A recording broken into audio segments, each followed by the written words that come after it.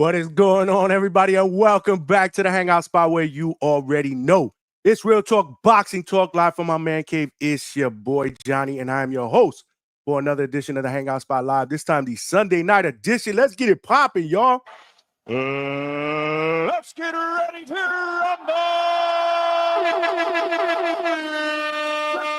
I love it. The sweet sound of Michael Buffer. Welcome back, man. Happy Sunday, y'all. We are back out of here at DHS like we never left, man. Our epic Sunday night show, baby. And we are officially less than a week away from the big card that is going down in Riyadh next Saturday, November 22nd, the card that we've been talking about since probably the beginning of July. It is going down. David Benavidez, Anthony Yarde, and the co-main event, Brian Norman Jr., the WBO welterweight champion, is taking on Devin the Dream Haney. I remember saying in August, man, when we couldn't have 2-3 straight shows without talking about this fight, like, yo, we got to chill, man. We got to chill. We are a long way away, man. We are a ways away, man. We're not going to have anything to talk about come the beginning of November, end of October. And here we are, man, less than a week, bro. I'm excited.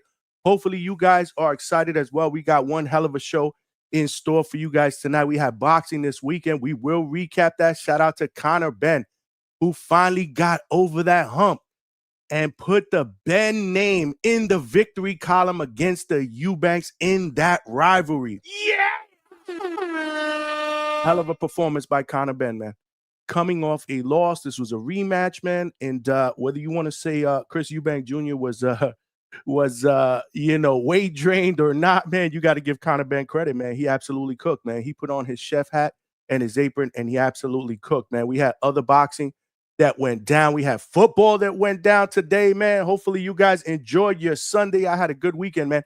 Last week was a long week for me, man. A lot of travel.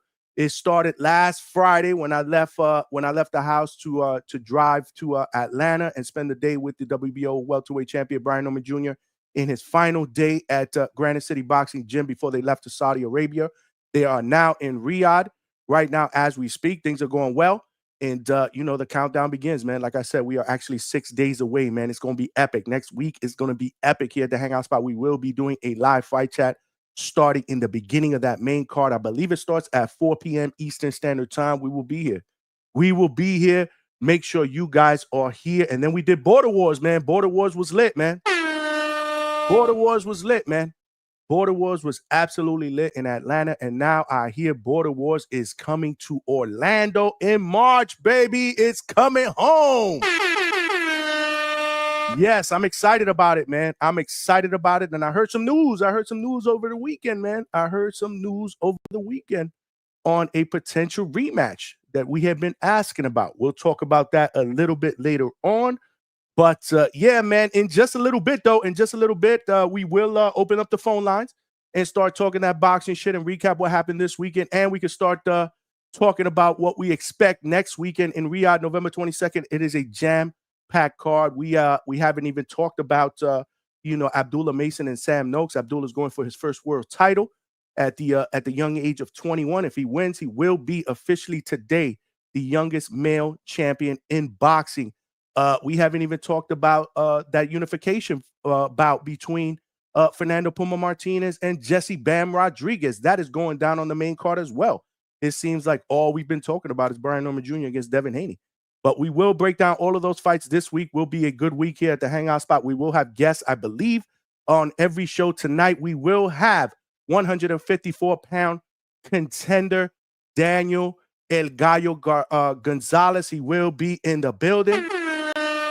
He is coming off a tough loss, man, against Danny Garcia, where he suffered a numerous amount of injuries, and he's been recovering. And, he reached out. He wanted to come on and kind of give his take on how the fight went down, more importantly, how he's doing and what his future outlook is, man. And you know the deal, man. We've done an interview. We did an interview with Daniel before the fight, and he was optimistic and he was hungry.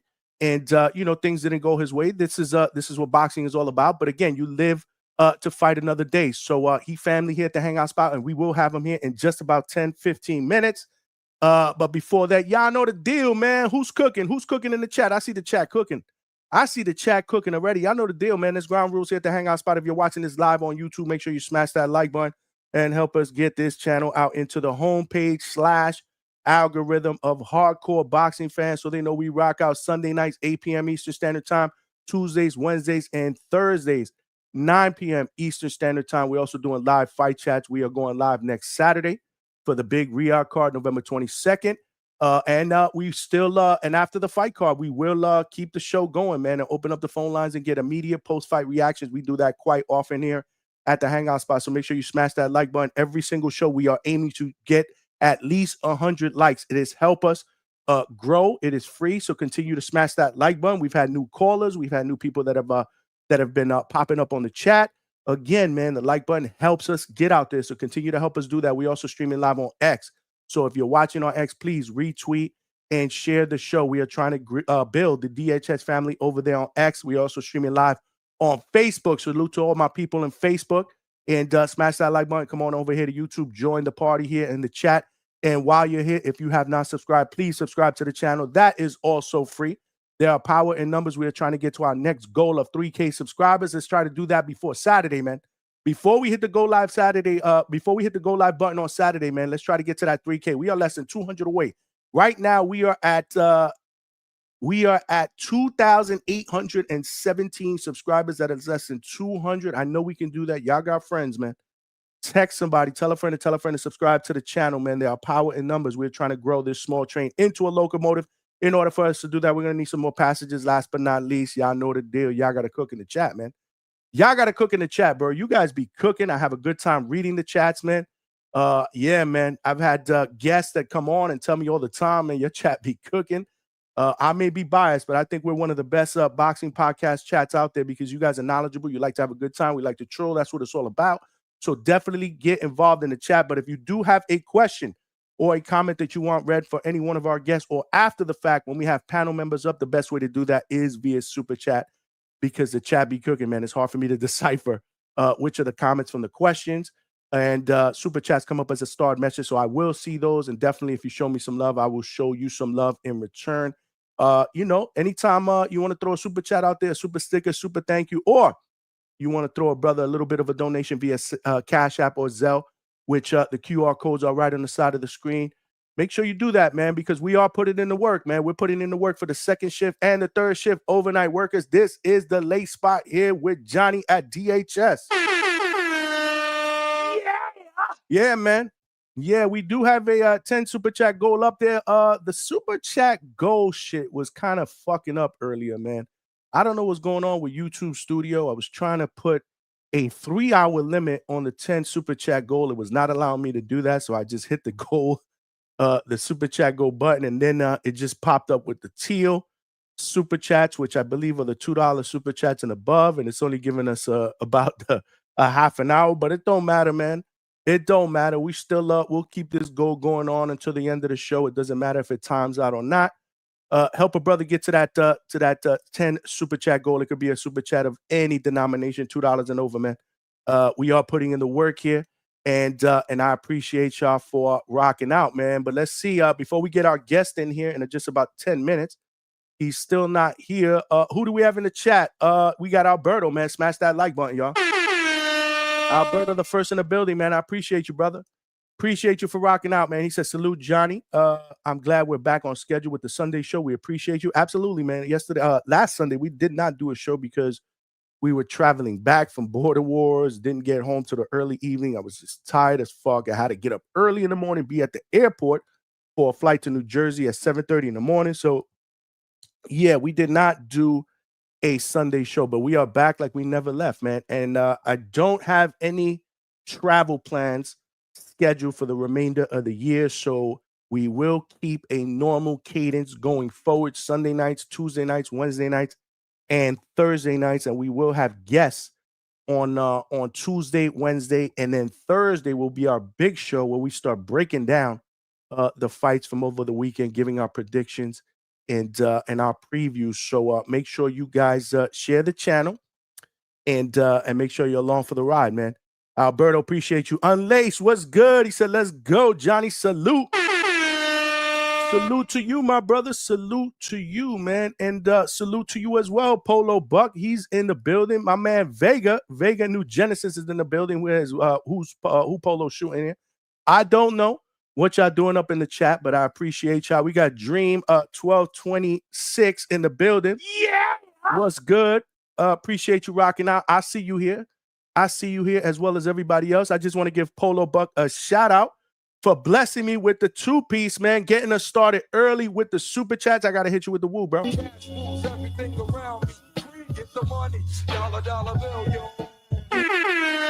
Appreciate Polo Buck getting us started with the $2 super chat. Salute to you, my brother. Salute to you. We need 9 more super chats to get to our goal again.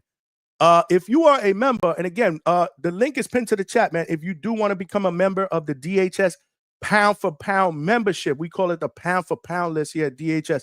It is only $2.99 a month. It is cheaper than a McDonald's value meal, and it gets you emojis. We're going to be doing a lot of backstage live content just for members only in 2026. We intend on taking the Hangout spot out to the road and doing more fight cards outside of Florida. So stay tuned for that. Obviously, if you're a member, I did put out a post earlier that I was going to have Danny Gonzalez in the building. So if you do have a question for him, again, members, it's free. You can ask as many questions as you want. Time permitting, we get those questions answered by any one of our guests, whether it's a fighter, trainer, official, legend. You know, we have them all here at the Hangout spot. We have them all here at the Hangout spot. So that is a privilege if you are a member. So again, $2.99 gets you into the DHS pound for pound membership. Make sure you sign up today. But if you are not a member, again, man, Super Chat is the best way to go because the chat be cooking, man. The chat be cooking. We got my man GMT Sports with the 10-piece, baby. Straight cash, homie. Appreciate you, my brother. That's the second Super Chat of the night. We need 8 more, and he's just showing love. Appreciate you, GMT Sports. Make sure you check out my guy GMT on his channel. He be cooking, doing up the live fight chats as well, man. He is family. We got Lowe's Rose Boxing in the building as well. He said, Johnny from the Norman spot. Yeah. I appreciate you, Lo. We are here. Raphael 32 said, go Lions. Okay. Okay. Lucky me. The Jets didn't actually play today, so I'm lucky that I didn't get a chance to see them lose, but I did enjoy some good football. I ain't going to lie. I did enjoy some good football. But yeah, man, let's get started, man. It looks like we got our guest backstage again, man. He's my guy. He is coming off a tough loss against Danny Garcia on October 18th, where he suffered a few injuries. And we want to get a take on where he is, both physically and mentally, because, again, you know, one loss doesn't define a career. It's always a lesson, man. And it's on to the next one. 154-pound contender in the building, my guy, El Gallo Daniel Gonzalez. What's up, Daniel? What's up? How you doing? I'm good, man. How are you, man? Good, you know, can't complain. Took a couple injuries, but I'm still alive. I'm still good and excited to be back. I know, man. It was a tough night, man. It was a tough night. Salute to you, though. Again, man, you are a true warrior. We had a great interview and a great conversation going into that fight. And I know you are, you know, your mindset was you wanted to go in there and get that victory. It didn't work out for you, but more importantly, I'm just glad that you were able to walk out. But yeah, man, tough night, man. Talk to us about what happened, man. Break down that night, man. And after the fact, how you feeling physically, man? Yeah, I'm all right. Basically, I'll bring up the injuries in a little bit, but just kind of break down the whole situation. So, you know, I was excited. I really believed I was going to win the fight. You know, I had no doubts. Camp went well. And then, you know, you get in there and then things go left or right and things happen. So to kind of set it up, basically the first punch he lands in the first round, it hit my jaw. So I exchanged with him. And then I knew something was wrong because I couldn't bite down on my mouthpiece. So I'm like, what the hell? I'm like, all right, let me just figure it out. So retrospect later on, I ended up breaking my jaw. So I couldn't bite on the mouthpiece. So basically I fought the next 4 rounds with a broken jaw. Wow. Okay. Again, this is the life of a professional fighter. That's crazy. Yeah. Yeah. So adversity right from the beginning, man. Disaster. What was your But- mindset, man, when you went to the corner after that first round? So what I thought happened was I didn't think my jaw was broken. I thought he ended up like breaking a tooth. So I thought the tooth broke. But then in my head, I'm like, fuck, I can't bite on the mouthpiece. I'm kind of screwed. But I'm like, I'll figure it out. You know, maybe he'll get tired. And then, you know, I'll get him later on. And maybe, you know, maybe I could just block it out. But he hit me a couple other times. And every time he was hitting me, I felt like he was making it worse. So I'm like, fuck, I don't know what to do. So then eventually I went back to the corner in the third round and I told my coach, I was like, yo, my tooth's broke. Like, what the hell should I do? And he was like, you want me to stop it? I was like, you freaking crazy? And I pushed him. And then the next round I got knocked out. He caught me with the clean left hook, mouth wide open, you know. And then even crazier, as I fall, I twist my ankle and then I try to get up.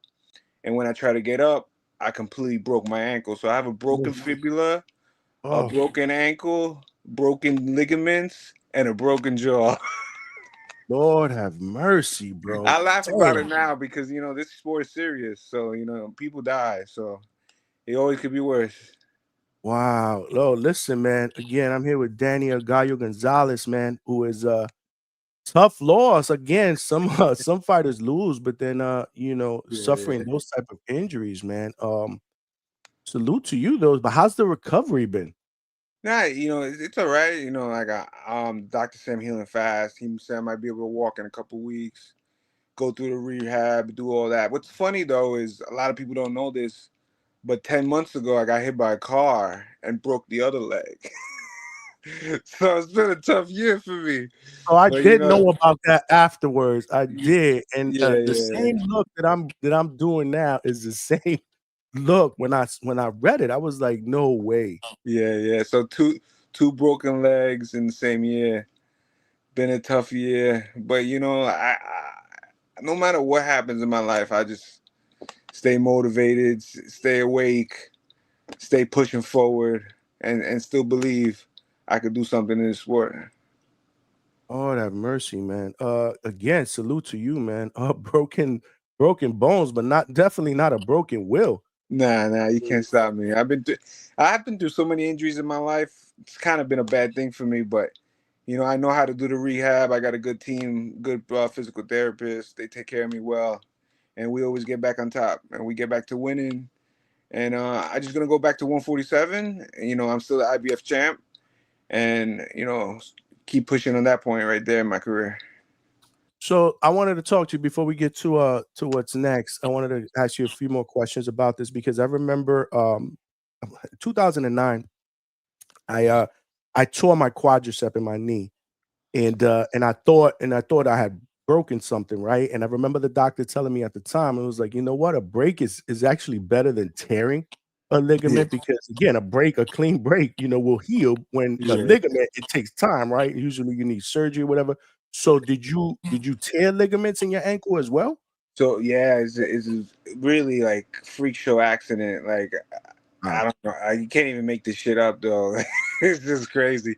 So basically, when I broke the ankle, so he had to drill two screws to fix the ankle bone.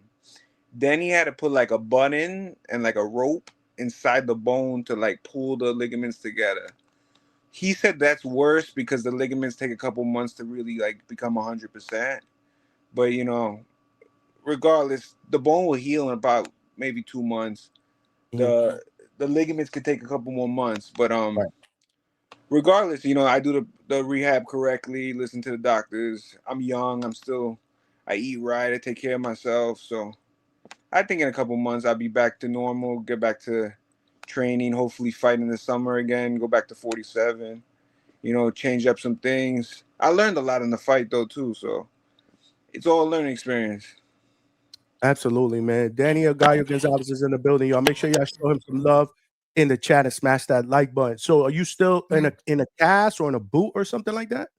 Nah, luckily, they did the surgery 2 weeks ago, so everything's good. Basically, I have a boot to go outside with in case like you get hurt or anything like that. But the leg is gonna heal on its own. Like it's just a matter of time, you know. I got you, man. Well, good Yeah, I luck. started rehab next week. So Okay. Okay. Good. Good. Good. I already know this game, so just get right back to it. You know the Heal deal. up, keep Okay. going. As long as you're you know what you're gonna expect, because rehab can be pretty grueling, obviously. Yeah, But you're definitely right. But like I don't know if you know a lot about me, but my whole life has been, overcoming shit. So I'm yeah, just used to overcoming shit. like I said, man, you can break a bone, but you can't break my man's will here, man. Salute That's to you. it. And you came into that fight in tremendous shape. Yeah, So yeah, you saying you look fantastic, and you saying that obviously you're in good shape. That's obviously going to help you yeah, with the exactly. whole recovery process. And I know you touched on that, but going into this fight, man, you were in great shape, but he just looked bigger than you. Did you feel that he was bigger than you in the ring? Tell me about like how you felt as far as his size going into the ring. Yeah. So basically, like he was definitely bigger than me. That was for sure. I already kind of expected that. I usually fight at 140. I moved up to 47 last year, and I had two big wins, so that's why I stayed at 47. So I'm really a 140. 147. I feel good at two. 154 might have been a little too much to bite. So he definitely felt bigger, but more than anything was his hands were so heavy. Like nothing hurt me, like as in like physical, like that hurts. It was more like he just kept shaking stuff or breaking stuff with his Yeah. punches. So like I kind of tried to figure it out, but I was just like, I think I was outmatched a little bit just on the power. And he was just very smart because all he did was wait for me to punch with him, and he was just gonna punch. So I was always gonna get clipped with a counter. So I was trying to figure it out. Then with the jaw thing, I was just like, oh fuck. What Yeah, you right know, from the beginning too. Yeah, yeah, absolutely. the jaw thing didn't happen. I think I could have figured it out. Mhm. Maybe get him towards the later rounds, but things happen. Absolutely, man. Absolutely. And so this is, I guess it's also a prime example, and I want to get your take on it because you've sparred with him in the past. But obviously that's sparring with bigger ounce gloves and stuff like that. So did you ever feel like that type? So was this a different type of power going into this fight compared to what you have felt like in sparring sessions? Yeah, like totally different. Like he just had heavy hands. Like his hands felt like concrete. Like Wow. and I fought him like a lot of times and everything, Mhm. and he was not going light in any way in the sparring. But I just think, like you said, the 16-ounce gloves, a big headgear, pro boxing is just different, you know.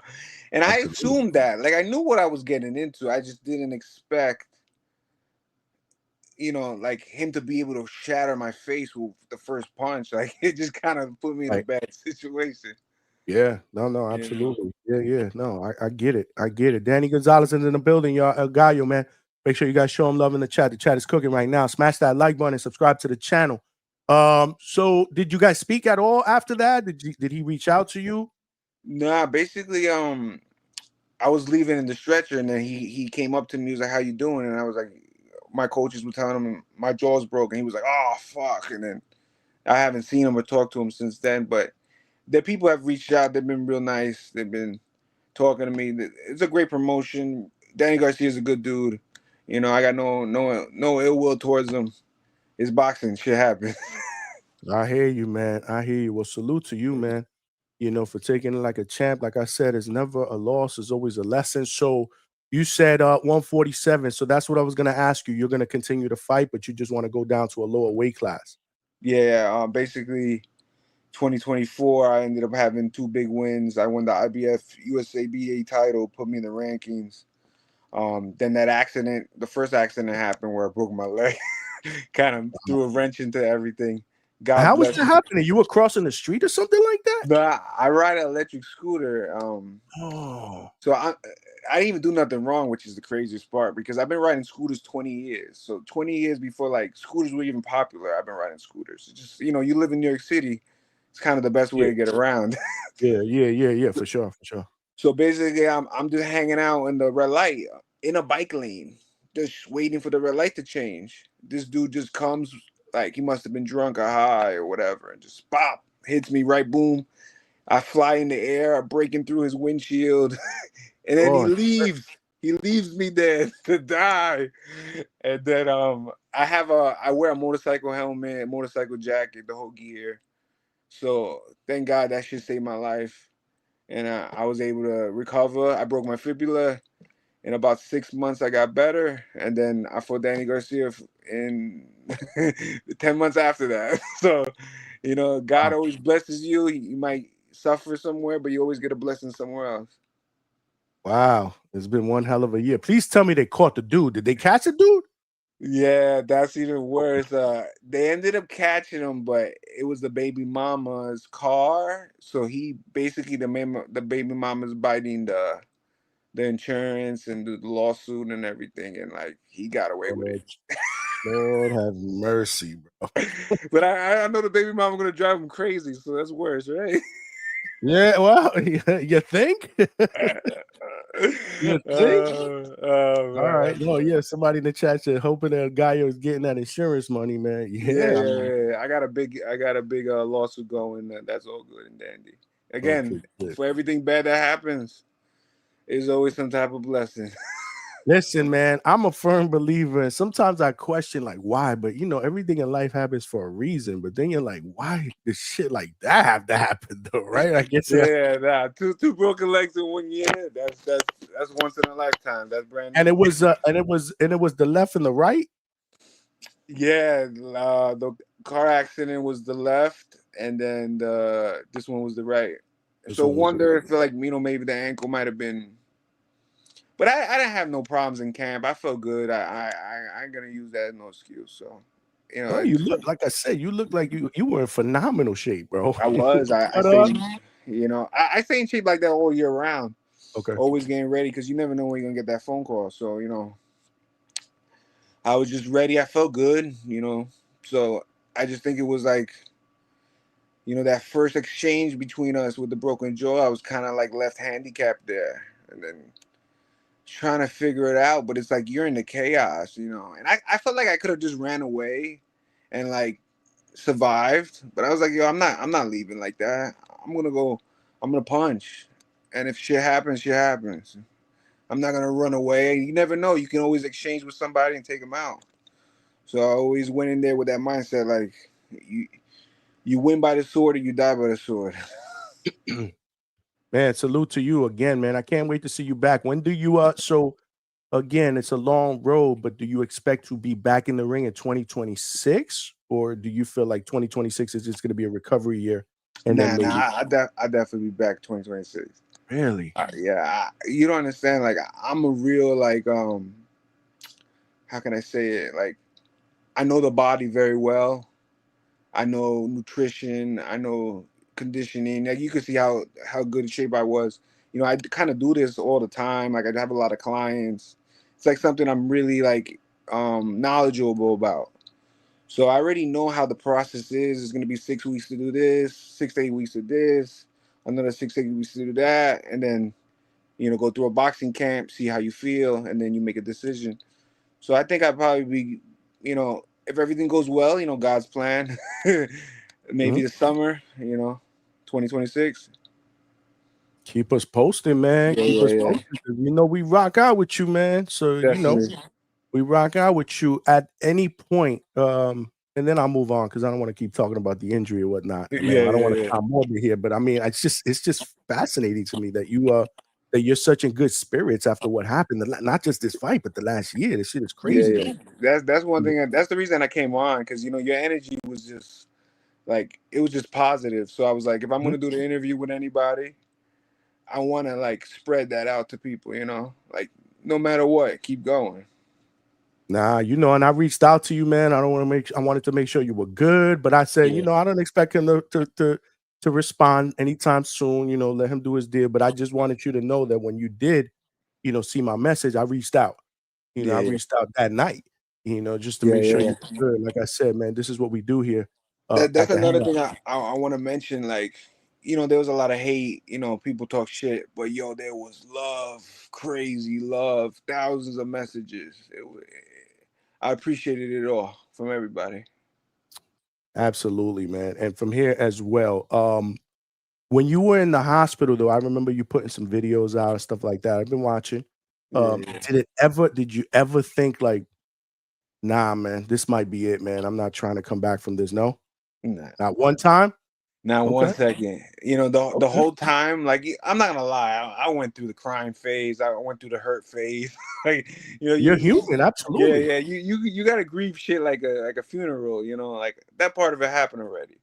You know, but then I just knew in my head, I can't end it like this. Like that just doesn't show anybody like, yo, you can come back from everything. You know, so I just had to make sure I came back, and I gotta come back. How do you want this story to end, Danny? I want the story to end the way I remember I told you. It's all about that hard work pays off. So, you know, I've been on the biggest stages now. So, you know, it paid off to a certain degree, but it needs to show people that like you can grab that world title. You can make it to the top of the top just through hard work. So I'm still chasing that dream, and I want to live life knowing no matter what, I got no regret. I went after it. Absolutely, my brother.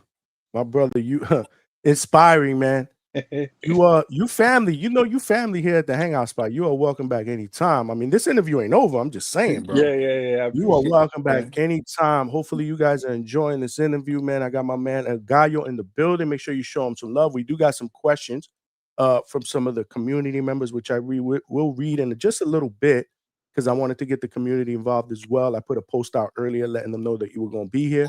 But one story I want you to tell everybody, because I'm not sure if everybody got a chance to see that interview that I did with Danny on Millions. I did post it on the channel. I did post it on my page, but there might have been some people that might have missed it. A unique story on how he got started with boxing. And my man is from Woodhaven, Queens, New York City. Yeah. I'm very familiar with that area. There was a bowling alley that I used to go to all the time, Woodhaven Lanes, which you said doesn't even exist no more, right? I actually think that they changed the name though, but the one you're talking about doesn't exist. They might have changed the name though. Yeah, I used to go there all the time. They used to have Cosmic Bowling. I mean, we used to be a hangout there. I used to love bowling when I was younger, when I lived in New York. But so I want you to tell everybody what inspired you to become a professional fighter. Yeah. So I'm pretty sure it's the girlfriend, the girl story. So yeah, basically, you know, I basically, you know, I gained some weight, ended up being like 250 pounds, kind of like lost a little bit of my self-esteem or whatever. Some girl sees me and she tells me, yo, what happened to you? You got so fat. Like, yo, like kind of basically dissed the shit out of me. So then, you know, that same the next week I was like, yo, I'm gonna change my life. Went to Modell's to try to get a punching bag. They stole my bike. Had to carry the 60-pound punching bag to my house like a mile, put it up, started hitting the punching bag, and then the whole dream started from that one girl saying something. And then basically I lost like 100 pounds and just started fighting. Got like 100 amateur fights, turned pro, doing this now. It's a long, crazy journey, but it's a cool story though. You know, like I was so heavy and I had no like direction. So it was kind of crazy how boxing can just like give you everything. So like a lot of people look at me like, yo, he's hurt, get hurts in boxing. He's going through this stuff in boxing. Boxing gave me everything. I owe boxing my life. So to me, you know, boxing saves lives. Boxing helps people, you know. Absolutely, absolutely. And do you do like physical training for people, or do you advise people on, because again, you're in tip top shape physically, you know what I mean? So do you do that on the side? Do you consult or anything? Or have you even thought about it? No, I train a bunch of people. I got like over 100 clients. I've been doing this for years. I got Universal Boxing Gym, and we're located in Dry Harbor Road in Middle Village, Queens. Yeah, so me and him, we run that place, and I've been doing that. I've been changing people's lives forever. You know, my brother, I didn't bring up this story, but my brother used to be 450 pounds. He lost 300 pounds, started fighting amateur at 150. And I got the photos, I got the videos, I got everything. Like, my story is crazy. Like, how much boxing has helped me change other people's lives, my own life, save my brother's life. Like, boxing's like, they all just, you know, a lot of people talk about boxing, the brain damage and all that stuff, but boxing saves lives too, man. No, absolutely, absolutely. And what advice would you give like a young person that was thinking about getting into the sport of boxing, you know, based on what you've been through in your life and your career? Yeah, that's the one thing I would definitely say is you gotta love it. You gotta be obsessed. You gotta be able to want to do it for free. If you don't think like that, don't even bother, because shit ain't easy. Right, right, It right. ain't easy. Now, if you do love it like that, go after it. Don't listen to nobody. Get a good team, get a good coach, and work your ass off. I hear that, man. No, I hear that. Oh, respect to you again, man. That's what I'm talking about. So yeah, that's what I wanted to know because I heard something, but I wasn't sure if you were doing like physical training and stuff like that, which again, that should be a given for you. You Yeah, know? yeah. A lot of times I help the youth. So we have like a youth program at Universal Boxing Gym, focusing on the little kids. I see a lot of those little kids, like, you can give them that self-esteem at a young age. It's like amazing what happens to them. That's what's up. When you decide that you wanted to call it a career, do you plan on getting into training fighters? Do you want to stay in the sport of boxing in that capacity, or do you just want to Yeah. just kind of? Well, boxing's a little, being a boxing coach is not an easy task.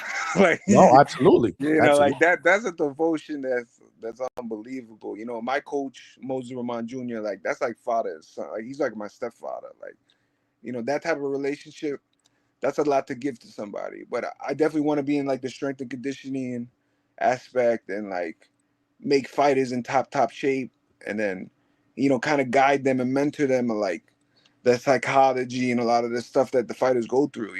Like, I've been at the big events. I've been in MSG, Barclay. I fought multiple world champions, the top level guys. So there's something you learn there, an experience you get there that most people can't teach you unless they've been there. And I can give that to the youth, to the new fighters coming up, and get them more prepared for those moments, because the game's all mental, to be honest.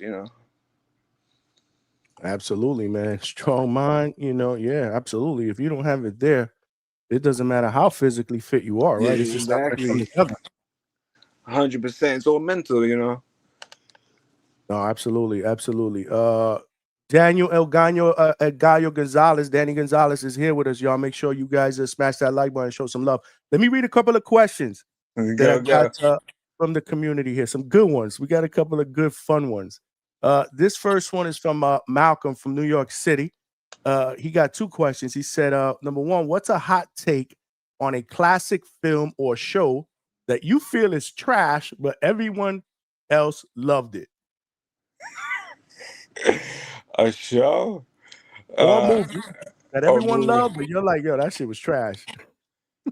Yo, everyone talks about Love Island. I think that shit's trash.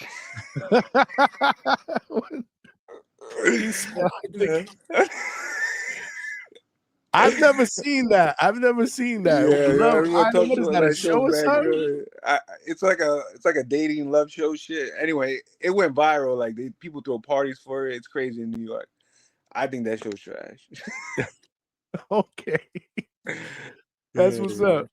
That's what's up. And his second question is he wants you to blind rank these 5 Puerto Rican fighters. I'm going to give you one name and I need you to rank them 1 through 5, but I can't give them all one by one. Oh, that's I got hard. to give you one. You got to rank them 1 through 5. All right. All right. So 1 through 5, you're going to blind rank these 5 Puerto Rican fighters. The first one I'm going to throw at you is Edgar Berlanga. 5. Wilfredo Benitez. 2. Miguel Cotto. 3. Felix Trinidad. Number 1. And last but not least, Daniel El Gallo Gonzalez. I'm 4 then. Fucking. You're 4. Oh, man, He left you for last. That's what's up. Yeah. Peter Trinidad, though, he's the legend. I don't think no Puerto Rican fighter was better than him. Which That's one? who I Tito grew up Trinidad, you watching. said? Yeah, I grew up watching him. So like, to me, he was like my idol. I was gonna ask you who are your favorite, like your idols, you know the fighters that you grew up loving. You just named them. Miguel Cotto, Trinidad. I was a big fan of Joe Frazier and stuff like that, but that I didn't really like. I saw those videos and not watching those lives, but I watched Miguel Cotto live. I seen Trinidad in my aunt's house. The whole family going crazy for this guy. They don't even know him. you know. Mhm. You know. Nah, that's what's up. That's what's up. Funny thing is, I got another blind rank question for you. And this one is coming from my man Quest. What's good, Quest? Appreciate the question. He said, what's up, champ? He said, what's up, champ? Blind rank these fights coming up 1 through 5. Well, actually, he only put 4 here. He only put 4 here. So 1 through 4, with obviously the one that being the best, the fourth being the worst. Fights Jake, of the past or fights coming no, out? no. These are fights coming up. Ooh, okay. These are fights coming up. So you're gonna blind rank these 4 fights coming up. The first one is Jake Paul versus Anthony Joshua. 4. David Benavidez against Anthony Yard.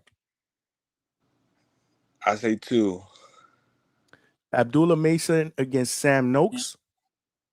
3. Devin Haney against Brian Norman Jr. Obviously will be 1. Yeah, 1 for sure. Even though I kind of like, if I didn't do it blind, I probably would have put the Benavidez fight first because I'm more excited for that. Okay.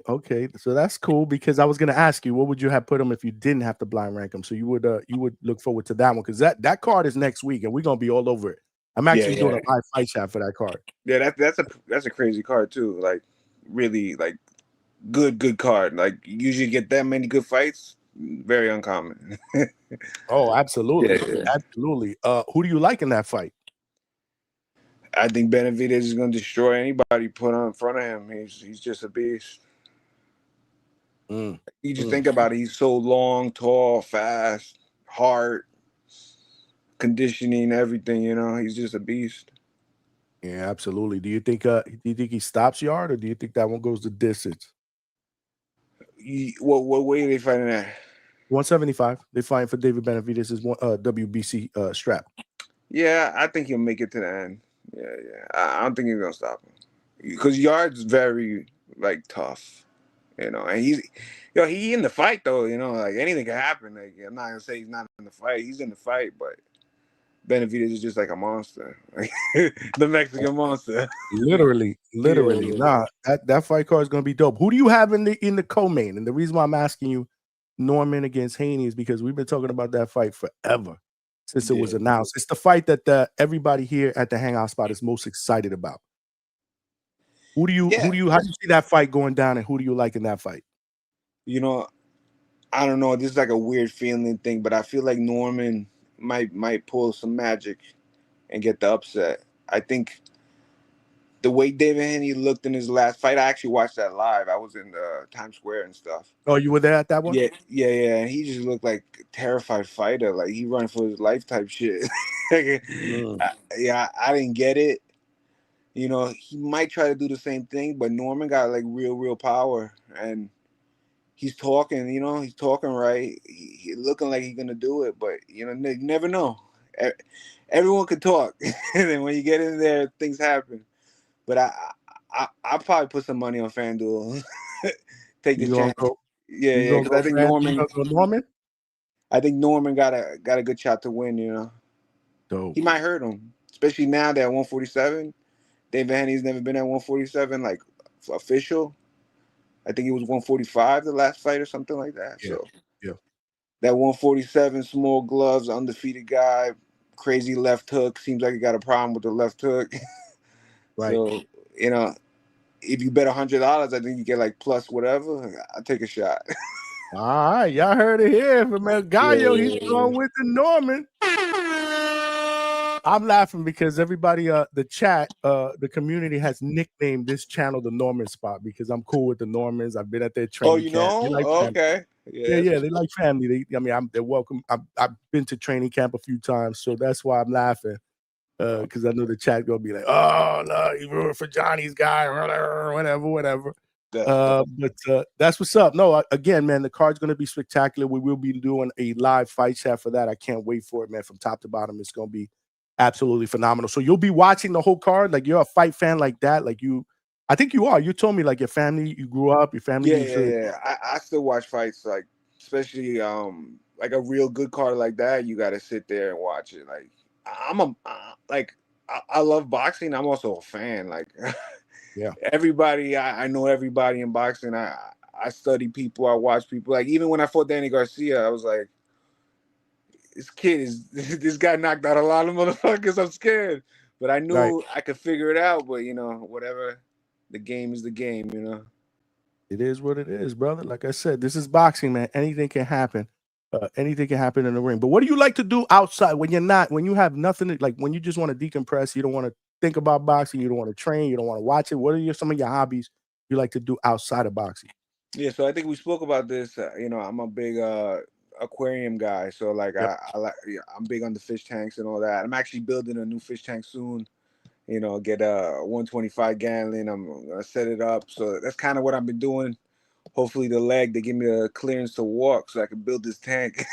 But playing games, like I'm big on the PS5. I play Undisputed, like Borderlands, all types of games. I'm big on that. And more than anything is that I'm just spending time with my girl. Training camp is hard. You devote yourself to boxing. So I'm stuck now. I can't really do much. Still been training and stuff like my upper body, but just spending time with the family and the loved ones. Holidays are coming up. Right. Yeah. Absolutely. No, that's what's up. That's what's up. Is there a guy out there that you would say, if I had it my way, before it's all said and done, there's the one guy out there that I want to fight? Is there one guy out there? And if it is, who is that guy? If you could pick one guy to say, I want to fight that guy before I retire. I just feel like, it's not even that I want to. I do want to fight him, of course, but I just feel like this is gonna happen for some odd reason. I think I'm gonna get a shot against Adrian Broner, and I think I'm gonna put him out, Really? and then I think that's gonna skyrocket me to where I need to go. Why Adrian Broner? I just think he's washed up. He's looking bad. He's gonna look for an easy touch. They're gonna look at me. They're gonna look at the knockout. Oh, nah, this kid's done. He's a bum. And I come and shock the world. Wow. Okay. Yeah. That was I wasn't expecting that. Yeah, what's funny? This whole Danny Garcia fight, like 8-9 years ago, I was saying, yo, I'm gonna fight him one day. It happened. So like, let me just put shit out there, and see what sticks. So you brought that fight into fruition. Let's see what happens. I don't even know if we see Broner again. Is it? I mean, I don't even know what's going on with that. I saw him. He's training. He's trying to come back. He needs money. Oh, yeah. I think he's one of the worst waste of talent. Like such a good dude, but just didn't do the work. Didn't do the hard work. Didn't do the dedication. That stuff just pisses me off. I agree. I had a conversation with somebody, and if you had to pick like a list of guys that you feel just didn't maximize on their potential or their talent based on all the nonsense, right? He'd be on that list, man, because I remember watching him when he was first coming up, man, and he was a special fighter, man. It was like, wow. A lot of people would compare him to the next Floyd Mayweather, and again, but you got caught up in the bullshit. Yeah, absolutely. How do you keep yourself grounded and humble and not getting caught up into that type of nonsense? I got a good family. I got a good support system. I got good friends. That's all I need. I don't need no bullshit. I don't need no new friends. I got my close circle. I just love fitness. I believe fitness. I believe boxing is it's the best way to push yourself to see the best version of yourself. So, I just always stick with that mindset and stay away from the bullshit. How do you prepare your mind mentally, for a fight? Not physically. We all know the rigors that you put your body through, but what do you do to kind of prepare your mind mentally? Yeah, I'm like a big guy into meditation and stuff like that. I feel like that might have been one thing I kind of like. I focused maybe too much on the physical in this fight, and I maybe should have locked in more on the mental. And not that I regret that, but I should have focused more on like going through the fight in your head and meditations and stuff like that. I think that would have made the outcome a little different. Mm, I hear you. I hear you. And up to this point, what has been your proudest moment in your career up to this point? And your proudest moment is probably yet to come. But if up to this point, Yeah. Damn, that's a good question. Let me try to think a little bit.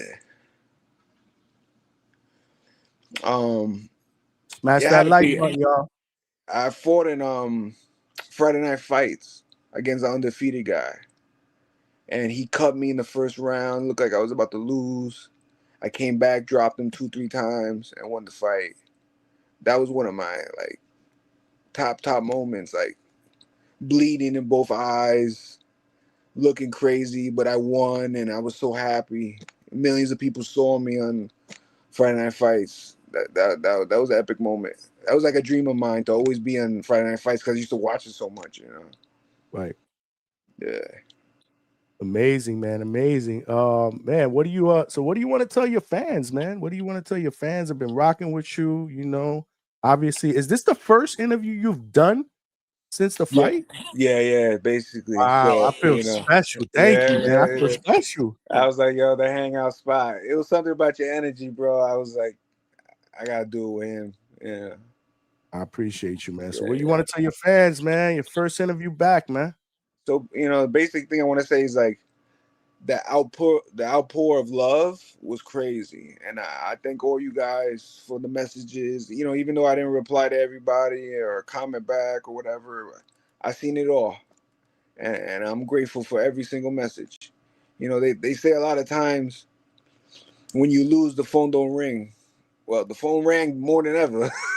So I don't think that's true. I think people respect, you know, what I do, and I appreciate that. And I just want to tell my fans, I'm not done. I'm coming back. Stay tuned. Keep watching, and I will make this happen one day. And you know we're gonna be here riding with you, man. Yeah. You already know, man. Let everybody know where they can find you on social media, champ. If they're not following you yet, man, make sure y'all follow my guy. Basically, look for me on Instagram, Danny El Gallo. That's mainly where I'm at. You can also see me on Twitter, Danny El Gallo, but instead of an O, it's a 0.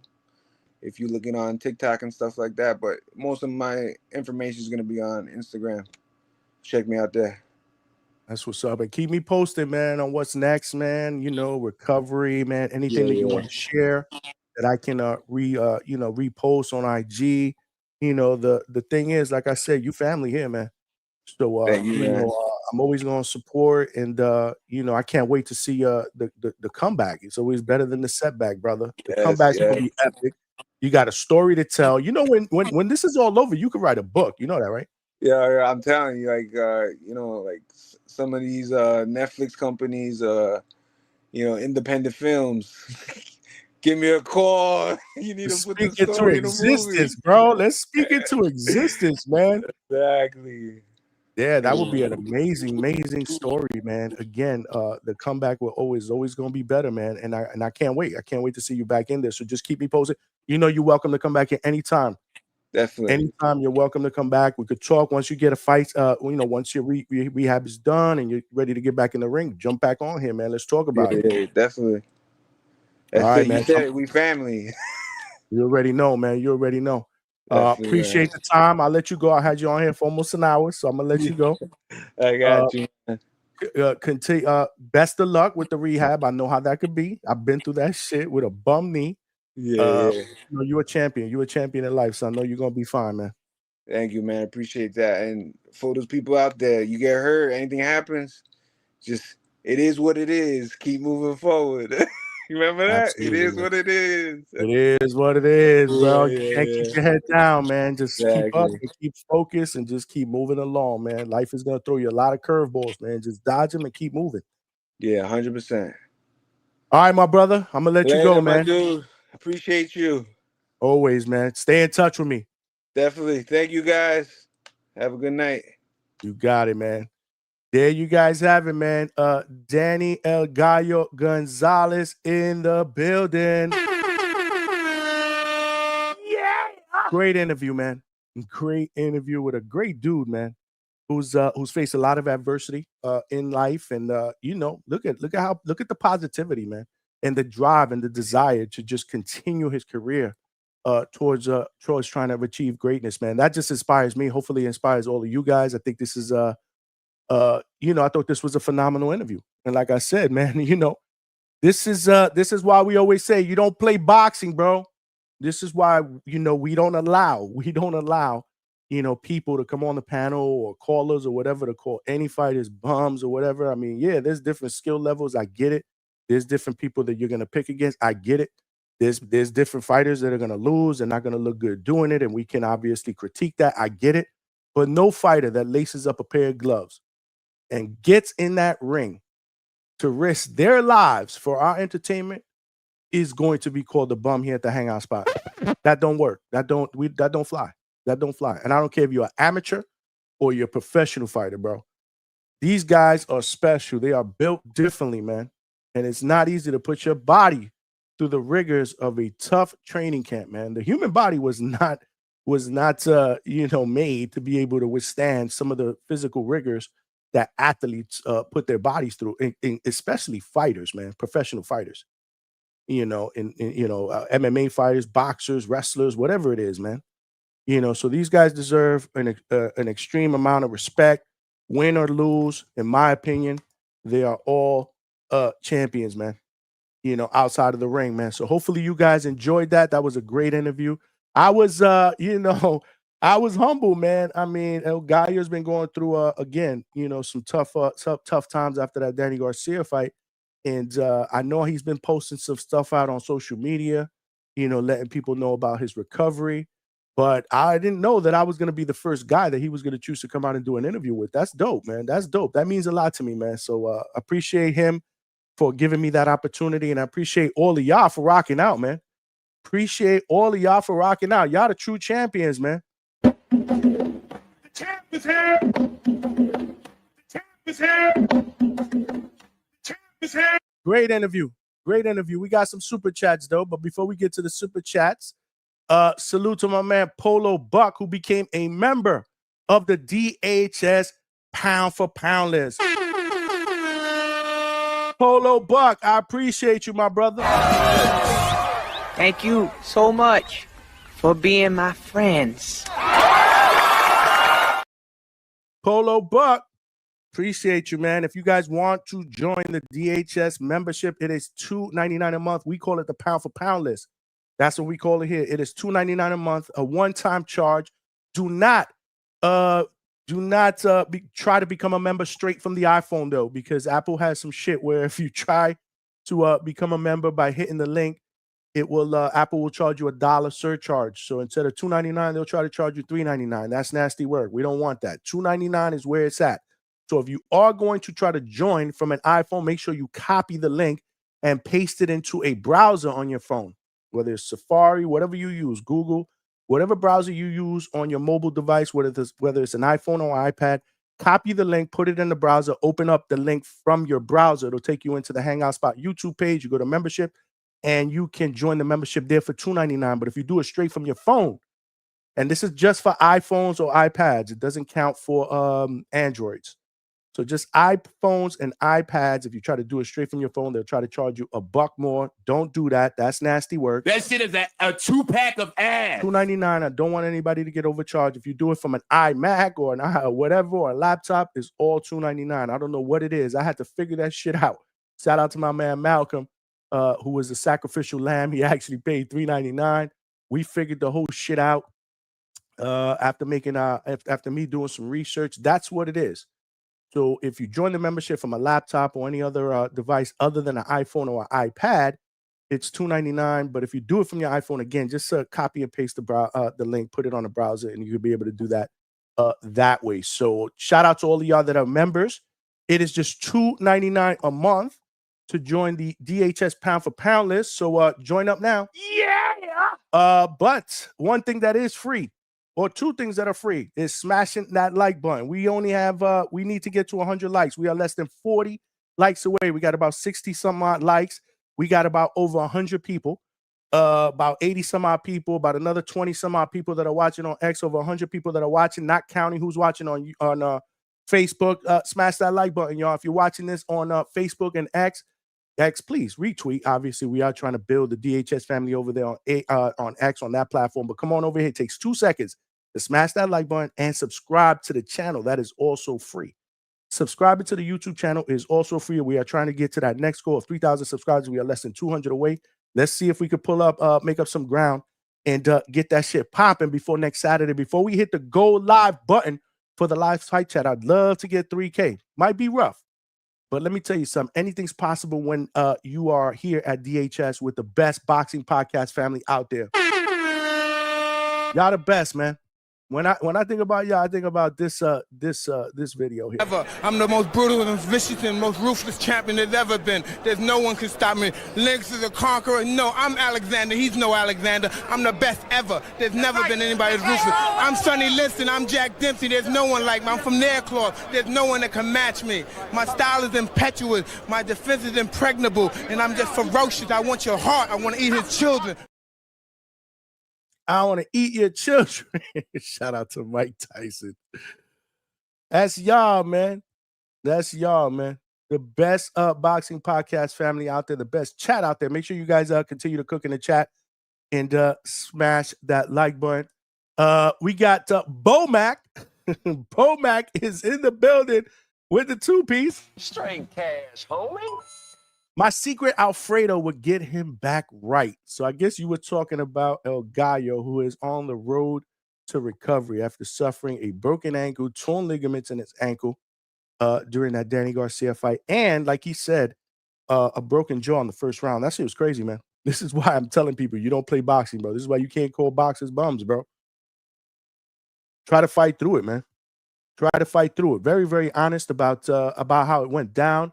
And you know, there was a moment in there where he got a little choked up, you know, talking about what he's been through and the support. So I'm just glad that we were able to provide that platform for him to come out and just kind of give his side and give his take on what happened. But more importantly, give us his take on how he's doing, man, because that's the most important thing. My brother is doing well, and he's on the road to recovery, and he will be back in the ring. And that in itself is a success story. Straight cash, homie. That is a success story. Yeah, let's go, champ. My man. Appreciate you for the $2, Bomac, in the building. We got somebody named Johnny's Hairline with the two-piece. Who is Johnny's Hairline? Y'all hating on my hairline? Mind you, let's get the record straight, bro. Both Marco and Two-Tone, who I was able to meet at Border Wars, was able to confirm this shit is there's nothing fake about this, bro. The hairline is legit. It is real. Stop hating on the hairline. This is by far, hands down, #1 pound for pound, the best hairline in boxing podcast. I said it. The best hairline in boxing podcast. He's a bad man. Let's talk about just how bad he is. This hairline is a bad mother effer. Appreciate all of y'all for the super chats so far. We got, 5 super chats? We need 5 more to get to our goal. Y'all help a brother get to the super chat goal. It could be a super chat of any denomination. Help a brother get there. Smash that like button. That is free. You know, look at Polo Buck. Johnny paid Marco and Tone to say that. That shit is a 2-pack of ass. Nah, we don't do that shit. Look at these haters, bro. Look at the haters, bro. Fake accounts, fake hairline. It smelled like a toilet full of nasty ass shit. This is for the haters, bro. Y'all some haters, bro. Y'all some haters. They hating. I know they hating, Roger. That they hating on the hairline, bro. Who's Johnny's hairline? I see a Johnny's hairline in the chat, bro. Who's Johnny's hairline? Oh man, I'm still a little sick. I don't know if you guys hear, man, but I got something going on in the chest. Got a cough today. Not sure what the hell is going on. But you know, we still here, man, and we just getting started, man. Salute to Curtis Robinson, who's in the chat. Appreciate you, my brother. Trini Bronx is in the building. El Consejero, what's good? El Consejero said, Johnny and DHS fam, salute. Good ass interview. Much respect with the fire emoji. Thank you, man. I appreciate that. Great interview, man. Great interview. That's right. That's one of my favorite scenes from The Waterboy, bro. One of my favorite scenes, man. Yeah, man. We got Cassius Fox, HD in the building. Was good. Polo Buck was good. Little Zooted in the building was good. He could have got off some sparring with Mike Gross when he had that accident. He's been through a lot, man. Didn't even know until the other day before I got him on that he had actually gotten into he got hit by a car while sitting at a, like he said, at a red light on a scooter, man. He got flipped over by an idiot who was driving reckless, man, and broke his other leg, man. He had 2 broken legs in less than a year. Ended up fighting Danny Garcia, losing, facing that type of adversity. He's been through a lot, but let me tell you something. Like I said, bro, there's a reason for everything, man. Everything happens for a reason, and the comeback will be better than the setback. I say that to everybody. Word. Mo Brains is in the building. What's good, champ? I haven't seen you in here lately. He said Curtis Robinson 100. That's where all the smoke is at. I appreciate y'all. Y'all rocking out. But yeah, man. Great interview this week. Boxing. Shout out to Conor Benn for finally getting over that hump and getting that Conor Benn, that Benn last name in the Benn versus Eubank rivalry. Getting the Benn last name into the victory column. He absolutely cooked. He ends up beating Chris Eubank Jr. by unanimous decision. Fight wasn't even close. Eubank did not look anything like the fighter that defeated Conor Benn in the first fight. He looked like he was stuck in the mud. He looked like he might have been weight drained. He did hint post-fight that there was something going on in the camp. Did not want to be specific. Instead, took the high road and showed a lot of class and showed a lot of humility and gave Conor Benn props, you know, for defeating him, saying he was the better man. So shout out to Chris Eubank. Do we see a trilogy though?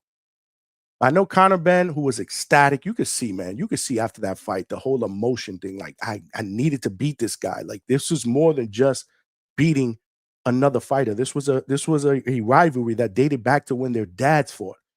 When his dad lost and then fought to a draw. So his dad didn't taste victory against Chris Eubank Sr. Lost and then fought to a draw. And then all of a sudden, the last fight, Conor Benn loses, and you saw the emotion in him after that fight, hugging his dad. You know, that took a lot out of him. Like you could tell, this was a true rivalry. Like he really wanted to beat this guy, and then he came in and he cooked him. He cooked him, despite the fact that Eubank came out with 50 Cent, which was one of the best ring entrances I've seen in a very, very long time. Probably top 5 that I've seen of all time. That shit was dope. 50 Cent came out with Chris Eubank, who came out with a white fur. So shout out to him. But Conor Benn did his thing, man. Conor Benn did his thing. And they hinted after the fight that a move down to 147 is what they're looking to do. Is that the smart move? He looked pretty strong at 160. He looked pretty strong at middleweight. So is this the right move? Does he go back down 2 weight classes? There are some big money fights, some big names for him to fight. If indeed he chooses to move back down, if he can do it physically, might not be a bad idea. He wants to pick up a strap at 147. Feels like there's unfinished business. He was a welterweight before moving up 2 weight classes to take these 2 fights against a rival. 2 good fights that was extremely successful. I mean, both those fights were in sold out stadiums, again, about 70,000 people. It was on pay-per-view. I don't know how many people from the United States paid for the pay-per-view, but they were on pay-per-view, both fights, I believe. I don't think the first one was free. I know this one definitely wasn't free. And both of them were sold out. Yesterday was just absolutely. If you look at the fight on the TV, I mean, this stadium in London was absolutely sold out. You know, from top to bottom. So salute to those guys for putting on that type of show in front of the fan base out there in the UK. They always come out. They support their fighters. In my opinion, the UK fans are the best fans in the world. They support their fighters through thick and thin. some of these fans out in the United States can take a page out of the way the UK fighters support their fighters, because we are very, very quick over here to the United States on throwing fighters away. Really, really quick. If they don't win a fight or meet an expectation, toss them to the trash. They lost, pack them up. They're done. You know, that's how it is here in the States. Out there, they actually support their fighters. So shout out to all the UK fans. But right now, I did put a poll in the chat. What fight would you like to see next for Conor Benn? It's not what we think might happen next. It's what you would like Conor Benn to do if you were playing promoter, if you were playing matchmaker. Put yourself in Eddie Hearn's shoes. What fight do you think would be the best fight for Conor Benn and possibly the most lucrative? And the one that you believe that he has the best chance to win? Mario Barrios, Rolly Romero. Again, there could be some other names. I didn't put Crocker down there, but Lewis Crocker could be a potential name at 147. Ryan Garcia, I know he's mentioned that. There has been talk about him and Shakur Stevenson, but Shakur Stevenson got Teofimo. Hopefully, if that gets announced, we did have a good show on Thursday where we talked about Teofimo and Shakur. If that happens, who do we have? Great conversations, great callers, great panel members, a great show. If you didn't watch that show, make sure you check out the playback. On Wednesday, we had Jahan Ingram, undefeated junior welterweight, or actually lightweight now, because his last fight was at 135, and he did say in that interview that he'd like to see if he could be able to stay at 135, possibly even go down to 130, because he was hiring a nutritionist. He is now 9-0 with 7 wins by knockout. He was in the building on Wednesday. If you didn't get a chance to see that interview, make sure you check it out at the Hangout spot on YouTube and subscribe to the channel. But yeah, man, that was the vote. I could only put four names on there. One of them was the winner of Haney and Norman next week. So does he wait around and possibly try to fight the winner between Brian Norman Jr. and Devin Haney, which is going down less than a week away next Saturday, November 22nd in Riyadh. So right now we got close to 100 votes. Make sure you guys cast your votes. 34% would like Conor Benn to come back down to 147 and fight the winner of Devin Haney and Brian Norman Jr. 20% would like him to scrap against Ryan Garcia. 28% against Rolly Romero. And again, Rolly Romero has not had a fight announced yet, but rumor has it that it may be Manny Pacquiao at the end of January. We don't know if that even happens. We do know Manny Pacquiao did say he wants to fight at the end of January, but an opponent has not been named. And 19%, only 19% believe or would like to see him fight Mario Barrios. He did mention Mario Barrios in the post-fight interview after the Chris Eubank win. And then again, Eddie Hearn came out and said that, yes, moving back down to 147 is possibly the next play because they want to get Conor Benn a strap at welterweight. So continue to cast your votes. We are only 100 votes in. We got hella people that are watching live. We still need about 35 more likes to hit 100. We need about 5 super chats to hit our 10 super chat goal. But I do want to talk some boxing. Like I said, I thought this fight against Chris Eubank Jr. and Conor Benn was not as entertaining as the first one. But it was a lot more of a masterful performance by Conor Benn. You got to give him credit. Again, you could tell based on his reaction after the fight, how emotional, like it was just, I got that monkey off my back. We needed this win for the Benn family. Do we see a trilogy? I mean, Conor Benn said after the fight that, it's over. He believes, the rivalry is done. Chris Eubank was asked about it, said he didn't know, needed to go back, take care of some of his personal issues. Who knows? But does money talk? Do the people in the UK want to see them, want to see a clear cut? Again, they're tied 1-1. Eubank Jr. won the first one. Conor Benn was the second one. There may be an outcry over in the UK and those fans to see which one is the clear-cut winner. Best 2 out of 3. So do we see a third fight? I would not recommend Eubank to go back down to 160 and do that. Go back up to your natural weight, 168, man, and just fight somebody else, man. You could tell. I mean, again, I'm not making excuses, but he did look a lot. He looked very, very sluggish. He looked very, very sluggish, and he looked like he was weight drained. But nonetheless, he made the weight. He chose to take the fight, and he fought. And he fought to the end. He got dropped a couple of times in the 12th round. That was kind of like the nail in the coffin on what was pretty much a whitewash. for Conor Benn. But shout out to Chris Eubank Jr. as well. But yeah, man, I don't know. I don't know what's next. What's next for Chris Eubank Jr.? What's next for Conor Benn? Salute to Adam Azim, who actually stopped our guy Kurt Scooby in the 12th round. Let's not forget Kurt Scooby took this fight on 2-week notice. And, you know, he just lost to the better fighter, man. Adam Azim showed a lot of good things in that fight. And, you know, it's back to the drawing board for Kurt Scooby. Shout out to Coach Hector Bermudez. I did reach out to him earlier to find out if everything was good with Scooby, with the travel.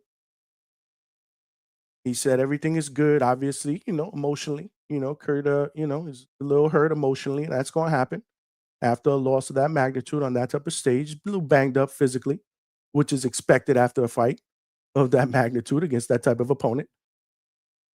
But it's all good. You know, it's time to get back to the drawing board and get better. Again, it's never a loss. It's always a lesson, right? So that was his take. And he did say that he made it back to the firehouse. This was earlier when I texted him, and we were talking. So they are back home.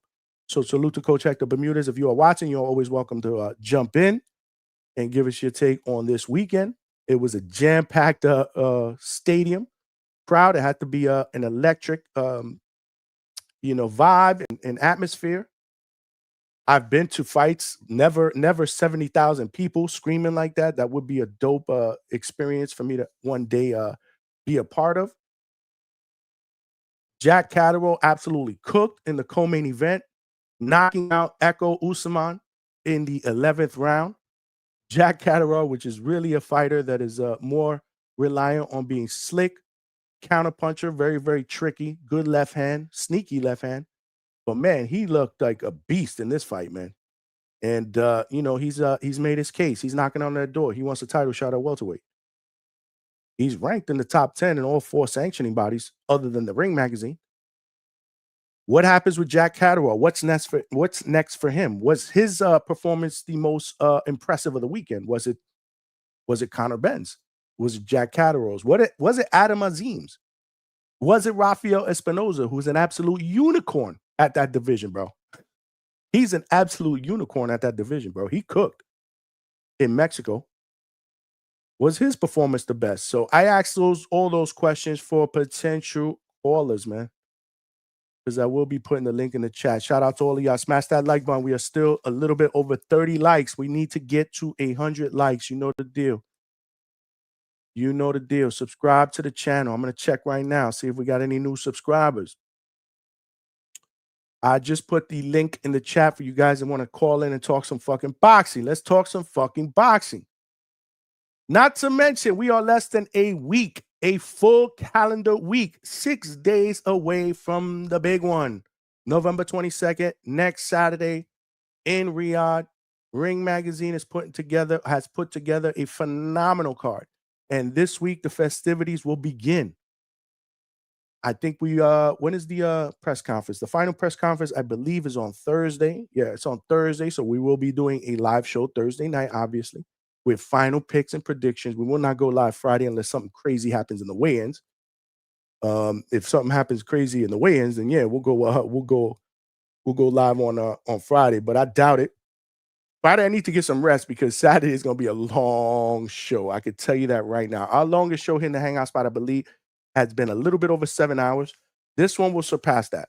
I don't see anything less than 8 or 9 hours because after the card is over, we will open up the phone lines and we will talk our shit and break down the fights. And I'm sure people are going to want to talk their shit about the Norman and Haney result. Hopefully we get a good, clean scrap. No controversy. Clear-cut winner or loser. I'm okay with that. As long as we're not here talking about some bullshit that occurred, especially since we've been waiting for this damn fight since the beginning of fucking July. That shit is a 2-pack of ass. But we are here. We are here. So, yeah, smash that like button, y'all. Come on, y'all. We've only got 2 subscribers since we've been live. We've been live for a little bit over an hour. Actually, an hour and 19 minutes to be exact. It takes 2 seconds. Text somebody, tell a friend, and subscribe to the channel. We got to get close to our goal. We are less than 2 100 subscribers away. Appreciate you guys that are cooking in the chat, but let's talk some boxing, man. Let's talk some boxing, man. Vega's up in the building. What's up, Vega? Vega, what's up? What's up? Vega, what's good, my brother? Chilling, man. Chilling, bro. I'm still recovering from border wars, man. Just to travel alone, dog. It's just Really? exhausting, but trying to get back in the swing of things, man. How are you Okay. feeling? Heard you still sniffling? I'm still Fucking sick. Now I'm old getting a little man. bit of a chest congestion, which started I want to say this morning because I was fine on Friday. Saturday I was good. So I don't know, man. It's I don't know what the hell happened in ATL or Jersey, but this has been ongoing all week. But you fight through it, baby. Just old, man. I'm just old. That's it, bro. Pack yourself up. Pack myself up, get myself out of here. Okay, I That's what got you. Chris Eubank should have did. Just packed himself up, move on, man. Mm. I just, Yeah, man. it sucks. I really think Chris Eubank is an underachiever. I think he's a lot better than people give him credit for, but he sold himself short, just chasing paydays and easy wins. And finally, it caught up to him. Got his, got embarrassed, honestly. Mhm. And I don't think that was the plan. But I mean, bro, he barely won a round or two and then got dropped twice in the last round. Like, it's like, what's the point of continuing when you just took damage because you sacrificed your body pretty bad for 2 fights and you got the money? I hope it was worth it. Honestly, I hope what he was looking to gain, which I'm assuming was more wealth to take care of his newborn children. He has, I think, twins on the way. Mm-hmm. And Yep. his son's kids, because you remember, his brother's kids, because remember his brother had passed away. Right. I hope that was the goal because he's achieved that now. Yeah, I mean, I think he's done well for himself financially, especially after these 2 fights. But he didn't look good at all yesterday. I mean, could it have been the weight again, moving back down? But he agreed to it and he made it. So I wouldn't sit there and make that as an excuse. But being weight drained is real, for a professional fighter. But more or less, I would just want to give Conor Benn credit. He did fight differently, and he did what he needed to do. And I'm happy for him because you could tell that shit was like like a boulder lifted off of his shoulder, bro. Yeah, for real. What they're now 1-3, and they feel like basically like, aha, we're out on top because they got one win. It's like Marquez versus Pacquiao, right? Just gonna say that, man. I was like, well, ask Marquez how that feels. But the thing is that he didn't knock him out, and Nigel got knocked out twice. I believe. I believe Senior stopped Ben twice. No, one of them was a draw. Wasn't one of them a draw? Oh, it was a draw. The second one was a draw, right? Second one was a draw. So they won. Okay, but the first time he knocked him out. They won 2-1. Yeah, they won 2-1. The first one was by stoppage, Okay. correct? All right. Yeah, beat his ass. But anyway. Yeah. Yeah, man. So I mean, I guess, congrats to the Ben family. But this is the thing, right? We wanted Conor at 147. He obviously built his body to be a 160 pounder. Now we want to ask him to drop 13 pounds of muscle that he just spent years trying to build up to. Because remember, he hasn't fought at 147 in, I don't know, what the hell, 3-4 years, right?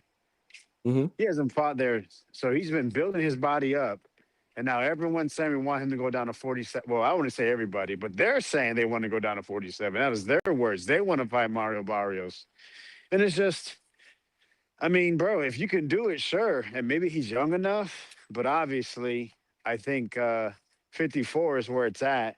Or at least take a bout on his way down, before he tries to get down to 47. But Mario Barrios is just a champ.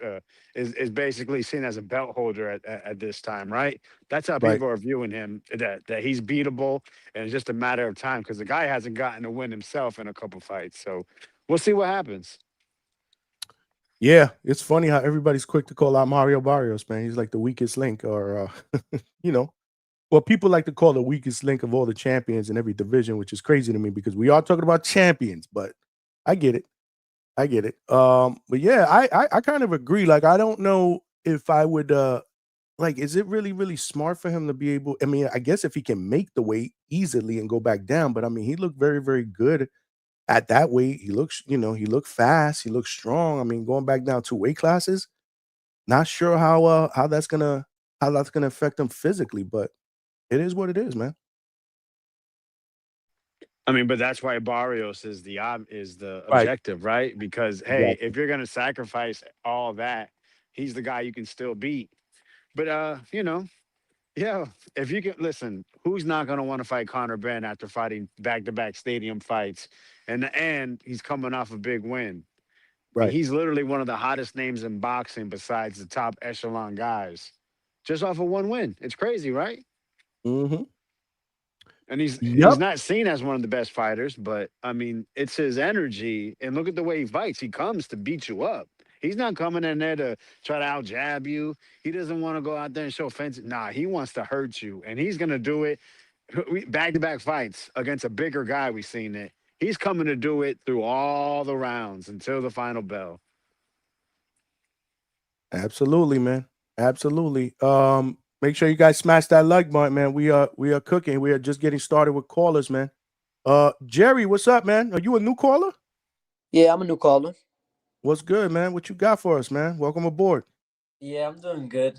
So I know the fight happened, and it was a good fight. It was a good performance from your boy Conor Benn.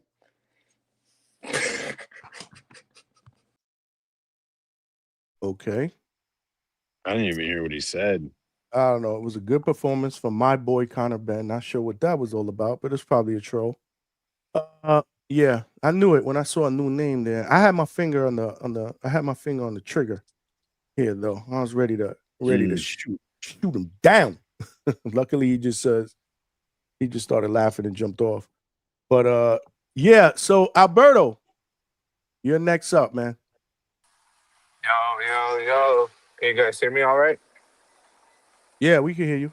Yeah, Okay, but for sure. limited background noise, man. Is this the real Alberto? Or is this a troll? Nah, this is me, man. Uh, Real quick, I want to speak more on the same card but a different fight. But I was kind of hearing in the background what Vega was saying. I don't think we should discredit Conor Benn's win, man. I mean, Eubanks has fought at that fight for the last, what, 5, 6 fights if we check BoxRec. So I'm not going to use that he was drained excuse. I'm just going to give Conor Benn his props, man. He did his thing. Um, I mean, for Eubanks, I mean, those were big paydays, man. So that's what boxing's about at the end of the day, right? So I think we can't really condemn anyone for their actions. I think it is what it is. Conor Benn's a hot name. I think he should stay at 60, man. I don't think going back down to 47 is really productive for him just because that is like 2 weight classes. I think he should just get acclimated, become a full middleweight. But Johnny, did you get a chance to watch the card? Yeah, well, I saw that fight today in totality. I didn't see it live. I did see Scooby's fight with Adam Yeah. Azim, and I did see the co-main Catterall against Usman. I didn't see any of the other fights. No, and that's the fight I wanted to talk about precisely was the Kurt Scooby and Adam Azim fight, man. It was a rough watch, man. Like I know Kurt Scooby was I think it was like 2 week like last minute replacement opponent, right? He was supposed to fight the dude that Raymond Murataya beat for the IBF title, but man, that was a tough fight, man. Like honestly, I don't get what the game plan was, or I'm not sure what Kurt Scooby was in there doing, man, because you know, Adam Azim, he's the bigger guy with the reach advantage, height advantage, and honestly probably power. I would say he's the heavier puncher. I know Kurt Scooby has decent power, but I don't think we consider him heavy fisted. And so I just don't get the game plan, man. It was just hard, seeing the fight play out. It was kind of the same thing. It seemed like Kurt Scooby was uh, kind of like content, just keeping that high guard, that peekaboo defense. And I didn't really see him. I mean, to try to work around that reach, I feel like he should have either, tried to get Adam Azim's timing down or take a chance and fight him on the inside. But it just seemed like Kurt Scooby was, the game plan was kind of just, I guess, to keep that high guard up and try to get to the final bell. I mean, I don't know. What were your thoughts, Johnny? Curious to hear. Uh, yeah, I mean, watching that fight, I was like, he's walking in with the high guard. He's not really throwing a lot of punches. Yeah, it was tough to watch in the beginning. He just wasn't busy enough. Then Adam Azim was just picking him apart. Obviously, jab hit to the body, moving, showing off his boxing ability. It was almost like he was trying to walk this dude down. Never threw really anything meaningful until I want to say maybe the third round. He did, and then I don't know. It was a weird performance for me, man. I'd love to Bermuda's just take on that. Again, he did take this fight on 2-week notice. It looked like he was in phenomenal shape. I'm not going to use that as an excuse, but I don't know. I mean, this was just, in my opinion, a case of, just a better fighter. The better, the better fighter that did what he needed to do, and the proper adjustments by Kurt Scooby weren't made in that fight. And my comments or my statement before was not to disparage or discredit Kurt Scooby or Coach Bermudez. Their family at DHS, so maybe that's why I kind of felt more invested in that fight, because I was really hoping for that upset, man. And it just seemed like it was Kurt Scooby's big moment, and it kind of just went away because Adam Azim, I think that dude's being touted as the next champion. That's what the broadcast kept saying. So that's like the UK's version of what Emiliano Vargas, Abdullah Mason, Keyshawn Davis before he became a champ. So it just seemed like Kurt finally had this shot. He's deep into his pro career. I think how many fights is he in? 20 something, 25, right? 26. And, he had that bad stoppage loss to Dakota Linger. And so it just seemed like this was his chance to show out and kind of, because, he started boxing late and he didn't have that big promotional backing that some of these prospects do. So I just wish maybe he would have took a few more chances, to try to really cherish that moment. But it is what it is. I want to hear Malcolm. I know you're there, Malcolm. I'm going to go to you in 1 second, but I do want to hear Vegas' take on that. On the Azim Scooby fight? Yeah. I mean, listen, unfortunately we see it as a sport. It's a business, and I think what it came down to is that Scooby saw a business opportunity to make good money, regardless of the circumstances of it being on whatever, day's notice, traveling to a different country, having to change intensity from a stay busy fight to a higher level fight. But that's how this game works in the pro level. You have to force your way into these opportunities, whether you're prepared or not. And it was pretty obvious. It was a tall task coming in. Maybe you didn't know who Adam Azim was, but like Alberto said, it's Azim's path has always been a world title. I mean, that's why that's why he just fought a Lipinets beforehand, and forgot who he fought before that too. But yeah, he's right there. This guy, they're building him. They put him on this card for a showcase fight, and Kurt Scooby was given the opportunity for Adam Azim to display himself to be ready to move on to the next level. So I'm sure Scooby got obviously a good payday that he was looking for, but obviously not the desired result, which was a stoppage loss in the last round. Yeah, it was a weird game plan. I'm not exactly sure were there? I mean, was the game plan to not get stopped early? I mean, because that's kind of what it seemed like to me. I would love to hear from Coach. I Right. know Coach is not going to put a guy in there to lose, but maybe that's what it was. Weather the storm early, see if this guy can maintain his speed and power late, which I don't know why that would be the game plan because the guy has late stoppages, 10th round, 8th round, 9th round. So, but maybe there was certain things they wanted to do.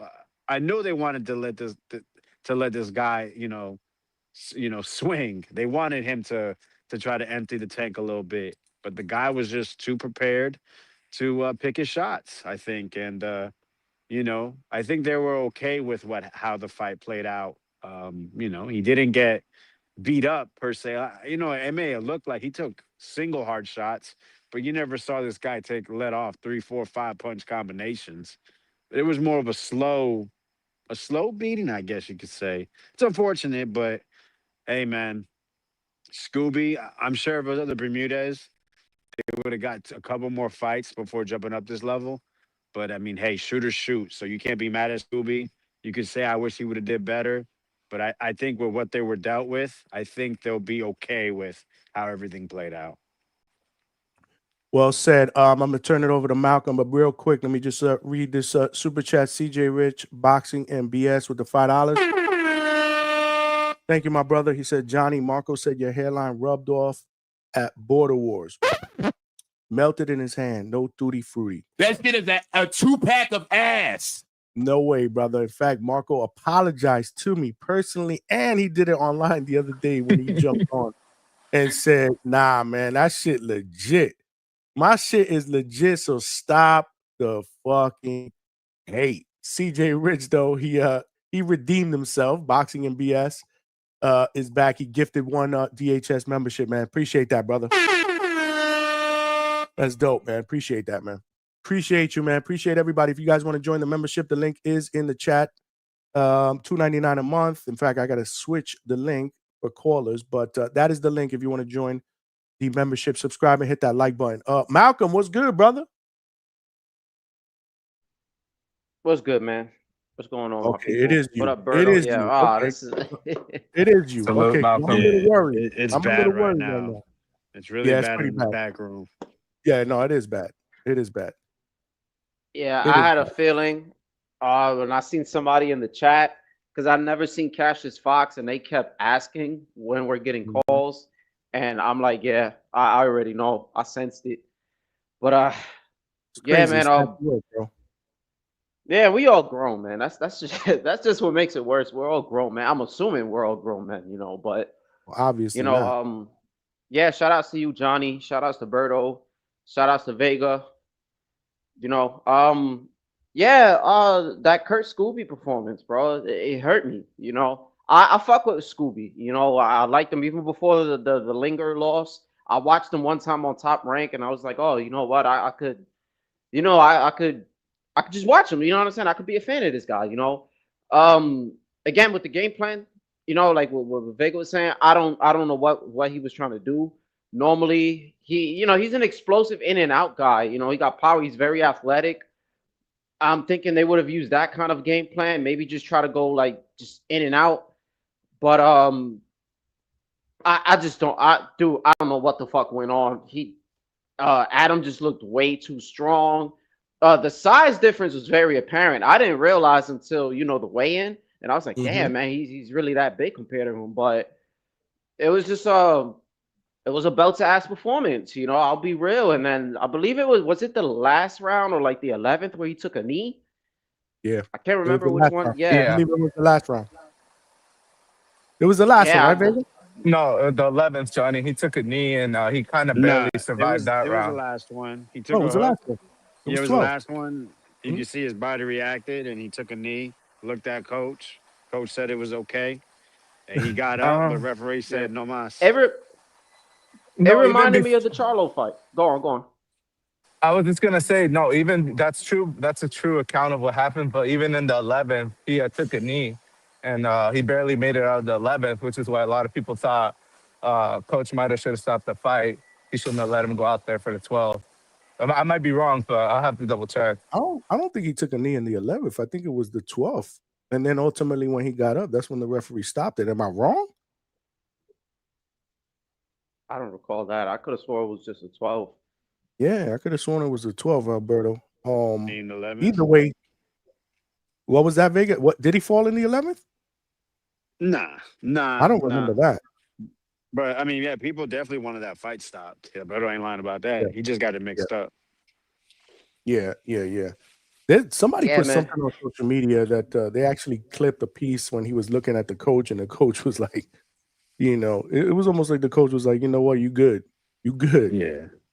You good. But yeah, it was just to Malcolm's point, it was belt to ass. It was Azim did what he did. He did what he needed to do. But go ahead, Malcolm. I'm sorry, I didn't mean to cut you off. Yeah. No, now I need Azim to lose. I don't like him now. He's a good fighter, but yeah, I need him to lose now. What did he do that now you don't like him? I mean, he beat Scooby. Yeah, it is what it is. I'm picking sides, man.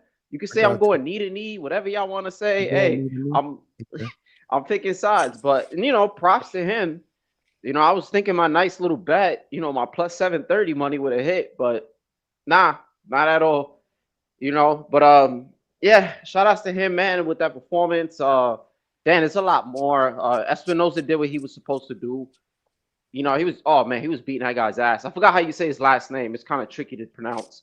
But Cookie? Yeah, like that cut looked bad. Espinosa gets hit way too much with the right hand. Way too much with the overhand right hand. He needs to tighten that up. They want to I'm hearing this call for him to fight Shushu. I don't even think Shushu's ready. Like, I want Shushu to get that fight, but I still don't think he's ready. I think there's an experience gap. But Espinosa did his thing. He needs to tighten up his defense, and there's no reason he should be getting hit with all those overhand rights. Maybe you can take a page out of Nakatani's book. He has this thing where he changes levels. Even though he's a southpaw, it kind of works a little different. But he changes levels so he can override the overhand right. That's like a little trick for him, and it works.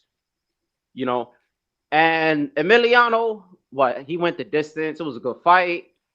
I know I think he actually got the knockdown in the first round from the body work, but he was just in there with somebody who wasn't really willing to just go down or just pretty much just go out on his shield, a little bit on the durable side. He kept complaining. The funny thing about the whole fight, right? When you watch it, he kept complaining, saying he was getting hit in the back of the head. And I'm like, bro, you just keep ducking the entire time. It's not even like a slip or a roll, but when you duck down, yeah, you're going to get hit in the back of the head if the shot barely grazes you. Like, it's common sense. But he just kept crying to the referee about it. I think Emiliano needed that to go the distance. He didn't look too gassed out. He's another guy who defensively opens up a little too much, especially when he's going for gusto. But, shout outs to Emiliano.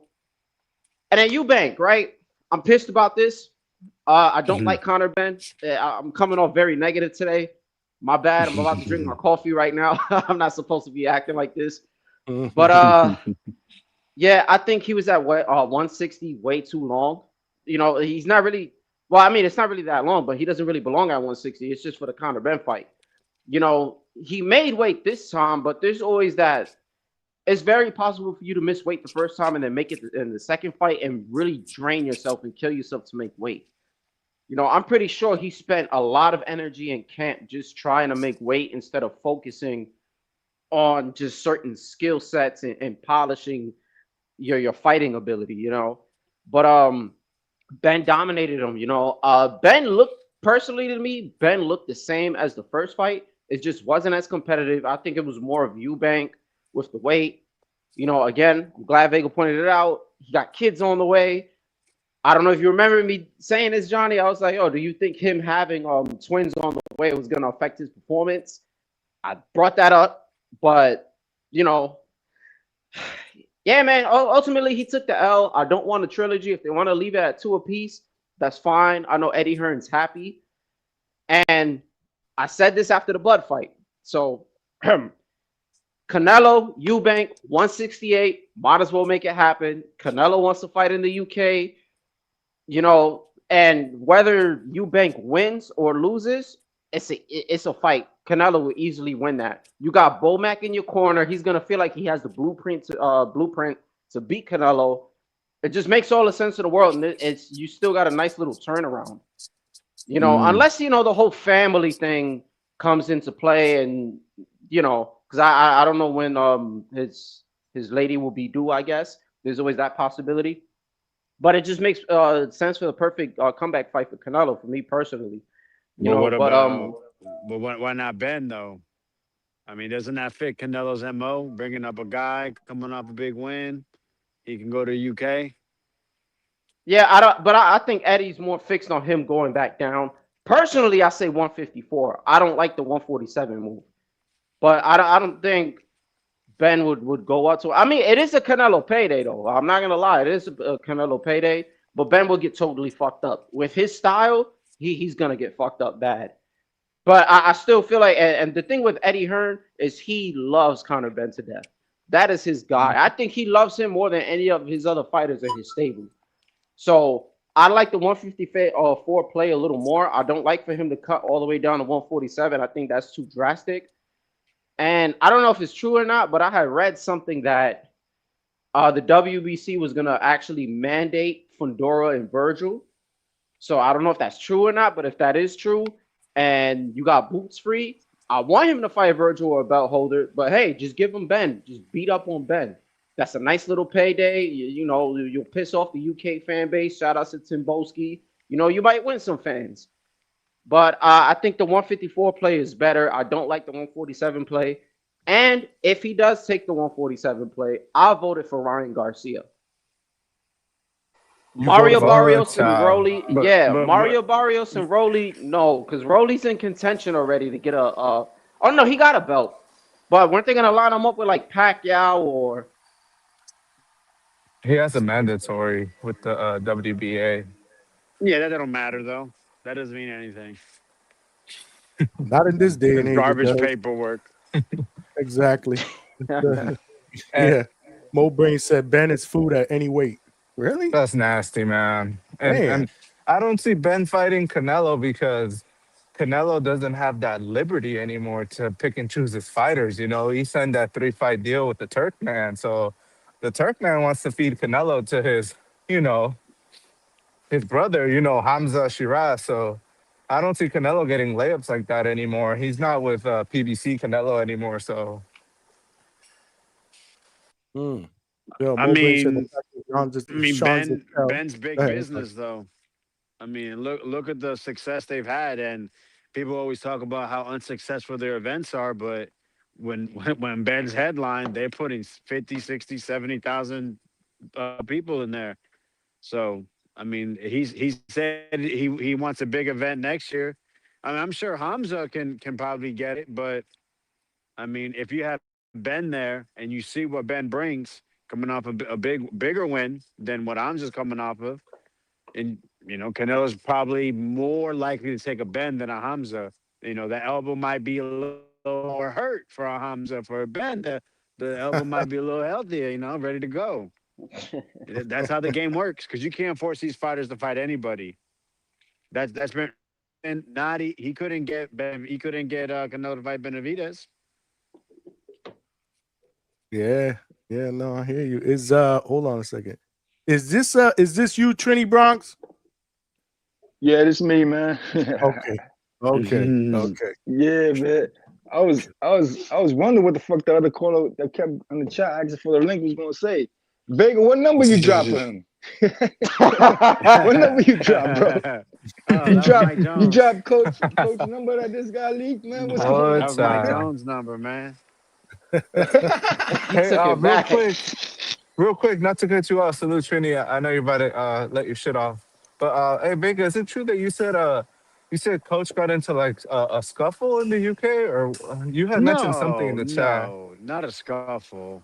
Apparently, they had this on video when Barry McGuigan went to watch Kurt Scooby get his hands wrapped, and Coach Bermudez started to speak to Barry about I don't know, I just read it in an article and was saying some stuff about Barry's past.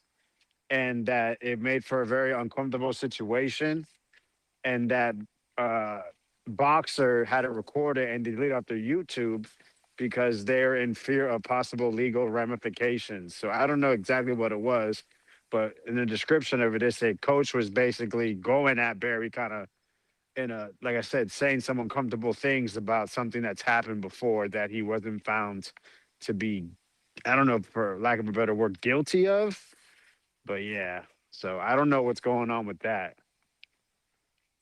Like loaded gloves, or I can't imagine like what No, else.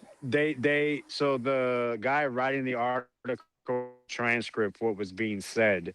So I can only think of something that is, people can go to jail for. I don't know how else to describe it. Possibly. Oh, I you don't guys know are if that talking about that post that came out with Coach Bermudez going after what's his name? Barry McGuigan. Yeah, Barry McGuigan. That's what you're talking about? Yeah. Did you see the video? Because I didn't. I didn't see the video. I saw a post. Somebody sent it to me. Somebody sent me that along with that little clip of Scooby looking over to the corner and Coach just telling him like, "You good?" And of course, somebody, people had to throw some conspiracy theories up, like, "Oh, is this Oh no, fight he fixed?" winked at his ass. He definitely winked whatever at it him. was. I think just to say it's okay. Like you're Right, okay. exactly. But people will take that shit to the next level. You know what I mean? Yeah. Yeah. I'm not even gonna speak on that. Just people take it to the next level. I'll speak on it. If you know anything about Coach dedicates himself to this, and he cares about winning. So, if you're thinking anything else, you do not know Hector Bermudez at all. Exactly. Thank you. Thank you. And he cares about his fighters. So all that Yeah. throwing in the towel talk, that conversation with McGuigan is letting you know he care about it. Like, yo, bro, I see your past, and you ain't gonna do that to my youngins. Straight up. Mm-hmm. And yeah, man, I feel you, Malcolm. I threw the little $10 in there trying to cover the 20-second bill. I threw it in there, but that was before I spoke to Vega, man. And Vega's like, yo, he gonna get knocked the fuck out. I said, yeah. Whoa, but I seen some fights about. Don't say that on the airwaves, man. You said that, Vega? Yeah. Nah, he kept it real. Nah, yo, bro, you don't that's keeping it 100, bro. We don't do that here. We don't do that here. The coach is our guy. But we don't do that cushion boxing talk. We don't do that fake narrative shit. We keep it 100 here. He kept it 100. I kept it 100. It was a it was a long shot, bro. But you know who the coach's favorite is on this panel, right? Yeah, it's Vega, yeah. But you go with the picks, yeah. But it is what it is, man. He kept it 100 on that. Like, it was a hard bet too, because it's them interviews. You did the Scobie interview. Now I'm a fan of Scobie. I don't like Adam now. I want my thesis to put Adam in the dirt. You know what I'm saying? Let him get the Dalton Matias winner. You sound like Malcolm. Yeah, it's real talk. It's real talk. That's how it be when you got that connect. And it's your interviews. You know what I'm saying? I like the way he was speaking on Coach. There's talk about, hey, you got to leave Coach on. Nah, stick around, bro. You got to listen to the coach. Big lights hit you. You know what I'm saying? I thought he opened up in one round, and I thought he was going to keep doing that. I seen fights of Adam. When you get him going, he'll throw the same hook over and over. You know what I'm saying? So, it's a long shot. He looked small in there. Them big lights, the stadium played a big part. It's not a bad loss, man. It's a hell of an experience if you take it back with you and want to learn from it. 2-week notice, man. 2-week notice. And as for Conor Benn, across the pond. Conor Benn, yo, pull the trigger, Hearns, man. Conor Benn, boots in the big stadium, man. You know what I'm saying? Make that happen. That's a big fight right there. But we're 6 days away. Top 5 on Malcolm list. We'll be talking shit on the 22nd. Oh yeah, yo, this week is gonna be lit. So get them sniffles and all that shit. Get the sniffles out the way this week. Get that shit out the way. Feel better next week. We good money. Yo, I'm gonna keep listening. I gotta jump on the subway and all that. I'll hit y'all up later. All right, Trini. All right. Peace. Trini on his way to work. Yo, I gotta get better. Yeah, my chest is congested. So this week it'll be tomorrow. Will be just whatever it is, Dayquil, whatever it is that I got in the closet. Damn, Trini made Vega hop off, bro. What was that? Yeah. It kind of exposed Vega a little bit. You put him out there, bro. Yeah. Polo Buck said he sent Polo. So I seen that post. So Polo sent me the post where it says Boxer deletes footage. And that was trainer Hector, and this is what the post says. Trainer Hector Bermudez delivered an unhinged, derogatory rant directly at manager Barry McGuigan in a highly charged dressing room confrontation. The minute-long footage was pulled by the promoter with potentially legal consequences. So I don't know what was said, and I don't even know if Coach will be able to talk about it now, if and when he does jump on. So it's a potentially like going to court, like they're gonna file a lawsuit. I'm only reading what the post says. It says the minute-long footage was pulled by the promoter with potentially legal consequences. This is a post that was put out by World Boxing News, and so it's circulating all over the place. But apparently, there's no video, so I don't know what happened specifically per se. Again, I texted with Coach earlier, and it was just to find out if Scooby was good, because again, Scooby's my guy. He's my guy, but he said he good. Just like any other loss, these fighters take the loss. They take it hard emotionally, as expected. But other than that, it's right back into the gym. Good experience. Went over there 2-week notice. With less than 2-week notice, and now it's on to the next one. So we'll see. When the smoke clears, I'm sure we'll get Coach back. Eventually we'll get Scooby on the panel to talk about the experience, what he learned, and more importantly, what's next, bro. Still young, so I feel like he's gonna have to go through the fire to get another shot. Because Dakota Linger was kind of Dakota Linger was kind of like a step up, and then definitely this was like that shot where it's like, hey, look, last minute guy, because they don't normally, unless you're like this crazy A-side and you're this popular, well, not A-side, but unless you're a popular name, they don't give you too many shots, and then you got to have the right people in your corner or in your team. Promoter, and you're gonna have to pull something off, man, because at this point, and I'm not saying he's washed at all. I'm not trying to imply that like at all, but at this point, once like 2 fights like that happen, this is what they do. They'll just try to put you to make other people look better, or they're just gonna put you in some rough ass fights. And my bad. Go ahead, Malcolm. No, I was just gonna say that's why I also called in with like that same like energy, because that's like you got your moment, you got your shot. I just feel like they were. I don't know if it was the game plan or if Kurt Scooby was getting the right instructions, but he just couldn't, pull the trigger. But it just seemed like he kind of squandered away that opportunity, man. Like, I know it's easier said than done on the sideline just watching, but it's kind of disappointing, man. Because like you said, now he has 2 losses. I believe he's 30. So it's going to be a long road back up to get an eliminator like that. Or I don't even know if that was an eliminator, but, to get a top 10 guy like that again, I don't know. He has to really, him and Coach have to sit down and see what they want to do going forward, because, it's going to be a long road back to the top. Go ahead, Malcolm. Go ahead. No, I was and it definitely wasn't about him not being in. He was definitely in shape. We know that, So, we just kind of underestimated it. When guys take 2-week notices, when you get those fights, it's like a hit or miss, right? Because you got instances where you'll just take a last minute replacement, and it could turn out to be a Pitbull Cruz kind of guy. Like with Tank, you see how that went, and that was actually a tough guy. And you have other instances where you just get this last minute replacement, and then they're just easy work, But it could have just been honestly game planning, and then maybe they just needed more time. And if this was a fight that they would have prepped for, they would have just been better off. But again, business move. It was a certain business move. You probably wouldn't have got that opportunity any sooner. And I give him full props. I won't throw him away. It's not because I like him, but I'm not gonna really throw him away. Like it just takes some kind of heart for him to do that. So props to him. Hopefully they just go back in the gym, they work on stuff, and it's not like he was training with Heck for a while.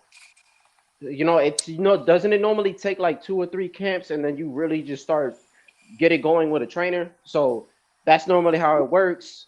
And it can still go uphill from here, man. So I wish them the best.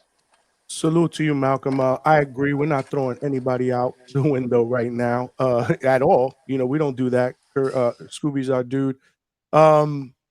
Yeah, man. It is what it is. It is what it is. You got people in the chat saying that Manuel LG said Scooby good, OTX can rebuild him.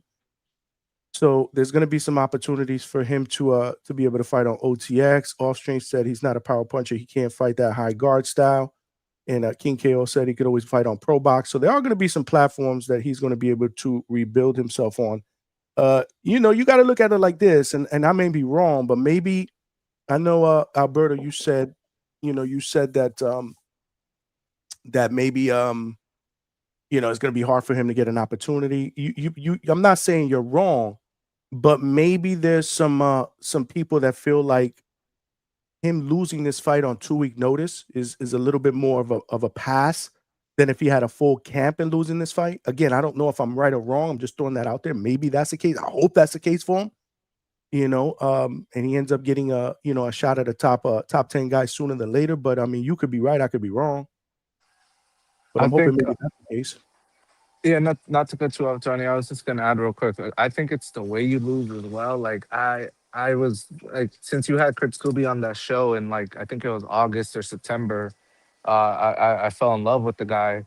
Pause, but like I really wanted to root for him. So when I saw he was getting this big opportunity, I was like, let's go. Like I don't really care about the Ben Eubank. This was like my main event. And so it was hard for me to give Kurt a round, man. There was like maybe a round where you could say, okay, he didn't lose that round that badly. He had his moments, but I don't think the guy won a round. And so it's also the way you look. It also just seemed like, I don't know if the game plan was just, to make it to the final belt, but I just didn't really see him, put his foot on the accelerator. It just seemed like, I don't know, it was a strange fight, being a Kurt Scooby fan and also a fan of Coach Bermudez. It just seemed like I really don't really get the game plan, I guess. No, it was strange. I was watching and I think I was going back and forth with Chad. Chad had sent me a DM and we were talking about it mid-fight. And I was like, man, I can't figure out what's going on here. I can't figure it out. I'm gonna slide And, here, interject. Yeah. What's up? I'm sorry, I was gonna get you up in here. What's up, Mikhail? What's going on, man? What up, What's up, now? What up? It was a mix of 2 weeks to get ready for a guy in no time. So you basically going in there, you just going in there to fight. And so you got a decision to make, you know what I'm saying? You gonna get in there, you gonna see what you working with. You got rounds, it's a 12-round fight. And he couldn't figure it out. I mean, that's just what it was. He couldn't figure it out. And it's not like he had time to come up with a game plan and execute. He wasn't executing nothing. It was in 2 weeks you going in there and I'm gonna get in the ring with this dude. I'm gonna figure it out. We're gonna figure it out on the fly. And he couldn't figure it out. And that's all it come down to, you know what I'm saying? Kurt is used to being the bully in there. He's used to fighting guys that are either a little smaller than him or around his size. Azim was huge. So you add that in and you add in the fact that, they didn't necessarily have a game plan of how he was going to deal with that size. And you get the fight. You know what I mean? You get the fight. And then, then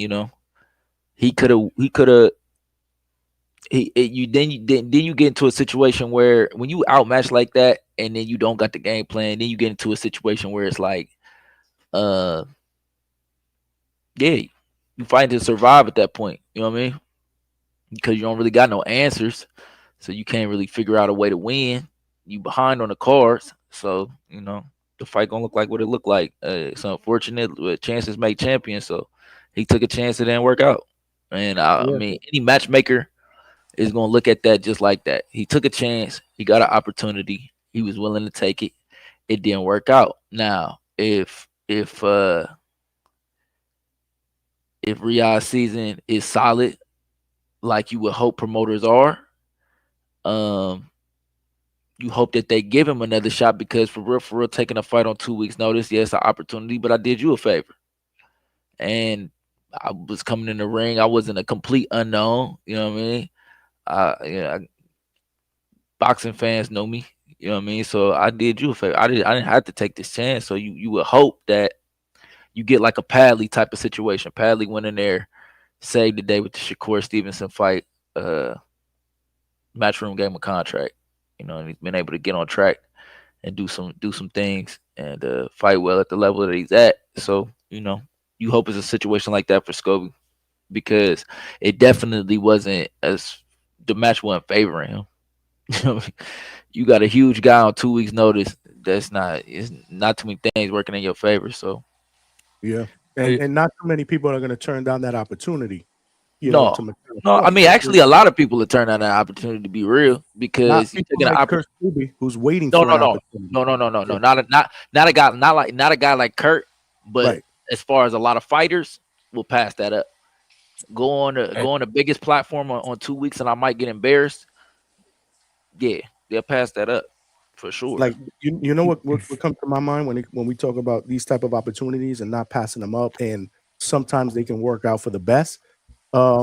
This Lucas Body opportunity. Yeah, I mean, an opportunity to step in there against H2O on that big Jake Paul Mike Perry card in Tampa, and then he scores knockout of the year, and here we are. Before that, nobody knew who this guy was, and he stepped in there. Same thing, 2 week notice, I believe, 2-3 week notice, if I'm not mistaken, and he made the most out of it. So I don't fault Kurt for taking that chance at all. No, you don't fault him for taking a chance. Chances make champions, but at the same time, you got to understand that the game of boxing, everybody ain't going to have as much grace as we are. A lot of people gonna be like, man, Kurt Scobie, who is that? Oh, that one guy, he fought Azim, he's trash.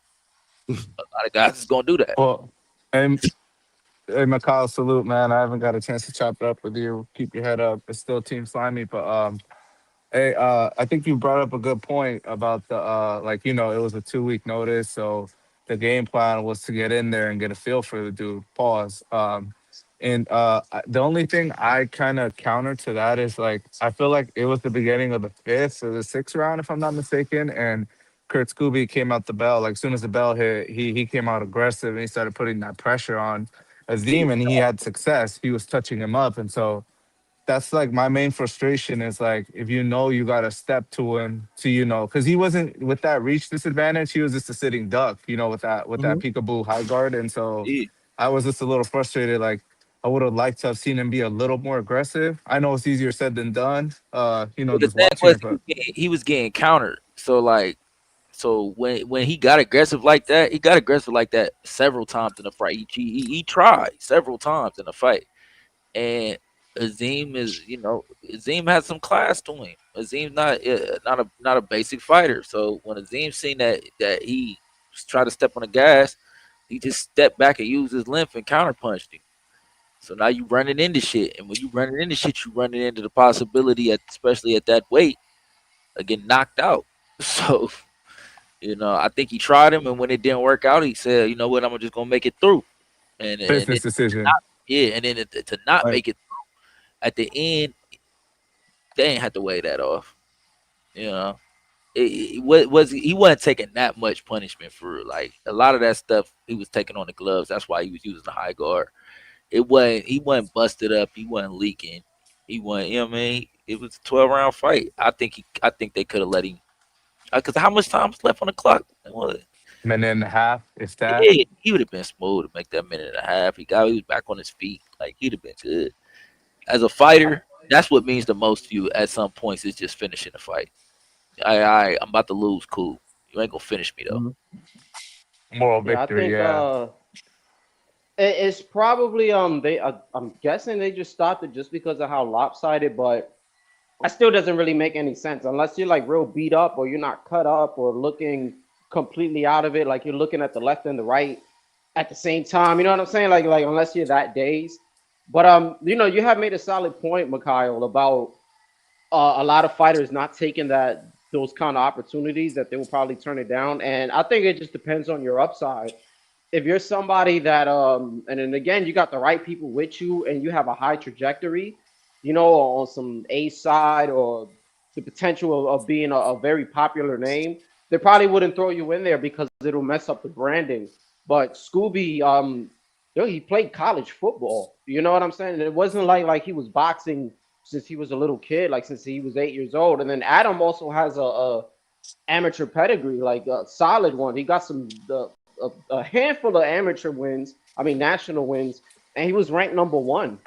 for his weight class. Yeah, so that amateur pedigree also shows up in the pro. We know this; it shows up in the pros. So that's like another factor that could play a major part. So with Kurt Scooby, it's like I might not get this opportunity again. You know, I'll take it. I'm already 30 because I think he's 30, but I think so. You know, so many people don't get that. Even if he tapped in with some people, I think it speaks more to like his 1-2 and who he is as a fighter and a person. Because there's a lot of guys, man, that would have, you know, I'm sure the check was nice too. I'm sure the check was nice, probably the best check you ever seen. But it's a lot of guys that just true. It's a lot of guys in this game that ain't who you think they is, man. It's a lot of guys in this game that's looking for cherries, layups, and good matchmaking, man. It's a lot of guys in this game like that, and they will lead you to believe that they is the dopest thing since sliced bread, man. And they will not take no chance like that. They not taking them chances. Johnny know. Johnny be on the backside of that business side. Shit is ugly. That shit is nasty for real. Crazy ugly. Guys would not have took that chance, man, because they would have just looked at what they got to lose. A lot of guys would rather take less money and less opportunity, but be able to say, shoot, you know, I ain't never lose. A lot of guys will do that, man. I mean, look at, for example, what Virgil Ortiz is doing. He going a different path than what everybody thought was about to go on. Why? You know, hey, boots might not be as good as losing the boots. Well, can I say something real quick? I think y'all brought up like a good point about okay, so would we classify Adam Azim right now as a contender or a prospect? Because I think he still falls under that prospect. He's still a prospect. Okay, cool. So we're all on the same page. We're all on the same accord. So if Scooby looks so outclassed against the prospect, even though he's a very highly touted prospect, I think you got to have a question there, like, what are we trying to get out of this boxing thing? Because boxing ain't a game. You know, we don't play boxing. Like, if you got outclassed like that, yeah, y'all feel like he got beat up like that? I didn't give him a round. I'm gonna keep it above. Listen, that's what. Listen, losing and get beat up is two different things. Like, was he losing? Yeah, he wasn't winning the fight. I don't think he got beat up, but he lost decisively. He lost decisively for sure. Yeah. But I feel like that had more to do with. But he did get stopped in the last round. He took, and I ain't like the stoppage though. You know, he took a knee though. As that body shot. He felt he was taking a lot of punishment and he needed an 8 count.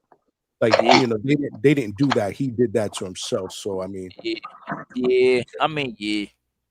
I thought it was between that rounds, shot, and that body shot hit different. It took his toll. Like, you know, it was a systematic, performance. Like, you know, he still systematically broke him down. I feel, and again, that combined with the fact that the shots to the body go early.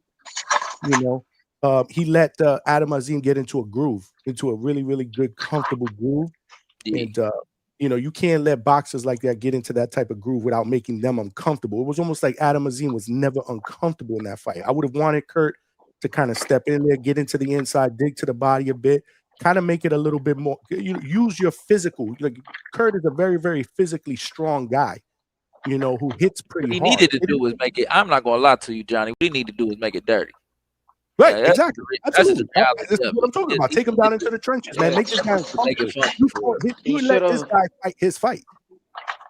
And he should have fought how he normally fight. Yeah. Or at least be more explosive, use your feet, you know, like Kurt Scooby normally has a certain style. And again, it's like you guys, it's like we're all saying, it could be the 2 week factor. But his last and maybe Hector, yeah, and then hold on, my bad, Mikhail, and then did y'all see the? I mean, did y'all see the last stoppage? Let him finish. Let him finish. Hold on. Let him finish. Yeah, but yeah, the last thing I was gonna say, because damn, I'm actually losing train of thought right now because I had a great point that I was gonna bring up. I'm saying, man. But it's all good. It's all good. Because what I was gonna say, no, I got it now. It's all good. But what I was gonna say, you see, he lost decisively for sure. But it's not like he got beat the fuck up. Like, you see how we're saying that? Like, Espinoza beat the crap out of his opponent, like bad. you know, and it went all the way to I think the last round. Bell to ass. And it's kind of like with you remember the Fernando Vargas fight with Wash. He let this man get into a rhythm, and he lost very decisively. But it's not like he was getting beat pillar to post, like all over the ring and looking all crazy and taking some crazy damage. So there's definitely different levels of how bad you lose. You know, but it was very clean. Like, hey, you lost this fight. Your best rounds was between 3 to 5. That was it. You know, but yeah, he just like I was saying, he let him get a rhythm, and it was just forward after that. Yeah. But my whole thing is like, where does Kurt Scooby like? Okay, so he's gonna get us off to touch his next fight in 2026. Then 2026 is gonna be a rebuild year, right? And then it's like I've seen him fight guys like with Linger. I feel like he kind of took some more punishment in that fight, and I just don't know if he wants to be like a journeyman or if he'll ever get another shot like that. Because, you know, Father Time is undefeated. It's way easier for a guy like Kurt Scooby to get another shot because this is a fact in boxing. Dudes is coochie for real, bro. So dudes will look at that fight and go, "Oh, yeah, I like Kurt Scooby on everything, bro. Dudes is coochie. That's just the facts about boxing, man. These dudes is soft and sweet for real. These dudes is not thinking they is, man. Dude, so he'll get another shot. It's just what is he gonna be able to do with it, and can he, you know, clean up some things, and can he figure out some things about himself and what he needs to do if he's in that position again? I think it was a situation of he been kind of the A side in a lot of these situations, that it was odd coming in not being the favorite. You see what I'm saying? Being the underdog, and so I don't think he knew what to do. I don't think he knew how to make it just be the bad guy, make it ugly, and do what he needed to do. I don't think he knew what I just don't think that he had ever been there before. So then you go back now and you know, okay, this is probably going to be the position that I'm in the next time, you know, that I get another shot. It may not be a shot as big as this, but the next time that he gets, you know, somebody going to come calling. You know what I mean? He going to stay busy. They going to keep him busy. And that's the thing, he's been staying busy. But that's what I wanted to say was, the last fight that he was coming off of wasn't no cakewalk. Like the last fight he was in, that he was fighting in New York. That was the last fight he was in. No, not New York. Now that was a cakewalk. The fight before that, Sony Hall. That was the last one. Sony Hall. Sony Hall was a cakewalk, but the fight before that, he been staying so active though. You see what I'm saying? Like he in the last 3 months he didn't fought like 3 times. He been staying crazy active. Like, dude been staying crazy active, man. Yeah, that was a very disappointing performance by Kurt Scooby. What's up, Lo? Very disappointing. What's going on, Johnny? What's going on? Who we got on the panel, man? We got Alberto, we got Malcolm, and we got Mikhail. What's going on, man? Yo, what's good? Happy holidays to the TBV family / you know what I mean? Hey, you here with the Mafia Boss, the best airline and boxing podcast, Johnny from DHS, baby.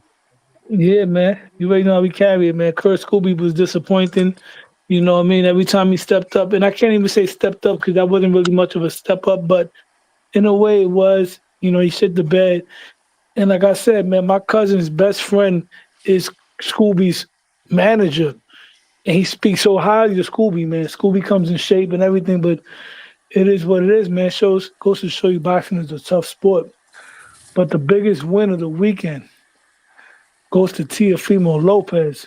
Because Jack Catterall,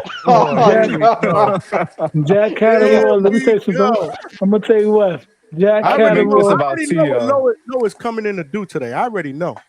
Jack Catterall looked like the white Jerron Boots Anderson. You know what I mean? Oh, my God. Jerron Catterall, Jack Boots Catterall was amazing. Tremendous, looked like a certified killer.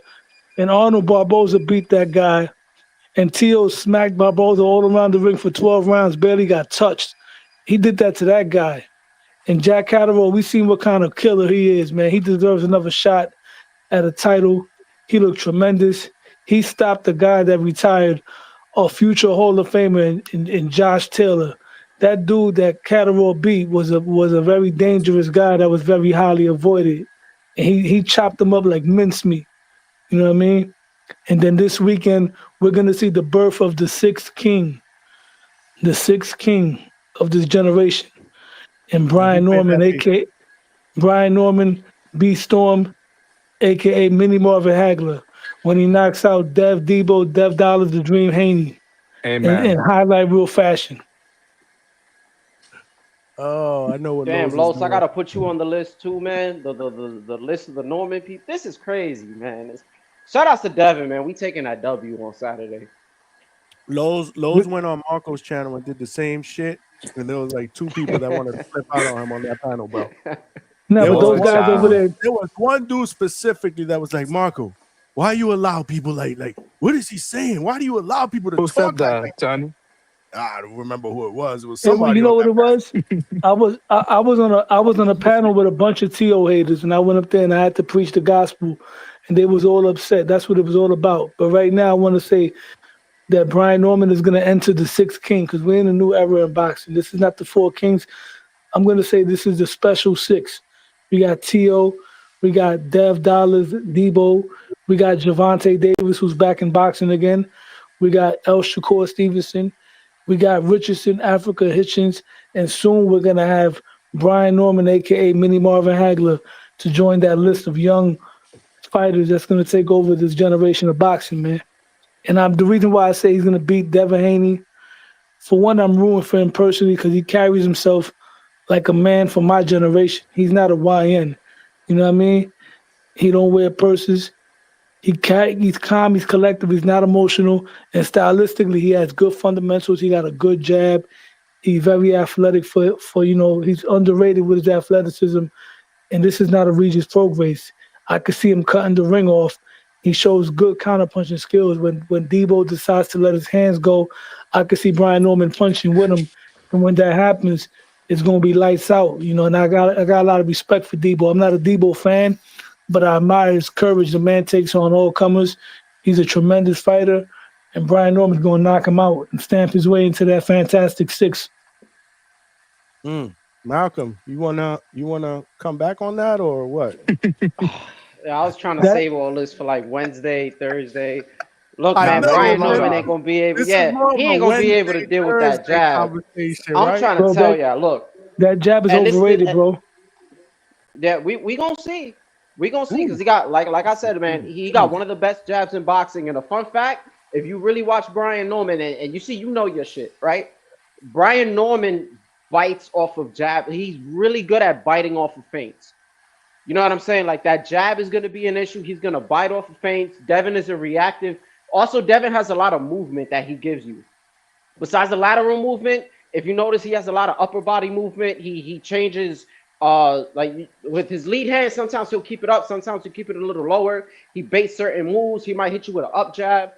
And then you're going to see a lot of that jab to the up top, right hand to the body, and he's going to pull back. So unless Norman, and it's already too late now, I'm going to say it, unless Norman capitalizes early in the rounds and he can do some kind of gazelle hook, because you can't just do a counter left hook if a guy's going to give you the right hand to the body and pull back. If he don't capitalize with a left hook, a gazelle hook at least coming in, then I'm telling you, Devin is going to get into a rhythm. He's going to frustrate Brian Norman Jr. Brian Norman does have a puncher's chance, but I'm still not sold on him cutting the ring. I don't care how much jump rope you do. I don't care what you're doing in camp. Because also the counter argument to that is what everybody said. You see, Mosley said it too. He said Devin wasn't doing the shit that they did in camp, so we could say that Brian Norman's probably going to do the same shit. So I'm not really that convinced.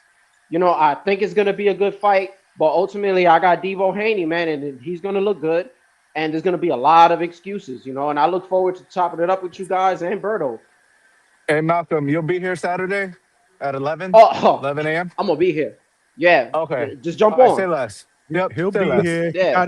He got his little list that he made. Yeah, he'll be here.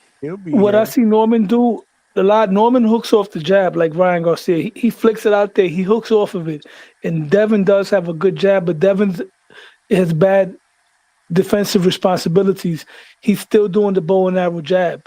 And Ryan Garcia wasn't the only one that was catching him with that counter left hook from the jab. You know what I'm saying? He's not defensively responsible from the jab. He has pretty good reflexes, but I'm not going to call him a defensive wizard, because if he was a defensive wizard, he would have made the adjustment instead of continuously getting clipped with the hook from Ryan Garcia. So I've been watching his fights lately. I He did noticed adjust even though, Lowe's. no, he didn't. Every No, time Ryan yeah. let that hook go, he was clocking him. And listen to this: when he fought Kambosos, even early in the fight, he was getting hooked off that jab. Jojo Diaz was hooking him off that jab. I'm telling you, Brian Norman Linares. Jr. Yeah, the Narvis was exactly. So Devin Haney is good. He's a hell of a fighter. Don't get me wrong, but defensively, he's overrated. Defensively, I think Javante has better defense than him, and I say that because when Javante wanted to take that left hook away from Ryan Garcia, he did it. Devin didn't do it, bro.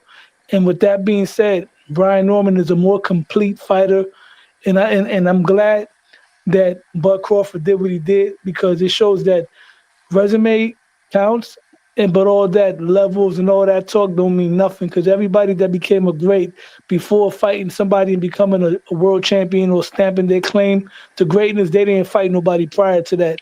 And the way Debo's already talking about this guy, dismissing him, calling him a bum, he's levels above, bro. You ain't Floyd Mayweather, bro. Be yourself. He's very emotional in that ring. As soon as he takes that left hook, gonna land so hard that Nestor Gibbs and Stock Chasers, both their knees are gonna buckle, even with the BBW knee. They're gonna feel that shot. Yeah. They're gonna feel that shot. And Hey, Bill's gonna kick Ness out the car, and Ness is gonna have to join the Norman Storm team, bro. So to counter that, right now, there's a difference between the Haney that Ryan fought, and then the one that that Tank fought. Who was on like two different types of clauses. He couldn't hydrate all the way, and it was a catch weight. Completely different. Now, when it comes to the defense thing, I'll agree on Tank being more defensive, but it was also more of an IQ thing. Because I'm not gonna say Devin is like the craziest IQ, but I would say more of that was off of IQ, and he just knew how to take off the left hook. But then it's easier when you're shorter because you have a better time of rolling under those shots. I would say that. Now, damn, what was the other point, man? Because there was just so much shit to say. Shit, fuck, god damn it, this shit always happens, man. Brain fart, bro. So good. Hey, man, we taking that W, man, bro. we taking that W. Just down, bro. That's what I do. I jot shit down when you guys are cooking. I'm like, damn, I got to touch on this because if I don't write it down, I'm gonna forget. You know what's funny, Johnny? I be doing that too. Like whenever I be calling, when I call in the TBV and there's a long list, I write down the key points that I'm gonna get off on that call. You know what I'm saying? Instead of just calling in freestyling, because we only get a minute on that joint. You know what I mean? So for sure. Look at Two Tone in the chat, man, trying to recruit. Chevy Red is in the chat. Trying to Chevy recruit Red, that's my homie. Me. Oh yeah. Me, Chevy Red. Now. Me, Chevy. Go ahead, Cook. I'm gonna cut you off. Go ahead, so you don't forget again. No, you good. And I got a super chat. No, I don't want you to forget. Say what you gotta say. Oh no, read the chat. Read the chat. You good, John? Trust me, you good. Was Chevy Red with the 5-piece?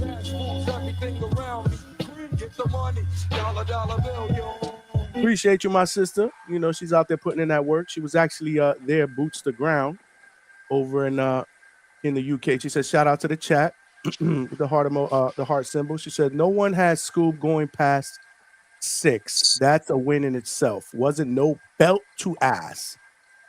To the haters, y'all mama should have put belt to y'all ass."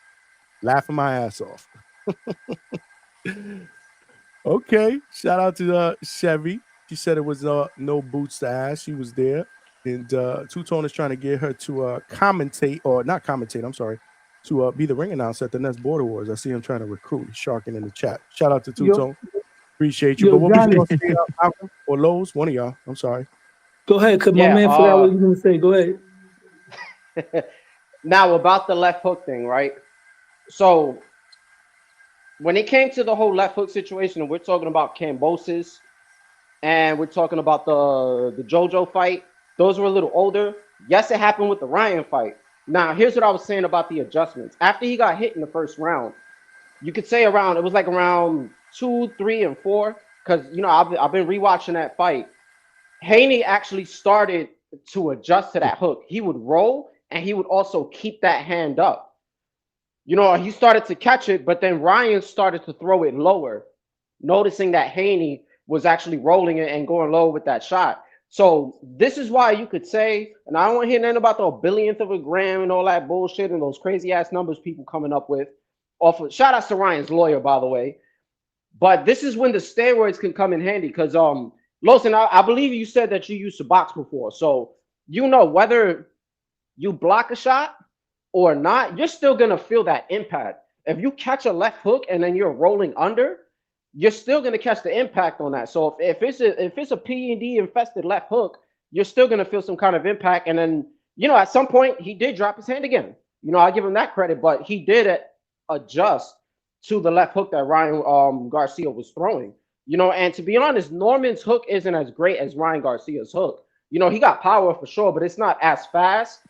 It's that lead hook is just not as fluid as a Ryan Garcia's hook. So that's not something I'm really, But he got the timing though. About. He got the timing, and B Norm has that natural ostarine. He's a mechanic. He goes under cars and lifts up wrenches. He got the mechanic hands like Debo Senior said. You know what I'm saying? And he's more technically sound than Ryan Garcia. And I want to shout out Chevy Red. That's my people's personally. Me, her, in Four Corners. We hung out at the boxing bar after the Keyshawn Davis fight by Diamante. Shout out to Chevy Red. I even attended an event where she was doing a phenomenal job doing the ring announcing with Thomas Lamana, Cornflakes card in Jersey. Shout out to her. Yep. Yeah, man. But we all got to do something in the city, Johnny. You got to pop out. You got to come out to New York, man. You got to come outside. I spoke to Norbs. I told Norbs, you got to come outside. Two-Tone got to come outside. And me and Four Corners, we're going to roll out the red carpet for y'all. You know what I mean? Let's go. Let's do it. Can't wait, man. For sure. We got to do it for the T.O. Shakur fight, bro. We got to do it for that one. That's going to be the race wars. Yeah. Bro, that's going to be the race wars. It's going to be crazy in the Garden, man. Hopefully it stays peaceful, but you already know because, it's going to be crazy in there. It's going to be a crazy atmosphere, man. Keyshawn going to fight on that card against, I forgot the dude's name. Albright. He's going to fight now here? He's fighting somebody here. His brother? He fought him already? They fought already. Well, I mean, it's a no contest. It's a no contest because of the whole right. I saw something. Yeah, Keyshawn tweeted that. You know what I mean? So that's what's coming up. But like I said, after that whole beef shit that happened after he cooked his brother. Yeah, okay, I got it. But like I said, B Norm is gonna be the sixth king, aka Mini Marvin Hagler. November 22nd, man. Let me tell you something. At this time next week, this show is going to be lit because that's all we're going to be talking about is what happened and what went down next Saturday. We are fucking less than a week away, y'all. Let's go. Less than a week away from the mega card that we've been talking about since July, dude. July, which was crazy, bro. And that fight, the Norman and Haney fight, remember at one point, actually a couple of times in August where I was telling y'all, damn, yo, can we not talk about this fight for at least 1 week? Like we ain't even have nothing to fucking talk about coming the end of October and the beginning of November. Here we are, man. 6 days away, bro. I can't wait, man. Hopefully you guys are excited, bro. I'm fucking pumped up, man. I'm fucking pumped up. But Johnny, yeah, I'm excited too. But Johnny, were you able to find out what time the card starts for me and Callie? Because you had said 1, then 11.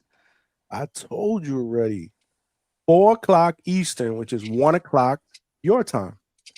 But when I go on the zone, it says 11 a.m. Whoa, hold on. So you opened up your DAZN app right now from where you're at, and you're in California, and it says 11? Yes. I promise you, Johnny. All right. Let me reopen my app because I'm over here on the East Coast time. I'm a check, but what I do know is Lowe's, what did your app say, Lowe's? I can't really tell right now, but right now I'm gonna momentarily have to grift off because I gotta go back to my job to clock out. I'm gonna grift, yeah. I'm gonna go live for 10 minutes now, but I gotta go clock out, and then I'm gonna come back to the crib and I'm gonna jump on, continue to cook with y'all, man. Y'all stay up. All right, Lowe's. Is it Lowe's or low? I thought it was low. Low is low. I don't know. They keep calling me. I don't know. That's always says Lowe's. Lowe's. Yeah, Lowe's is like for Carlos. I'm not Lowe's. Low. Hello. Hello. Yeah. Hello. I thought it was Lowe's. All these. Damn. Lowe's, because that's what they call them on TBV. Lowe's. Yeah, the low started because back in the day I used to be heavy on the polo. You know what I mean? If you know about the polo crew back in the day, I was, something like that. But yeah, I'm gonna let y'all go. And I'm gonna hit y'all up in a few. All right, So salute. So what's 1400? That's 2 o'clock. Yeah, it should be 2 o'clock. Yep. So it's 2 o'clock. Okay, 2 o'clock. What did I say earlier? 4 o'clock? You said 4 o'clock, Johnny. Yeah, main event is at 4. I fucked up. Okay, so 2 o'clock. What time is that in Cali, Johnny? That's like that's 11 o'clock your time. That's 11 o'clock. So I was right. Yeah, you were right. Okay, for sure. Where did I get 4 o'clock from? Either That's way, the ring walk for the main event. No. Wait, the main event's at 4? Yeah, the main event is 4. Hold on. At 4 p.m. like Pacific time is the ring walk, which is 7 o'clock where Johnny's at. Yeah, I just Googled it now. So 7 Eastern is for the main event is 7 Eastern, but that's gonna be 4 o'clock where you're at in Cali. Because I don't know if you're 3 hours behind or 2. Because I'm 2 hours behind. I don't get any kind of daylight savings. All 3 hours. I'm 3 hours behind. Yeah, I think Cali is all 3 hours. Yeah. The main event ring walk is at 4 in Cali, which is 7 Eastern. But the event starts earlier than that. But that don't even make no sense because whenever they have these Saudi cards, we always get the main event. Like when Usyk fought what's dude's name? Dubai, we got that started like at 1:30. That don't make no sense, Malcolm. No. 1:30 it starts at 11. Yeah, it's starting 11 a.m. Pacific, which is his time zone. So it's gonna start at 11 in the morning. Not for me. 2 o'clock. Yeah, that'll be 2 for you. Yeah, which is 1 for which is. So if you look at it hypothetically, right? How many fights on the main card? 4, right? Yeah, or is it 5? I think it's 5, Johnny. Who's the fifth? Who's the 5th fight? Vito. I don't know if that's on the main card. I think that's on the prelim card. Well, I okay, think Johnny. That's the last fight on the prelim card. Well, Johnny, can I say this? I think that y'all remember when Virgil fought Majumov and that card that was hella stacked? That card started. Yeah, the last crescendo, exactly, precisely. That one started for me like at 9 a.m. because I remember I had a cup of coffee when that one started. So are you sure it's 11? Earlier. That one started earlier because that one had about fucking 6-7 fights on it, if I'm not mistaken. Oh, okay. Yeah, that one started at 11. So this one says 1400, which is 2 p.m. my time. So that'll be 11 o'clock your time. And let's say there's 4 fights on the main card. Like I think they are. I would say the thing will be over probably 6:30. Oh, there's 5 fights on the main card. What the? Yeah, John Fernandez. John Fernandez. Where are you seeing that on though? I'm just looking at Johnny. You guys are talking at the same time. Where are you seeing that at? I'm gonna have to check my DAZN. Give me. I'm gonna have to mute myself. Check the DAZN. I gotta check my DAZN. Yeah. We got my man Ryan Frazier from Boxing Talk up north. What's up, my brother? He said Alberto crying about time. It's like 4 a.m. in Saudi when the main event hits. Imagine staying up to 4 a.m. to watch a fight. That's right. We good. No. We good. They got super early. Well, no, I'm not trying to like complain. I just want to know that because like I'm trying to watch all these fights, you know, like it's just so confusing with the Saudi cards because you know they pick and choose. Like whenever PBC has a card, for example, it's always like at 6 for me. So I'm just lost. Yeah. I'm just trying to get clarity. No, listen. Before Saturday, we will get the time straight. But from what I'm looking at, 2 p.m. is when the main event card starts. The one that you got to pay for, the main card, the pay-per-view card. The one that Turkey is not charging $60, right? The one that Turkey is not charging $60 after he told us that shit was free. That shit is a 2-pack of ass. That's the one that starts at 2 o'clock, and that's the one we're going live for. So Vega, I do know because I'm looking at the app. Vega's telling me I don't know what the fuck. Yeah, hold on. He's right. Just Berto, Who's just right? go to the zone. Whatever it tells you, you stick to that time zone. His says 2. The main card for me, it says 12 p.m. Exactly. So That makes it's like sense. right on the Okay. money. So that should be 11 a.m. for you. Yeah. Yeah, it's saying 11 for me too, but I was just confused because Johnny the other day had told me it was at 2. Yeah, I fucked up. No, Okay. I fucked up. I fucked up. Okay. That No, I I did. chose Johnny over the zone, so I was like, damn, I don't know which one to go No, for. I'm not always right. I'm not always right. The only thing I'm right about is having the best hairline in boxing podcast, bar none, straight up, pound for pound, number one. I'm always right about that. Other than that, I'm not always right. Yeah, smash that. Yo, we still need 12 likes to get to 100, y'all. What's going on, man? It's free, man. It's free, and subscribe to the channel. But yeah, no, it's gonna be lit. It's gonna be lit. So that means if it starts at 2 o'clock, I'll go live probably around 1:45. Johnny, you're not going live for like the prelim for the Vito fight and the Muhammad dude? I don't know. Maybe. We'll see. We'll see. That's gonna be at a least long Vito family, Johnny. Vito family, yeah, Johnny. Vito, my dude, man. Yeah, we gotta rep Vito. I think Vito might be the last fight on the prelim card. Listen. I'm gonna. He said live for the Vegas said live for the prelims is nasty. Why is it nasty? Actually, I think it's smart, Johnny, because you get everyone to come on in, and then once you hear, you know. See, Vegas is negative, bro. He's just negative. Vegas just not a good guy. That's what we're doing count to. He's just not a fucking good guy. Malcolm, you agree? He's a good guy, man. I'm I gonna be don't on know. I his think side. sometimes Sorry, he's a piece man. of shit. Hey, He has Johnny his put you on moments. the stand with that question, Malcolm. I think a lot of times he's a piece of shit, but that's just my opinion. Yeah, this is the second time Johnny's done this to me already. What? I put you on the spot? The second time. Yeah, you did it with Norman Sr. too. You're like, yo, Malcolm, who you picking for the fight? Put me on blast, man.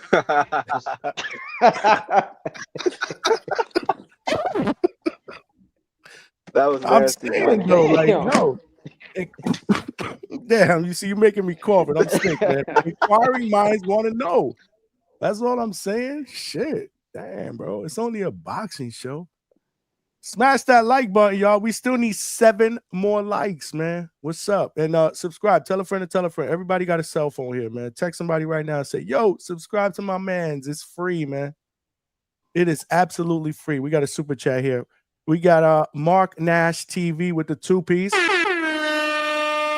Appreciate you, my brother. He said, nice meeting you in ATL, my G. Keep up the good work. Yeah, man. We had a blast, man. I saw you putting in that work, man. I saw your interview with he did a nice interview with Jonathan Sims and Treese, man, outside after the fight party or during the fight party in the parking lot. That shit was actually dope, bro. It was actually dope, man. Nah, I appreciate you, man. It was a pleasure chopping it up with you, meeting you, man. The amount of people that showed me love at Border Wars was incredible, man. It was humbling, man. It was dope. Got good feedback. Now, people want me to commentate the next Border Wars, so I will be at Border Wars 18. It is going down in Orlando at the end of March, if I'm not mistaken. Vega will be able to tell you the exact date. I think it's March 28th, if I'm not mistaken. Let's see. It's that last Saturday in March 28th. March 28th, Border Wars in Orlando. And I just heard from Lobo, who was supposed to jump on a little while ago. I don't know if you guys heard, but he will be fighting Tip in a rematch. Yeah, man. Yeah, man. I think somebody told me. Well, Lobo told me himself over the weekend as well. In fact, I told him to jump on because there were some stipulations. Yeah, I seen it on the gram. I'm like, what the fuck? And I needed for him to get specific on the stipulations. I think it was he didn't want certain people to commentate on his fight, which we all know who. So it doesn't make any sense for me to make a big deal out of that. But he wanted me to commentate. And I got some good feedback on the commentary. So I will be commentating, helping out with the commentary again on the next Border War. So that was dope. You did your thing, Johnny, for sure. I loved it, man. It was something that I'd always wanted to try. And hadn't gotten the opportunity to do. And then when I did, man, it was dope. I got to do it again, man. I got to do the other shit. You did a decent job. It was okay. Nah, you did a good job, bro. You did a good job. It was all right. Nothing to brag about, right? Nothing to brag about. My man Mark Nash TV back with another 2-piece. Yeah, my brother, I appreciate you. He said 10 people plus match my donation to show the support. Absolutely, man. Yeah, man. Absolutely, man. Show y'all support. And support the channel, man. We are cooking here on a Sunday night. We got Coach King Cam joining us to give his take on the weekend. What's good, Coach? What's good, man? How y'all doing? We good, brother. We good. How are you? Man, I'm hanging in here, bro. Can't complain. Where the hell is Coach Bermudez at? Why you calling out? Why you calling out Coach Bermudez for? Hold on, we got to get specific. Why you calling out Coach Bermudez? We got to hear because he did a disjustice to that man. He gave bad advice. I'm just telling you, I was listening to him in the corner. He gave terrible advice to that guy. To Scobie. That guy Scobie, put some respect on his name, but he was giving terrible advice. He didn't make the right adjustments for that young man. He walked him into a defeat, because what they say, it's body head. And I'm like, why do you have him walking in the high guard when Buddy's just breaking down his body, and then he went to the head to finish him? I mean, he did so much, but get him out of the high guard, make him pump his jab more. You know, you can set traps against the ropes, which you should have told him to do, because when he was jabbing coming forward, he was pushing him back. You know, so he was giving him bad advice. He was giving him offensive advice, but he was taking so much damage to the body that it really didn't matter. Get your hands out of the high guard. Make him turn his body a little bit more to make his to change his the width of his hips. Make him step in his stance a little bit more to make the area that can be touched a little bit smaller, because he wore his body out. He took a lot of it. He took his legs away. He took his speed away, and he took his power away from him. You know, so he just didn't give him good adjustments. You know, he was just thinking about offense, but he was like, his offense was dwindling because he was taking so many shots to the body. Took the air out the tires. That's what they say, take the air out the tires. And then to finish him, he went upstairs, and that's where he finished him. And it was just bad advice. I mean, I don't know. I don't know if that's just what they worked on in training camp, but he's known to go to the body. You know, so I'm like, okay, he's a good body puncher. You know, that's one of those guys you have to get in, you have to work your jab, and when you get inside, you have to work. You have to work, because if you give him the range, the length, the speed, you are at a disadvantage. You box your way in through the jab, and once you get in there, you work. That's one of the guys you have to muck it up for him. You know, because you're not going to outbox him. That's the thing. He wasn't going to outbox him, and once he realized that, jab your way in, get inside, and muck it up for him. Make it a push him against the ropes, make it an ugly fight, because that's the only chance that you had. Because he totally got outclassed, and Coach Bermudez totally got outcoached because he did not make adjustments for that man.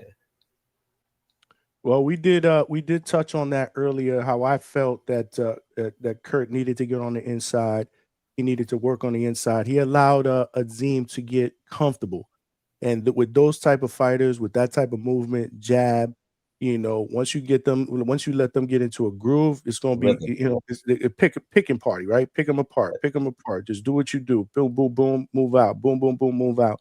I would have preferred to see him get in the inside and make it an ugly fight. I did say that as well, but yeah, we didn't really touch on Coach Bermudez's instructions. I'm just getting in. I didn't even hear you say that, so I'm glad we're on the right page. No, absolutely. But you know, again, you were touching on his instructions and stuff like that. So that's what I wanted you to elaborate on. He was too busy trying to call out combinations like he knew what he was doing. 6-3-10, 2-4-7. Like, man, tell the dude the basics, because that's what he needed to get back to, was the basics. The basics of boxing. All that number combination shit. No, jab your way in, get inside, and rough him up. I think you know this guy in the chat very, very well. This happens to be you know, my dude, Cam Walker in the building. What's up, Cam? What's good, champ? Cam Walker in the building. Next Saturday, it is going down. Fight is still on, right, Coach? Yes, sir. Okay, yes, sir. Okay. Next Saturday, it is going down. Hopefully in the evening, right? So after all these other fights are over, right, it's going to be that night. Evening in Miami, right? Yes, sir. Okay. All right, that's what's up. All right. So for all of you guys that don't know, Kamarie King Cam Walker will be fighting next Saturday in Miami. So we'll be all over that. We'll talk about that on Saturday because we got a long day. We got a long day Saturday. Obviously, now we finally got the time straight. 2 p.m. Eastern Standard, 11 a.m. Pacific, 12 p.m. wherever the hell Malcolm is from. It is going down Saturday. Yeah, because I don't know. Your time is weird. It's like right in the middle of both of us. I get no daylight savings whatsoever. I'm living in the real time zone So while all you year guys round, change. there's no daylight savings. None at Wow, all. okay. Okay, and is your time the same as Two Tone's time? Because I know he's in AZ as well. It should be. I don't know because Should be, it's right? weird. There's like certain parts of Arizona that still get daylight savings. It's weird as hell. Yeah. I don't know. Okay. It's like higher up. I don't know which ones though, but I think Tone it should be the same thing. We should both be in the same time zone. Okay, that's what's up. But it is going down 2 p.m. Eastern, and yeah, we'll be live. We will be live. We'll think about once Thursday comes, we'll figure out what time. To Alberto's point, I don't know if I'm going to go on a little bit earlier for the prelim card, but again, it's going to be a long day because that main card will probably be about 5 hours easily. Lobo in the chat. What Lobo's up, Lobo? in the chat. Lobo, come on and tell us about your fight, man. Lobo, the link is pinned to the chat if you want to jump up and tell us about your fight, man. He's fighting Tip, but I want him to kind of give the specifics. I didn't think he was going to jump on. He's fighting Bayless, Tip Bayless. Yes, sir. Rematch. He's got a dub over him already. So he's they agreed, but there's some stipulations. So I wanted him to come on. That was from the Wisconsin Border Wars. That was in the Wisconsin Border Wars, correct? Okay. Yeah. This last one was in ATL. The next one will be in Orlando. That's going down March 28th. I think I said, right, guys? Yes. Yeah. March. Did somebody put a challenge out the nest? Did he take it? Oh, I don't know, man. I ain't getting involved in that.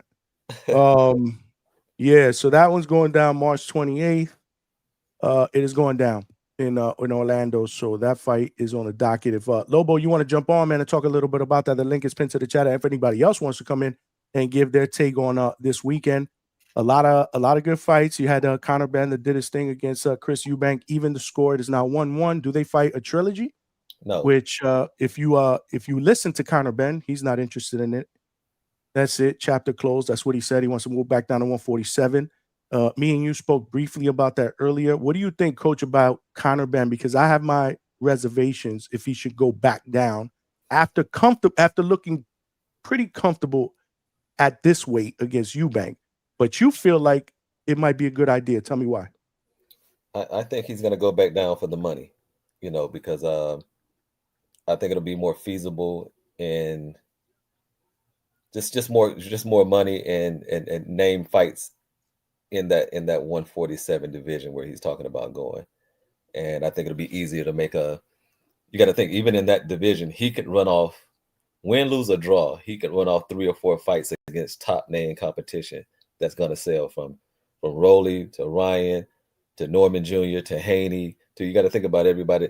Shakur might step up because they had their little thing where they were talking about it. Shakur might come up and fight. So it's so many names in there that could be big money fights for him, and also whoever that he challenges or chooses to challenge him, because that crowd over in the UK, regardless of what anybody says, those are some nice crowds over there. And if anybody decides to take that challenge to even go over, he can fight over here. But then if you go over there, you got to understand that it's massive. It's massive. So I think if he can transition back down, like I think even before the last fight, he was talking about going back down. So I think he knows comfortably. And then also I think mentally he knows that he belongs down there, because that's where he wants to go and win a title. See, that's what I said. He's still talking about titles, not just getting money. He wants to go back down, and he said, when I want to win a title, that's where he wants to go, to. But big shout out to him.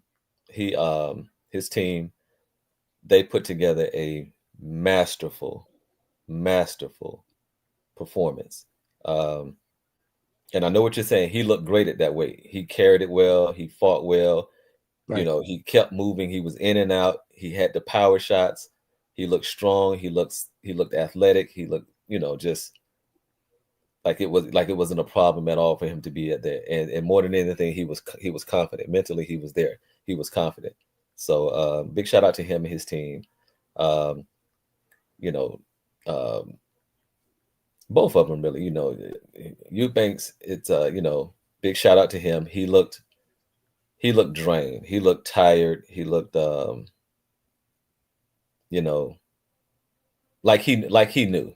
The highlight of him coming out was 50 Cent. Like he knew it was, and once Ben started touching that body, he was like, he knew it was over but he specifically targeted his body, and he drained his power and zapped his power so quick, and it was a wrap from there. Like you said, maybe after the first round, it was, you just saw, like his lights just started dimming. Somebody just hit the dimmer on, and he just started turning off, and he really couldn't do anything. And but big shout out to him for coming back and taking the fight, going through the camp, and coming out and trying to perform, and you just never know. Like you say, he has kids and stuff, so you just never know what's going on with him. I just hate the fact is that you put that that kind of like that bad stain on Bomac like that. That was that was terrible. Yeah, that was like, bro, like come on. I mean, you got shut out. Hey, nah, I get what you're saying, man. He said that stain on Bomac. But that's what's up. Yeah, no, it was a great performance, man. It was a great performance. Who do you show?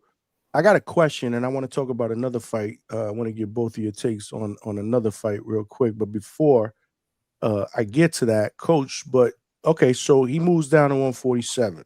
Who would you like to see him fight? Because I do have a poll up. I don't know if you voted. But there's Mario Barrios here, there's Rolly, there's Ryan, there's the winner of B Norm against Haney. He could wait for that winner. There's Lewis Crocker, which I couldn't put on the poll because I could only put four categories. So there's options at 147, but who would you personally like to see him come down and fight if he does come down and fight somebody?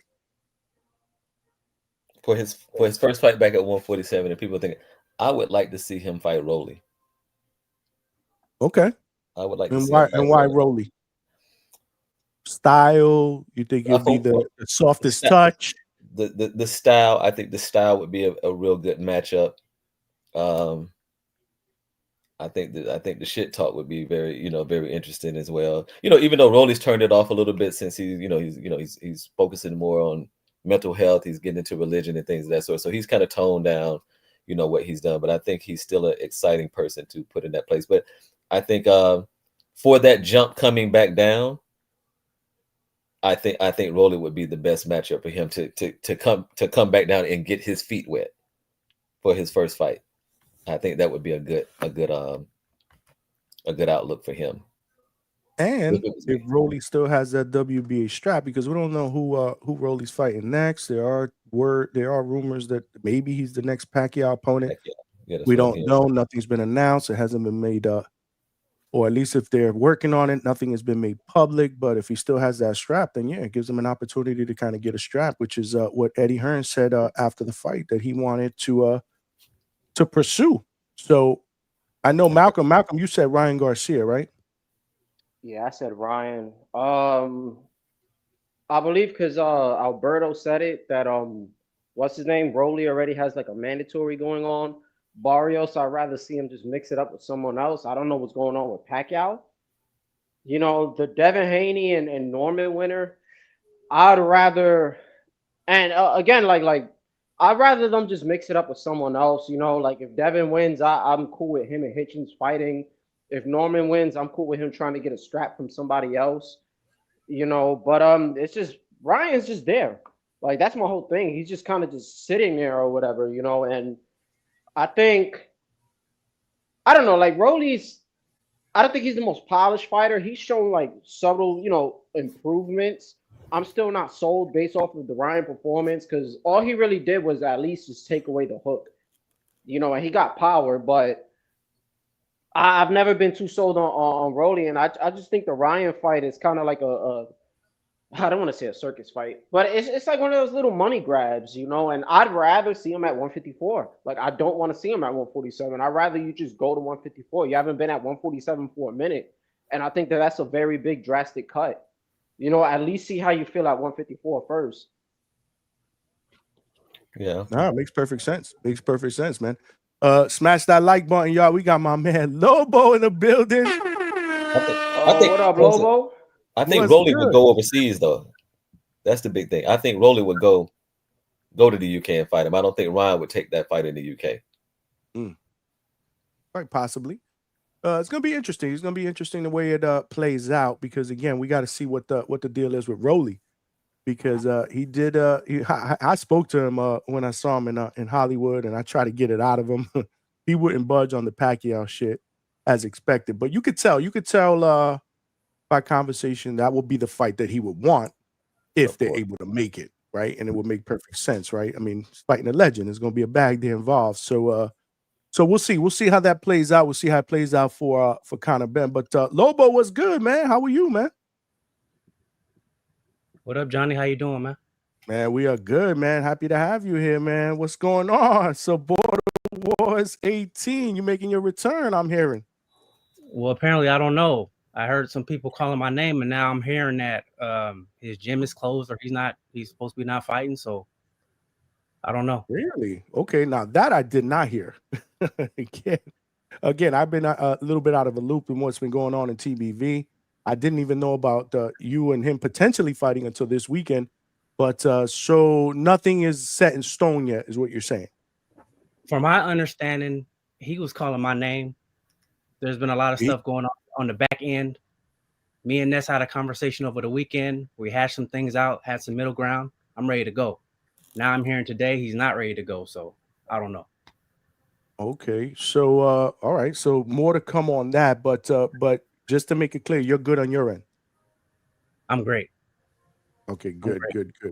And middle ground. What do you mean by middle ground in you and Ness? If you could get specific.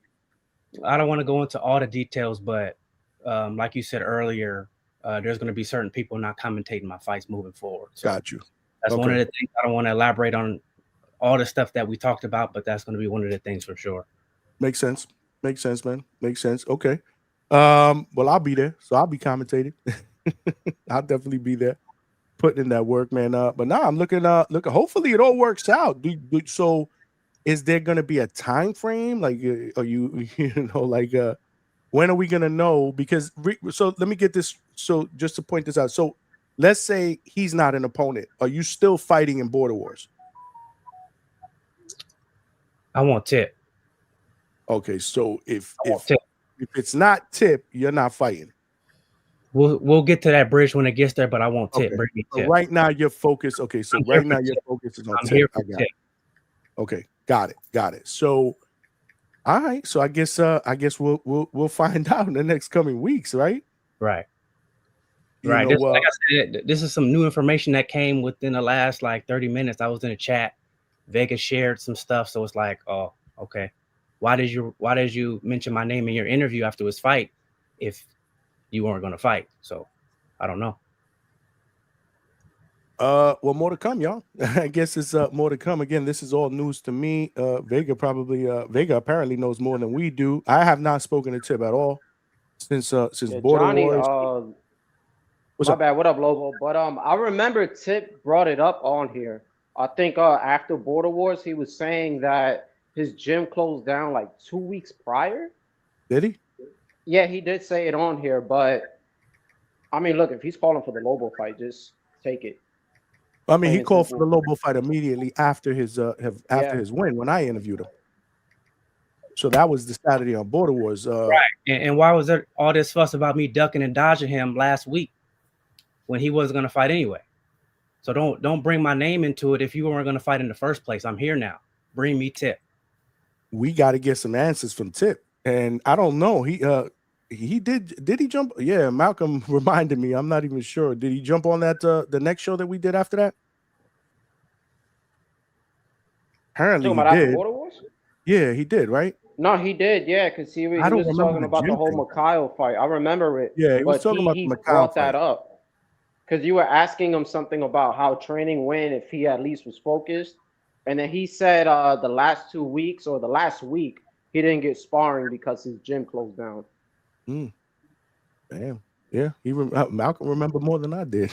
Oh, I got sharp memory, bro. Man, there's I been don't so smoke, much shit so. there's been so much shit that has gone down between Border Wars and today with the travel and stuff like that, and trying to get shows in there, and yeah, it's apparently, I guess I missed that part, but I mean, we'll find out. We're gonna find out. I mean, obviously he hasn't been in the chat today, so I don't know if he's been listening today, but sooner or later he will jump in the chat and jump on the panel. So we'll get the rundown, Lobo. If that's the fight you want, we're gonna try to make that for you.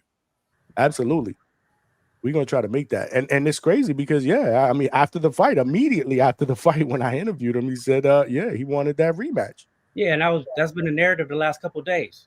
I've had my little standoffs off scene. You guys know about how I feel about the situation in regards to the show. But that whole week, the narrative was I was ducking. I didn't want to fight Tip. Bring me Tip. That's all I'm gonna say. Now you want to fight him, and okay, cool. Well, Vega, Vega's a committee member. You're gonna have to keep us in the loop. We need to get some answers because, I mean, that's the fight that all of us been talking about since the last time they both fought. So it's gonna be interesting to see how that plays out. There's more than enough time because Border Wars 18 is not until the end of March, so there's more than enough time to get this shit going and have the fighters get into camp and get prepared and all this other good stuff. We just got somebody said he said the Mexican boxer said you got Tip scared. Everybody's like, we need that fight, but we need to hear from Tip. So there's not really much more to say. I mean, Lobo came out here, he made it clear that's the fight that he wants. He doesn't want any other fight. He wants that Tip fight right now. So questions need to be answered. So we'll be all over it, man. We'll try to figure it out and then we'll go from there. But how's everything else going, man? Still hitting the gym? How's things been going, man? We haven't heard from you for a little while. I stay in the gym. I never stop. Weight is good. Everything's good. Everything is good. I was never not wanting to fight. Like I said, I had some issues that needed to get sorted out. There were some things that I wasn't happy with, but it was never about me not wanting to fight. I've always wanted to fight. I'm always ready to fight. That's basically it. Like I said, I've taken some stand on some certain things that I wasn't happy with. Me and Ness had a conversation. We hashed some things out, and I'm ready to go. That's good. Have you stood busy? Like, have you fought on any other amateur?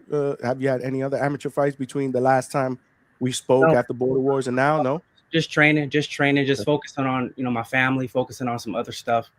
After I beat Tip in Wisconsin, I told them that I was just going to take a break, a mental break. Dealing with Tip is a circus. I've been dealing with him for the last year, so I needed a mental break. I needed to I need to relax a little bit. So I allowed Atlanta to go through. Atlanta was a great event. I enjoyed watching it. And yeah. That's what I was going to ask you. I was going to ask, well, two things. Number one, the circus Tip wasn't the circus Tip for the Macau fight, man. We had to what's going on with this guy? Why are you not talking? I don't know if you got a chance to see that. He still was a circus. The way he disrespected Macau sent footage. Macau did everything he was supposed to, and he acted like a little diva. So it was still a circus. Either way, it's a circus. I meant like the trash talk and stuff. Like he really, really went in on the trash talk with you, and it was almost like he was not as vocal for the Macau fight. But I get what you're saying on the other end. Yeah, it was still a circus. I felt bad for Macau being the second fight of the event. I think that was jacked up. He did everything he could to promote the fight and put his best foot forward. And somebody else dropped the ball because their inner feelings or that's a good point. I didn't think about that. That's all a part of the circus. That's all a part of the juggling act. So there's that. Yeah, no, I didn't think about that part. I was just talking about the trash talk part, but you're right about that because they were early, man. I think it was the second fight. It was early. Yeah, it was early. What did you think about the whole event in totality? Because it was almost like two halves, right? So you had the first half, the TBV, fights, and then the second after the intermission was the amateur fights, which I called most of them. I loved it. How were those fights? How did you feel about those fights? Like the competition? Because I was very impressed with the matchmaking, man. I thought they were really good. I did tune into all the fights, even though of the Atlanta fighters and stuff. Great event. One of the gyms there had a logo that said "We don't get tired" or something like that. I love that. I love the coach that was with you guys commentating. That was pretty dope. Coach Pitts, Rock Pitts. Yeah. As far as the community fighters, it was a good event. Yancey, he was at the weigh-ins. He had sent me a video of the gym before, like when everybody was weighing in. I liked the size of it. I got a little amped myself watching everybody compete. And it was fun. I had a good time watching. That's what I'm saying. Was it hard for you to watch it, thinking, "Damn, man, I should have freaking been there"? Yes and no. Like I said, I needed a mental break.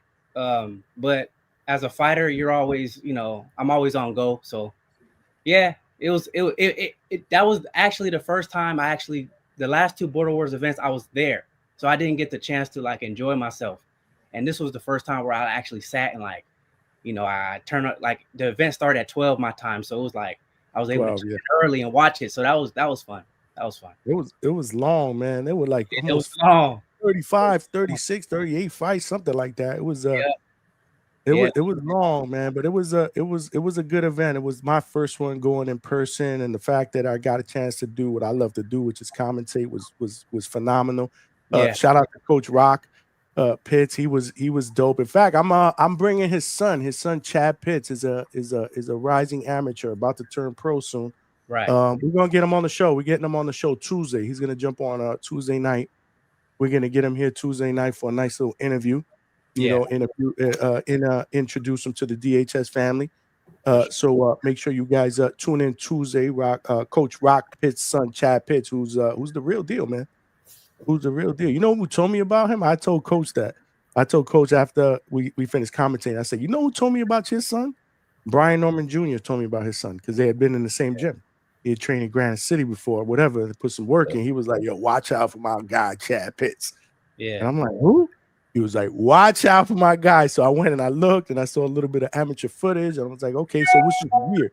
It was coincidental that he came to commentate with me. Because I'm like, "Oh shit, that's right. That's your son." Okay, cool. I was like, "Bro, I got to get your son on. I want to, do a nice little interview with him. I hear he's gonna turn pro soon, whatnot. So we're gonna get him on Tuesday." So that was pretty dope. But yeah, man. So is the plan still for you to turn pro? What's going on with that? Like, how's that progressing? That's the plan, but I've always said that my plan in Border Wars was to wipe out everybody in my division. So I had a hit list. I plan on fulfilling that hit list before, I go another step. But there's like 4 or 5 people I got to go get. And Tips, he done moved to the top of the list. I know I beat him before, but he done moved up to the top of the list. I'm gonna get him up out of there, close this book for good, and then move on. But why Tip? Why did he move up there? Because you already have a victory over him. So realistically, I mean, yeah, I'm doing him a favor. He's been doing a lot of talking, a lot of barking. Why not? Why not do it again? I beat him the first time. Why not? Why not? You just like beating him the first time, so you want to run it back. Yeah, why not? Why not? The second time. It's gonna be much easier. So who are some of these other ones that some of these other ones on your hit list? Makai was on the list. He gets a couple wins. We could circle back to that. We could revisit that. Angel Padilla is on the list. Angel Padilla, I do remember you saying that. Yeah. There's another guy. He was supposed to fight Yancey. AB. AB 2 times. AB 2 times. Yeah, he said he's coming down, so he's on the list. There's a couple guys. There was a guy that Ness was promoting a little bit. He's on the list. Anybody that's in or around my weight class, they on the list. What weight class? Just to make it clear for the chat, what weight class are we talking about? 130. 130, coach. And for the chat. Okay, that's what's up. A lot of keep grinding, man. Keep grinding, man. Stay focused. Absolutely, man. Business every day. You know what I'm saying? So yeah. Absolutely, man. Absolutely. AB 2 times. You're right. He was supposed to fight Yancey. I seen some of his footage. He looked good. Yeah, he looked decent. The gym looked good, man. He looked pretty decent. That's why when that fight didn't happen, I was kind of disappointed. Yancey was at the event, like you said. Yeah, and he will be fighting. I think he wants to fight Mikhail next. I don't know. They had some kind of beef. I don't know. But I told Yancey if he had fought AB and beat AB, he was my vote for the fighter of the year. Him having that performance against Miles in Wisconsin. Yeah. And then because he beat Miles better than I beat Miles. So there's that, and I think AB's very good. So if he had got through AB, that's my fighter of the year. AB But looks good, that was man. until Quan came and did what he did in Atlanta. So, So now that we touch on that, what do you feel was your performance of the night in Border Wars? Quan beating Marvin? Yeah. Marvin reached out to me before the event. I never met him. I never seen him fight, but the persona around him was the face of Border Wars. So I'm like, all right, cool. I'm having an expectation of Undefeated, had never lost in Border Wars prior. Like 6-0, something like that. And with the whole thing with CYP, and CYP was supposed to fight him, and his coaches told him not to. All that buildup is like, okay, I like to see what Marvin's working with. And I saw Quan fight in Vegas, and I think Quan's a good fighter, but I just didn't know. I didn't know much about Marvin, so I was very curious. And when Quan did what he did, oh my goodness. Yeah, it was. That was the most like impressive to me. Vega and Forbes, that was pretty impressive too. But again, I've seen Forbes. I saw him fight in Wisconsin, so I knew he was going to be a tough get for Vega. But yeah, Quan for sure. No, that's what's up. Yeah, no, it was a great performance. What do you think about the whole thing with Sean King's fight and Maestro, and the fact that I don't know if you had seen, but I did see a little bit of clip of them going back and forth. How Maestro he got hurt, obviously, right, and the fight was awarded to Sean King, and then now Sean King doesn't want to fight him. Right. Next, he wants him to go build himself up, and then Maestro saying, "Well, I got injured. You shouldn't have been the victor." What do you think about that whole situation? I do see both sides of the coin. I thought Maestro he was doing his thing, but he did get hurt. That's not Sean's fault that he got hurt. That's in the nature of the beast. Like that's like you fight, you win in the fight, and then you hurt your ankle a certain way, and you can't fight. Like that's not the opponent's fault. So I do see both sides of the story.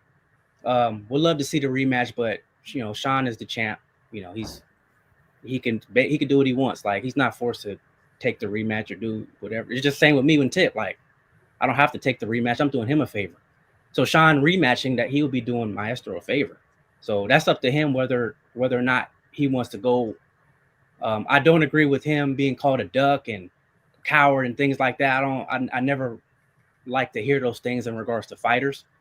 But that's up to him. If he wants to take the rematch, he can. If he doesn't, then that's on him. I think they should run it back. Go ahead, Malcolm. My bad. I think they should run it back, to be honest, just because I had Hold it down. I Maestro gotta go to the winning. bathroom real quick. Hold it down, guys. Yeah, I had Maestro doing his thing, and then again, it was just an injury, and that's why I gave Colbert props, because even though he got that win over Owiz just blew out his shoulder, and they were supposed to run it back the second time, and he was like, "Hey, I'll fight him." I just don't know what happened the second time again, so. It'll just be a nice look for him if he's like, all right, cool, you got hurt, which again, it's not his fault, right? But the injury kind of caused the fight to just go left, and if he just ran that back and he cleared that, like it'll just look real good on his name, right? But it's no different from any other sport where, like, what's that series when the Warriors were playing Toronto and KD got hurt, and Toronto went ahead and won the finals? Like, you can't. It's like. Right. Certain things happen. It's not in your control. You know what I'm saying? Like it is what it is. Correct. Okay. Yeah. I wouldn't be opposed to the rematch, but that's not my decision to make. All right. Shit. So how's training going in, bro? Like how's the training? Because I know you locked in and all of that. I see shit on the gram. Yeah. Like how's that going? I stay locked in, bro. Like, my friend and stablemate, Jesus Ramos, he's fighting in a couple weeks. So he's shutting down his camp, and he's at 10 4-minute rounds to in sparring. And I do 7. I do 7 4-minute sparring, like 4-minute rounds. So I like gauge myself to like how they're doing and how they're doing their camp and stuff like that. So it's going great, man. I learned a lot from Even though I did beat Tip, I learned a lot from that experience. A lot of coaches have reached out to me for pointers and things like that. I stayed talking to JT. Me and JT, we talk probably like every other day in regards to tips and things like that. The plan is to probably eventually go out to Texas and train with him for a little bit. The gym that I fought in Vegas, I got to go out and see them because they want me to go down there for some sparring. So I got some stuff lined up in regards to me getting better with my game and stuff before my Tip fight. So just getting ready for that. That's and good. Do you man. feel like even though, because I think it's been a year, because Wisconsin was somewhere in what was that, March? Before I continue. Which one? Which Wisconsin? Or I mean, no, your last fight. Your last fight was what month was it? August. It was this August? Yeah, Holy August. Shit. Damn. Okay, never mind. I could have swore it was way further back. My timeline is all messed up. All right, because I was about to be like, damn, if it's been like a year, because I feel like it's been that long. Do you feel like you'll still be fine to fight? Like if you needed something else to warm up before going into a fight like that? But it was in August, so I'm tripping. Yeah, it was in August. Felt like it was like just the other day, right? Yeah. Time be moving, especially toward the end of the year. Time be going fast. Time be Felt going like fast. it was just the other day, man. Yeah. But shout out to Ness for again, we got another Border Wars in. The next one won't be until March, but it gives everybody a lot of time to prepare and obviously to put some good fights together. To match up these guys very, very well. The last one was great. Everybody was saying that was the best one, especially when it came to turnout. Like there was a lot of people that came out, from the community. Hopefully this one will be even better. Orlando is a great, great spot for people to come down and enjoy not just the weather, but a lot of the shit that Florida has to offer, and especially in that part of Florida. So it's gonna be dope, man. It's gonna be dope, man. Hopefully it goes down and you guys you guys get that scrap going, man. But yeah, keep us posted, man. Keep us posted. And obviously we'll try to gauge what's going on the Tip, man. Once he jumps on, he'll be on sooner or later. I haven't seen him in the chat today. He's around. He's around. He's around. He's around. That's it, man. Yeah, you just stay focused, man. Stay on your path, focused, man. And just just keep doing what you're doing, and let the chips fall where they may, bro.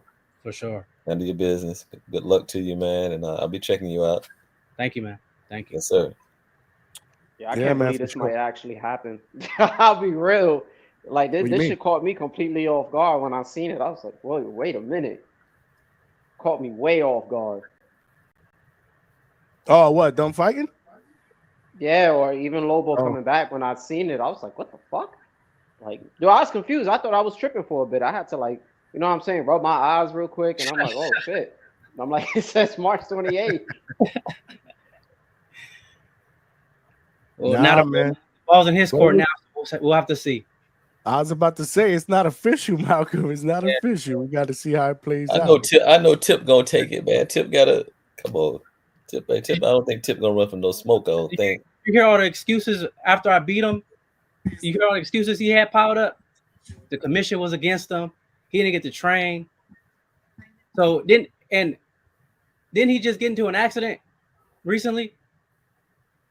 So it was Atlanta. Didn't he get into some type? I heard it was a small little fender bender coming back from what was it? I think it was the fight party, if I'm not mistaken. Yeah. I did hear him talk about that somewhere. Did he talk about that here? Or did I hear him talk about it on tone? I don't remember. Yeah, it was some kind of a little fender bender or something like that. Hear that. So when I beat him again, the two excuses are going to be he got into an accident and his gym wasn't open. We'll see, man. Tip, if you listening, man. If you got time. We need some answers, man. Are we getting this fight? Are we not getting that fight? Just put it right there. That's it. Just put it scared. there. Just say you're scared. Get him out of here. Hold on. I'm sorry, guys. Yeah, if you're scared, just say you're scared. That's how it go. If you don't want it, But like you said, you got the victory, so you're good to go. But apparently, you want to lay some more hands like a pastor. That's what's up. That's what's up. Real quick, Lobo, what did you think about this weekend, man? Conor Benn's performance, and more importantly, what do you think is next for him? Great performance. I think he had a great bounce back from the first fight. I was going for him to win for the first fight, and I was surprised when he didn't. Moving forward, I think he should go at 54. He hasn't been at 47 in some years now. I think 54 is the move. I understand going down to 54 and possibly fighting Ryan Garcia, but I think if yes, my bad, bro. Go on. Finally, somebody agrees with Malcolm. Yeah, but I think 54 is the move, is the play, and I don't know if Eddie will have Boots fight him because that's Boots' guy too. So I don't know if they would have them fight each other. Yeah, I don't know. I don't know what will be next for him at 54, but I just think the competition will be a lot better. So from a weight perspective, you mean, right? On his body too, from 160 going all the way down to 47. I think, yeah. I'm trying to figure out what is everybody's big to do with Ryan. What do you mean? Everybody wants to keep giving him chances. Yeah, I don't. It's always Ryan, right? But somebody that's never been a champion, coach. I understand, but I think Conor Benn is gonna. I think he's gonna generate money, regardless. To throw Ryan in there over everybody else is like you just got beat by Rolly. Why wouldn't you put Rolly in there with him? It's like okay, Rolly has a good following. The thing is, I mean, I get it, but and I think it's just mainly off of the money thing. You know, that's all what we're kind of banking off of. And but why are we worried about the money? We should want the better fight. See what I'm saying? Right. Just because they're making more money doesn't mean it's the better fight for us. Right. But it's not like Rolly's that much better than Ryan, whether he beat him or not. You know, Rolly's been given like 1,000 different chances. He lost to Martinez, but he got gifted a decision. The Barroso fight was complete. You know, he should have lost that. It was a bad stoppage, and it's not like he's the most polished fighter either. But he's been gifted a belt. He's been moved right, and he's just had a certain amount of opportunities. You know, he doesn't even have like somebody that's like a Luke Campbell on his resume. I mean, he got Ryan. I'll give him that much credit, but it's not like Rolly's any better. I mean, he beats the guy that we want to put in front of him. Yeah, and he got a Mando in front of him, so like we got to kind of throw him out the equation. Unless they sidestep it. Well, yeah, a lot of these people don't fight their mandatories anyway, so we not gonna act like mandatories are just this big thing to do. People dodge their goddamn mandatories all the damn time. It wasn't Stanionis was like a mandatory for like 2 years, and they kept right. Correct. They kept paying him. Mm-hmm. That's it. No, you guys ain't kidding when it comes to the Mandos, man. Where's Tank for the mandatory? Wait, didn't Rolly's mandatory didn't he take step aside money prior? Who? I'm trying to remember because I could have sworn this is a mandatory he picked up. I'm trying to remember his name. I feel like Vega would know. I could have sworn we had this conversation before. We're talking about Tank? That they took his Mando now because Rolly has a mandatory now, and I could have sworn that they took like they stepped aside like twice already. I can't. I'm not sure. Yeah, I'm not saying you're right or wrong. I just don't know. Somebody in the chat probably will know. Is Vega in there? Somebody will know. Yeah. Hold on. Let me read the super chat. Apologize, Manuel LG. He's super chatted this a little while ago, and I forgot to read it. My bad. But Manuel LG with the 2-piece said, what y'all want next for Torres? So he's talking about Richie Torres, who won yesterday, heavyweight. Good question. So I'll go around the panel before I give my take on it. Malcolm, what you think? What you want next for Richie Torres? Shout outs to Vega. He's been the mandatory since Stanionis. You see? I knew I wasn't tripping. Oh, that's what he said? Yeah. Giasov, however you say it. Giasov. Okay. Who would I like? Damn, because him and Otama sounds pretty nice. I'm not gonna lie. But when I was shout outs to Claymore, by the way. I wanted to say very good at calling live fights. I know we spoke about it recently on this channel, but I was on his live fight chat during that card, and he did a good job, man. But I was saying I would like to see him with Adelaide, low key. But I'm cool with the Otamo fight also. I think Otamo might do him dirty, but I would like an Adelaide fight. David Adelaide. All right. What about you, Coach? Otamo. I would like that. I really like the Otamo fight to kind of like clear certain things out. You know, if you're on a collision course, You think you're this guy, and then and I think whoever comes next, that's a higher step for them on that end. They take these little baby steps and just this. If these guys are what we're looking at right here, and they're supposed to be these type of, let them go ahead and collide, get it out the way. That's why I respect so much of what Haney and Norman Jr. are doing. Besides somebody that young, and in their primes right now to step out here and fight. I think the only ones other two to do it was Tank and Ryan that we've seen on that level, like and they're right there to step up and take a fight like this. So yeah, it's like that Atama fight for him. I really would like to see that. What about you, Lobo? Put him in there with Big Baby Anderson. Oh, Torres, you took mine, man. You took mine.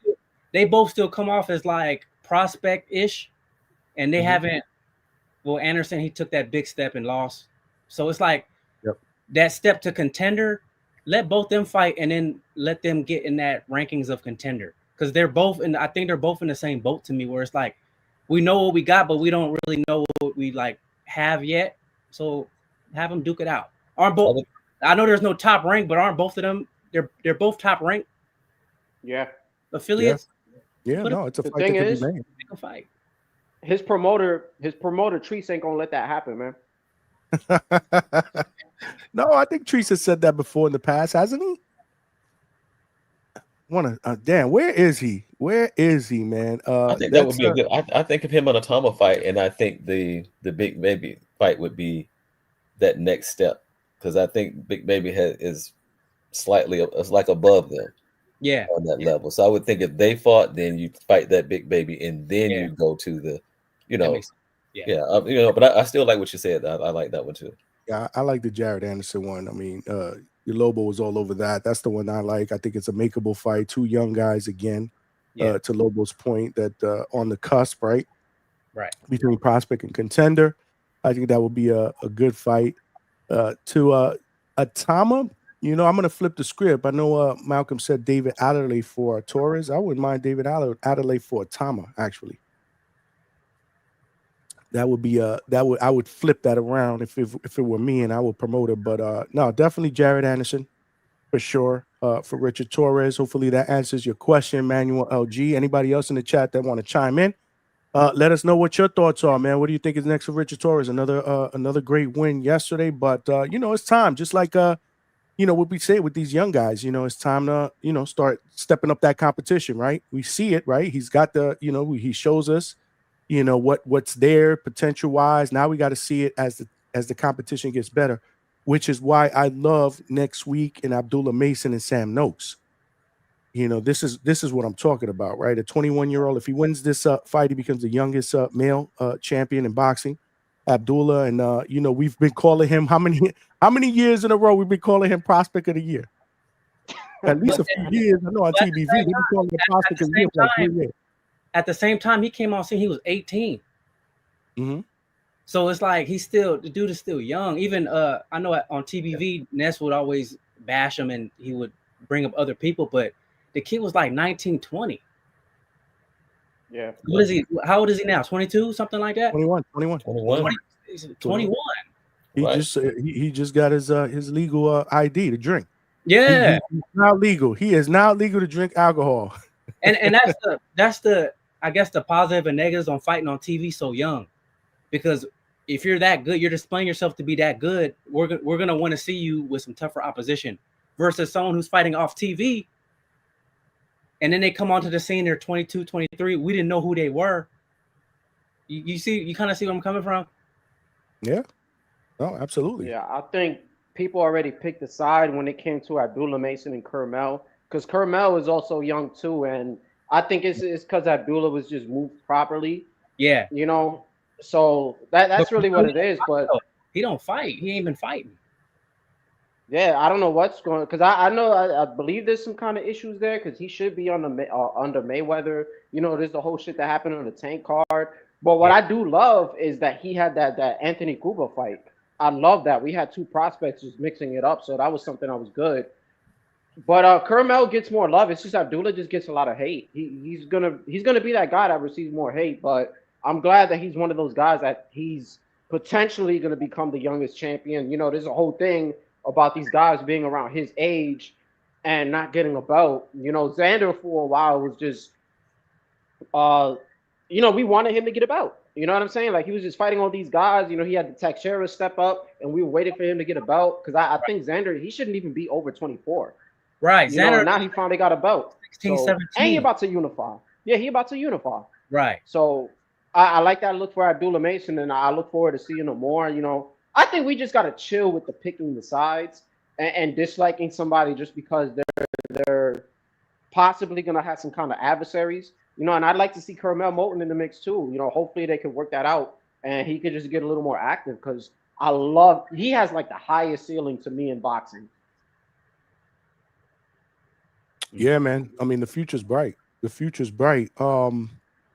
There's a couple things that I wanted to touch on here that I wanted to get everybody's take on. Make sure you guys smash that like button and subscribe to the channel, man. We are cooking here on a Sunday night. I was really impressed with Jack Catterall's performance, man. Did you guys get a chance to see that fight? I didn't catch that one. Oh, Jack Catterall is known as a guy who's you know, he's more of a boxer, very, very tricky, good sneaky left hand, good fundamentals. Obviously, we saw what he did the first fight against Josh Taylor. A lot of people thought he won that fight, even though he wasn't given the decision. Came back and did his thing in the second go round. But man, he knocks out Usman overseas, man. And you know, from the beginning, I think did he drop him? I think he dropped him in the early part of that fight as well. I mean, he was cooking, man. He just looked different. Catterall looked different in this fight, a lot more aggressive. I just wanted to get everybody's take on Catterall's performance, and more importantly, what would you like to see next? Because he's on the cusp. They're knocking on the door. Eddie wants to get this dude a title shot. What y'all think, man? Yeah, I think Catterall looked great. I mean, I can't deny it. He looked a lot faster. Very like not surprised. Honestly, I was a little surprised at that performance. I thought if he would win, it would be more of a tactical. Yeah, because they tweaked his style. He was more aggressive, come forward. You know, and he got straight to business. Who's training him now? Bosey. Bosey. That's what I'm trying to tell you. You know, I saw something a little bit different in his style. He was just more of a dog. It wasn't aggressive. Yeah, he was aggressive, man. You know. Yeah. So yeah, I mean, big shout out to him, the team. But yeah, he did a wonderful job. And like I said, he looked stronger. He looked, like you say, more aggressive, and you know, he already had the boxing skill there. So sometimes I think I think what kind of threw I think his opponent the opponent off was the fact that you were so used to seeing him one way. And then when he came in, you were facing something totally different. So it was like, wait a minute, you know, because it was style you haven't seen him fight before. So it would throw you off. That's like, you know, because you really don't expect nobody expected to see him in that kind of light and to come out in that type of fashion. But you can tell that you know who he's been working with, and they just added a little bit more dog to that fight. Yeah, no, I agree. Look, Manuel Algier, yeah, he was just letting his hands go. He just looked like a different version of Jack Catterall. I was, you know, and I was pleasantly surprised. Like, it was entertaining. It was dope. Like, it was almost like, damn, I can't wait to see what's next now for this dude. Like, who are they gonna put this dude against? Like, I do want to see him get a title shot down the road, man. What do you think, Lobo? What are your thoughts? I got to see more Catterall.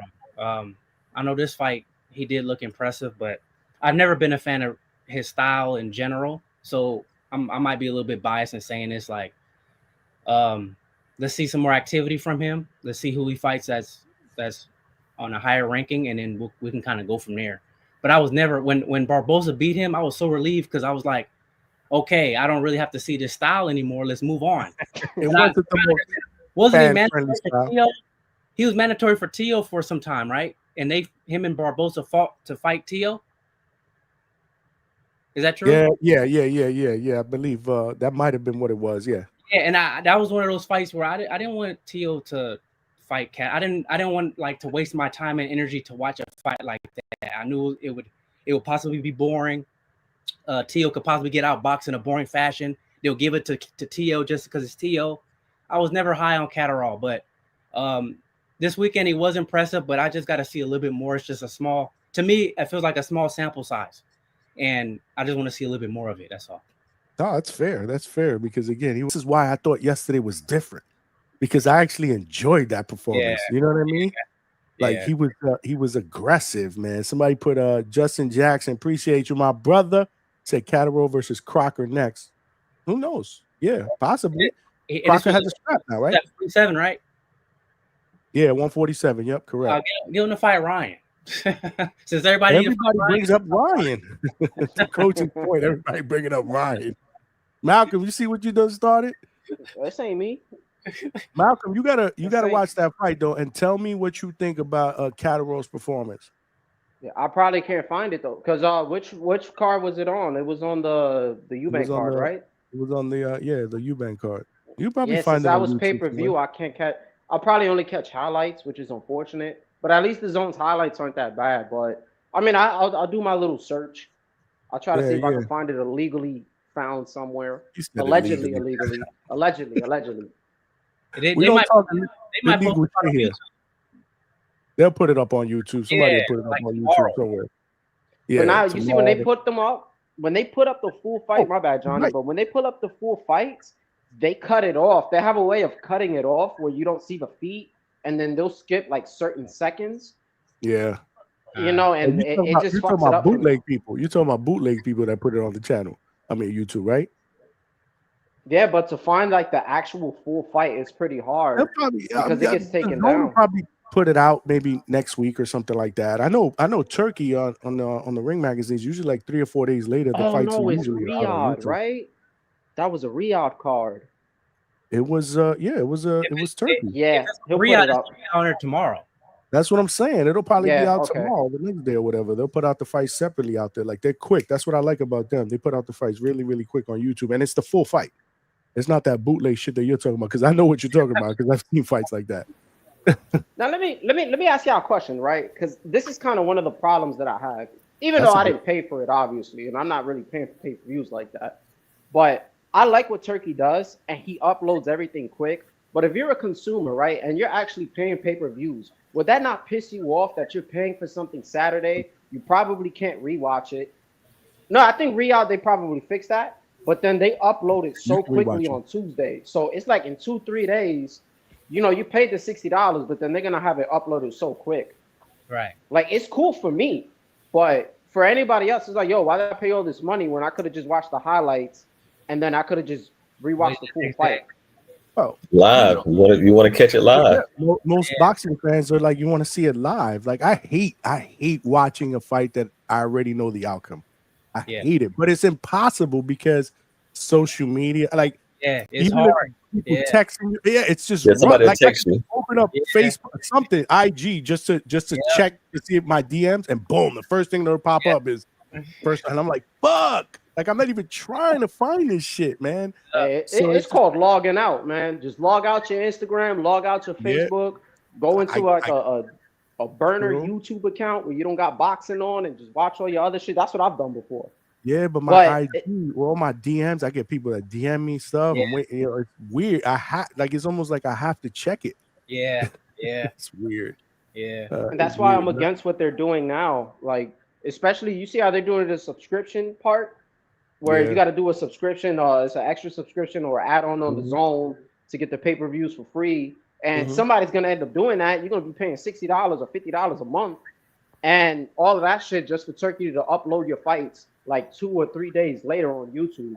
You know, I get it. You're going to see it live, but then it'll piss me off just because I'm spending money and everybody else is just, all they got to do is just really wait. That's the thing. Just wait. It's nothing like watching it live. Like I gotta wait. Just wait. That's it. You don't have to pay it. Just wait. First of all, especially now, like this is basically like my second job. I can't wait till Tuesday to talk about the fights that happen on Saturday because I got a show on Sunday. So I can't. Personally, I can't. I mean, I guess everybody else can or whatever, but I mean, I gotta watch it or at least something. Like I'm today all day. I'm watching the fights because I didn't see the fights from yesterday. I only saw the only one that I saw yesterday was Kurt Scooby and Azine and Catterall, but I didn't see the main event because I was taking my wife out to dinner. So I had to come back and see that today. In fact, Coach, you called me. I was watching it today. I was like, let me break it down today because I'm sure we're going to talk about it tonight. So yeah, You know, but I Johnny, can't you wait. got a fire stick? I do got a fire stick. Oh, this guy, But I man. mean- you be But I mean, you be but fire heck, stick so shaming let me. me ask you a question. I'm supposed to put that on, and then Saturday we do a live fight chat, and my shit starts buffering all over the place. Like, what the fuck? You know what I mean? So you pay for it? Yeah, I'm gonna pay for Oh, Saturday. okay. Yeah, absolutely, I'm gonna pay Yeah, for because it. you could just write it off. Okay. He said, right. I'm gonna pay for Yeah. it because at the end of the day, at least if I order, it's a great card.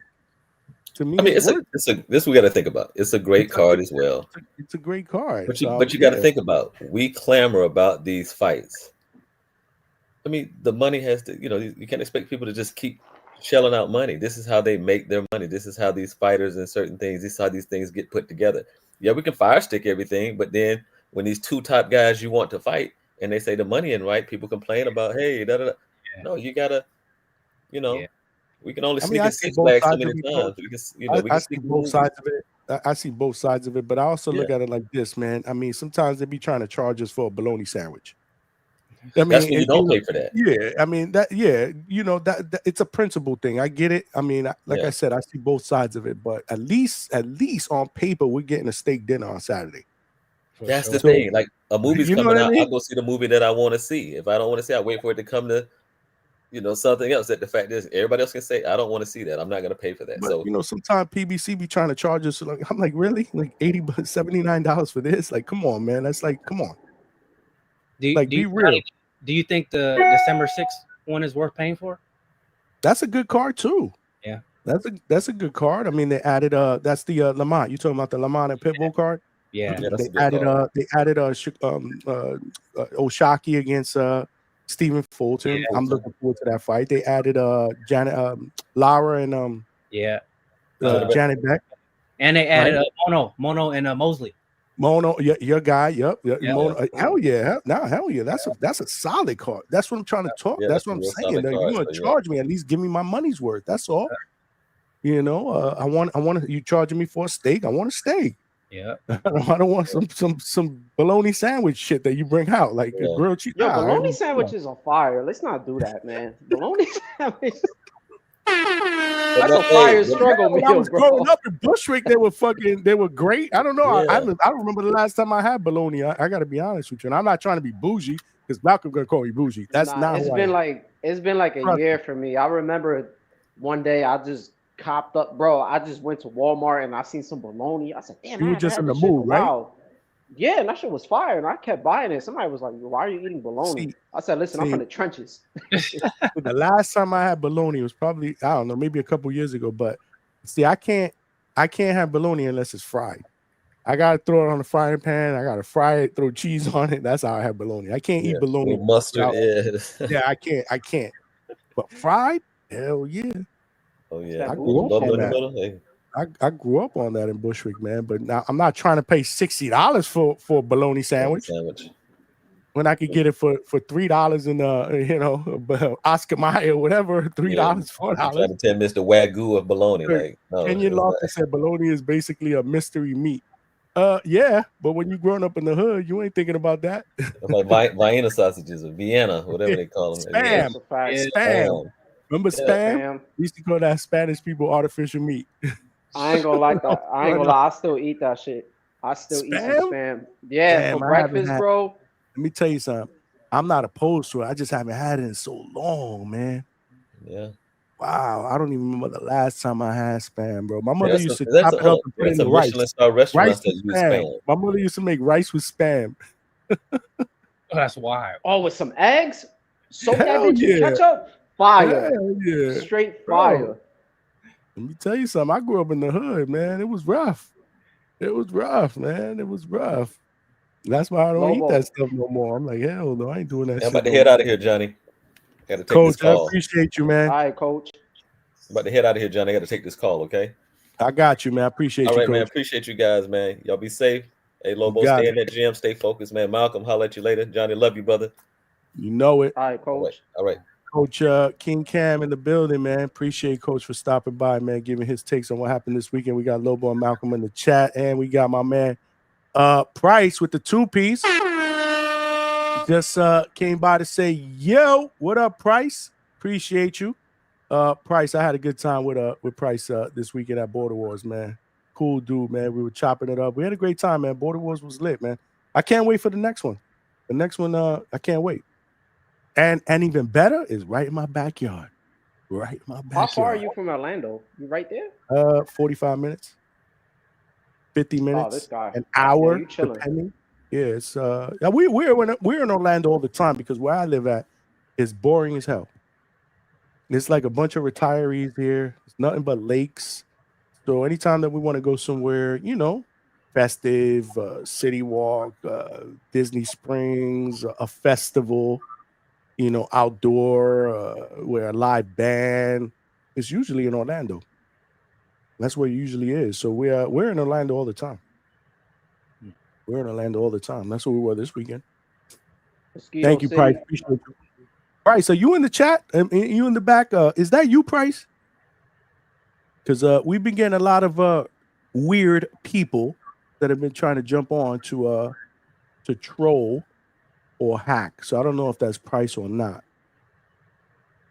Put your camera on real quick before I let you on. I'm sorry, man. I got to screen everybody. There we go. All right. There we go. I was like, all right, I got to screen, man. Price, Yo, what's yo. good, my brother? Can you hear me? What's good? Yeah, what's good, fam? Man, on a fucking head, boy. Hey. Man, deeper, darker criminal links, man, with Lobo, man. Come on, Lobo. What's going on, brother? What's going on with what? What you mean? Yeah, just I don't know, about 2 days ago, me and you just went back and forth in the chat. I was telling you about this tip fight. You swore up and down you wasn't gonna take it. You standing on your square, ain't no way, blah, blah, blah. Everybody can cry, you crying, all this stuff. And now after you hear that this boy ain't got a gym, now you want Tip next. You don't want no one but Tip now. Like, come on, man, I'm not falling for it, Lobo. This is deeper, darker.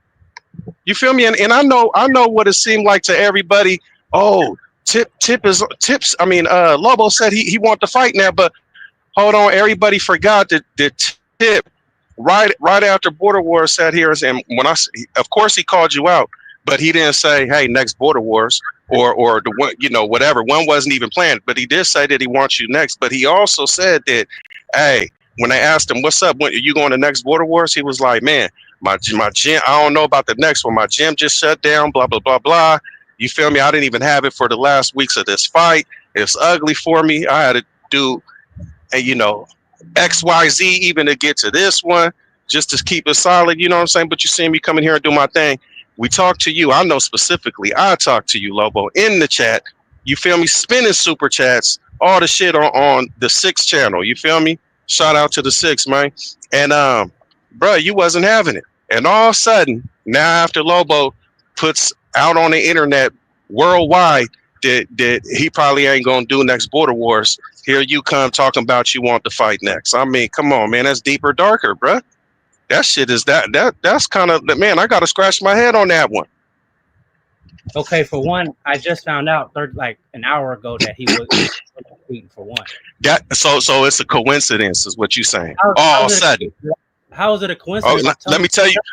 Let me tell you what a coincidence means. So basically, you're saying that I had no knowledge of this, and even though I was standing on my square, I was still trying to tell you what the definition is as far as what I mean, so you can understand when I say it what I'm trying to say, so you can answer to it. That's it, brother. Not trying to go back and forth. So when I say it's a coincidence, oh, you know, right when I make my mind up that I'm actually gonna fight Tip, coincidentally.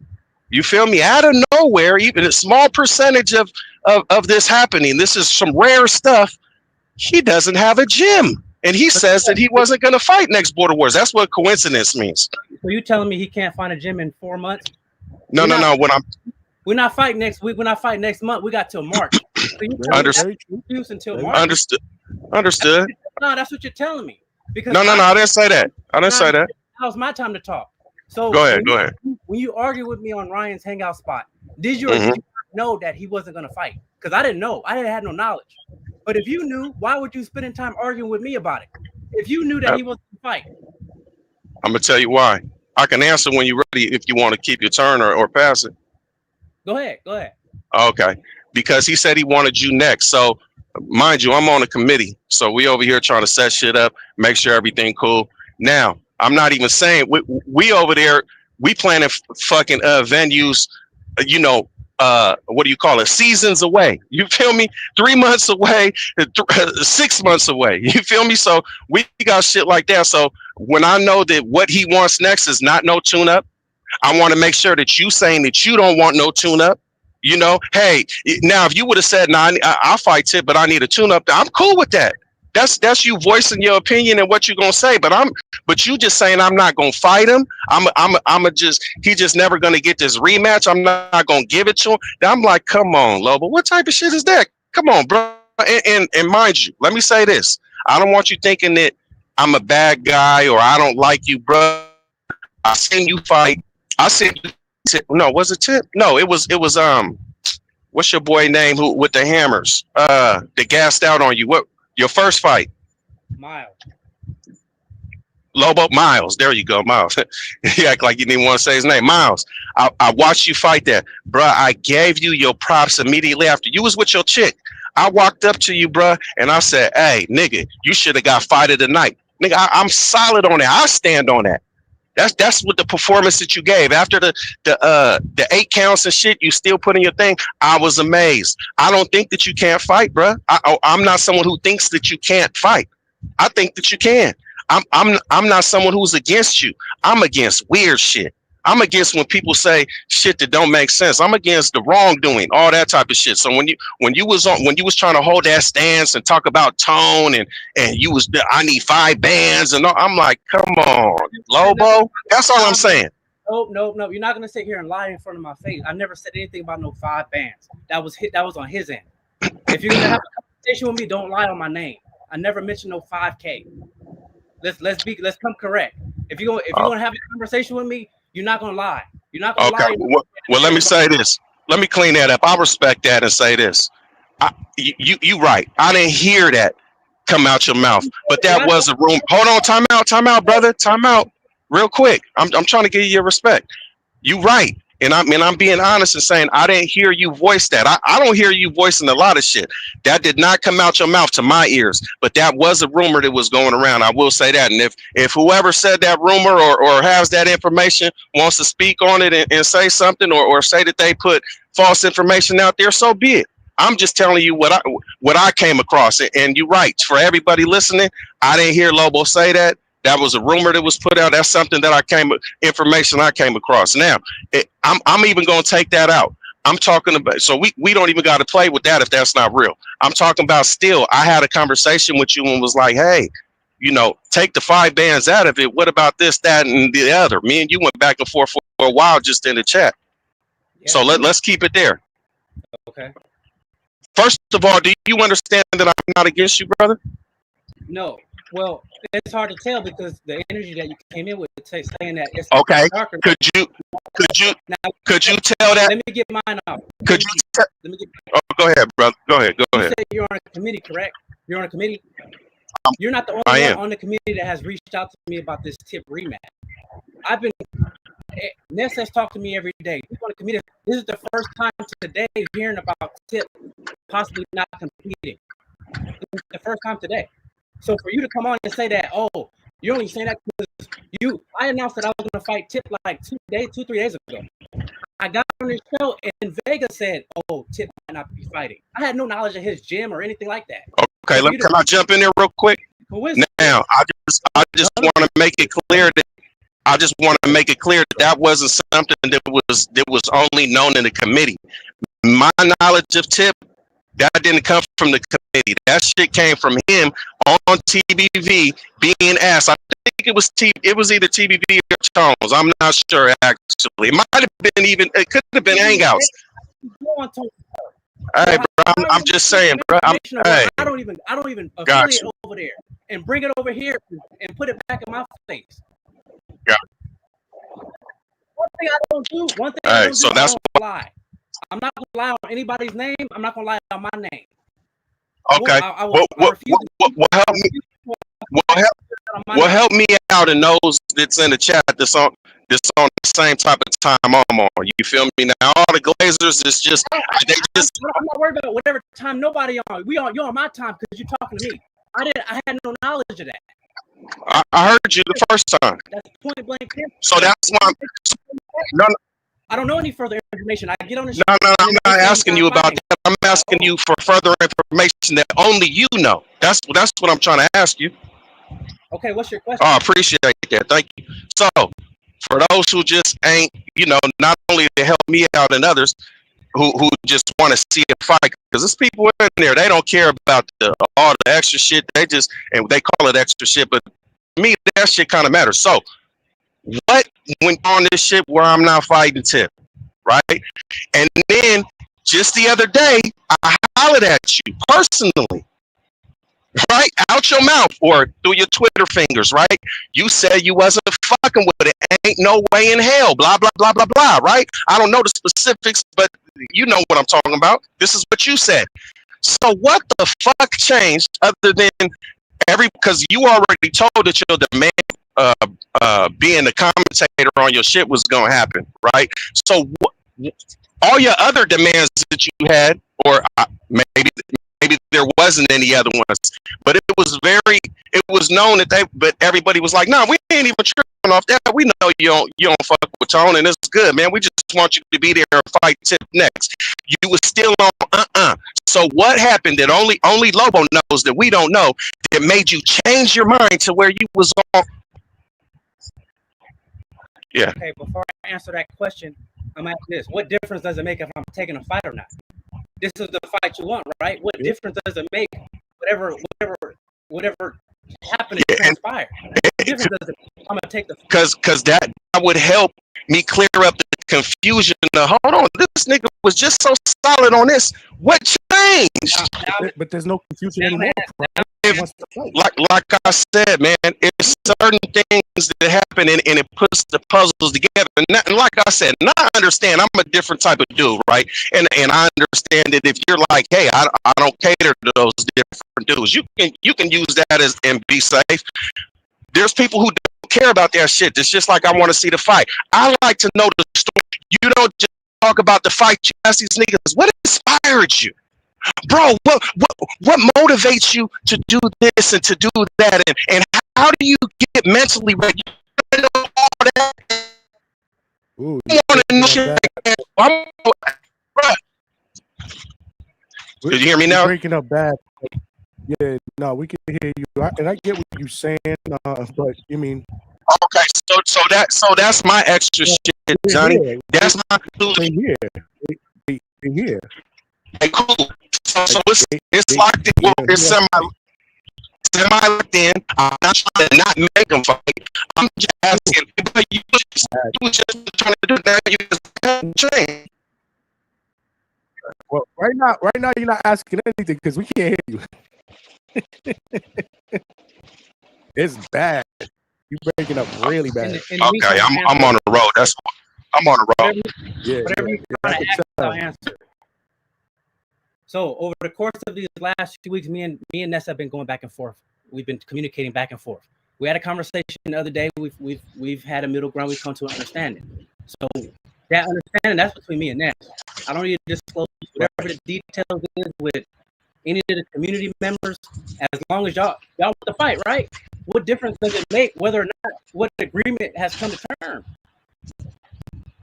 Price was on me the other day on Ryan's spot talking about we want to fight. Yeah, I honestly I don't know what y'all talking about because I didn't watch any of that stuff. I haven't been listening to TV. So the other day I jumped on Ryan's spot. I didn't jump on the panel, but I was in the chat.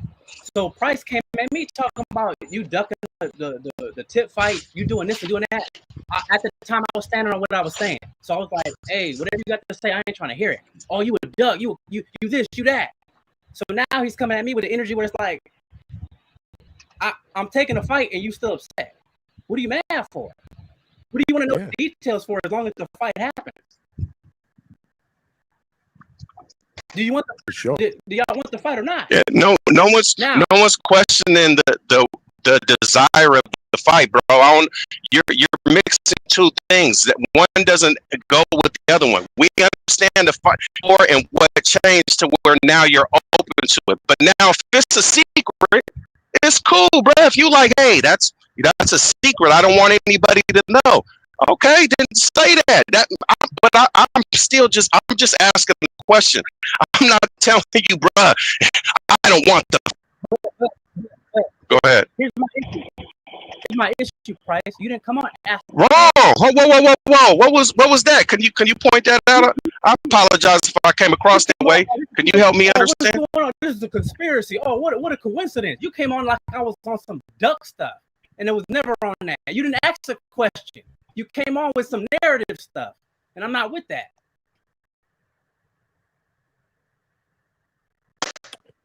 Well, anyway, listen, we're here, man. I didn't expect you guys to go back and forth on that, but we're here. We're here. We're here. Can I chime in real quick? My bad. I don't know what Tip said on what up, Price? But I don't know what Tip said on TBV at all. You know, I do remember, like I was saying before, I remember on the CYP show, he brought up the whole thing about the gym. That I remember. There you go. That's what it was. I know he wants. That was on John. That was on Johnny's it was show. on this, but it's just not on it anymore. It was on here. The thing is, Lobo doesn't tune into every single show, and he's kind of always on his own thing. It wasn't announced until today, I guess publicly, really, that he's gonna take the Tip fight. What do you mean? What fight Tip? So we kind of gotta hold on. Wait. Let me just say what I'm saying, because now everybody's in the chat like, oh shit, he's winning. I want to get into the drama aspect.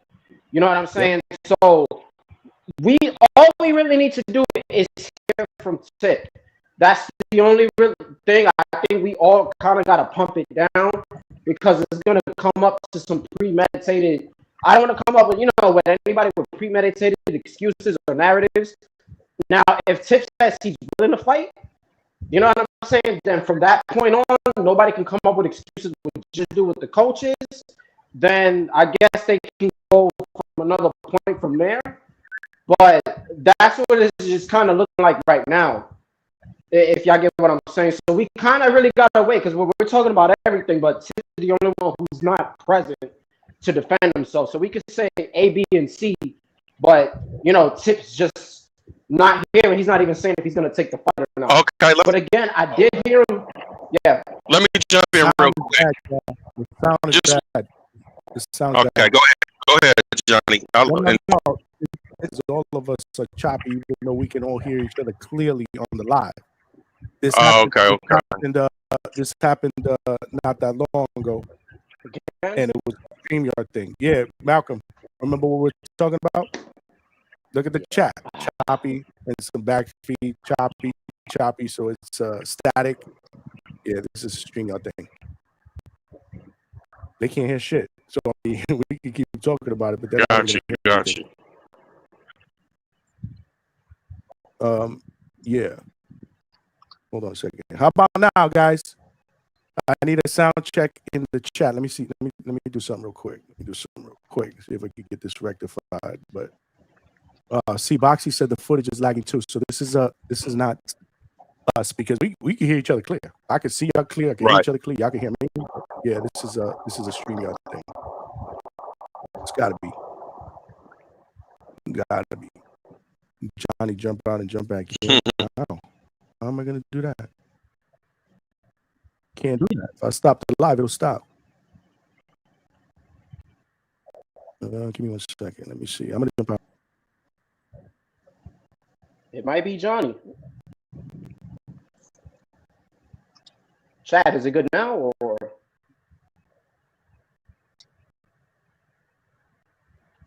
I'm not sure if they're delayed. What about now, y'all? Need a sound check in the chat.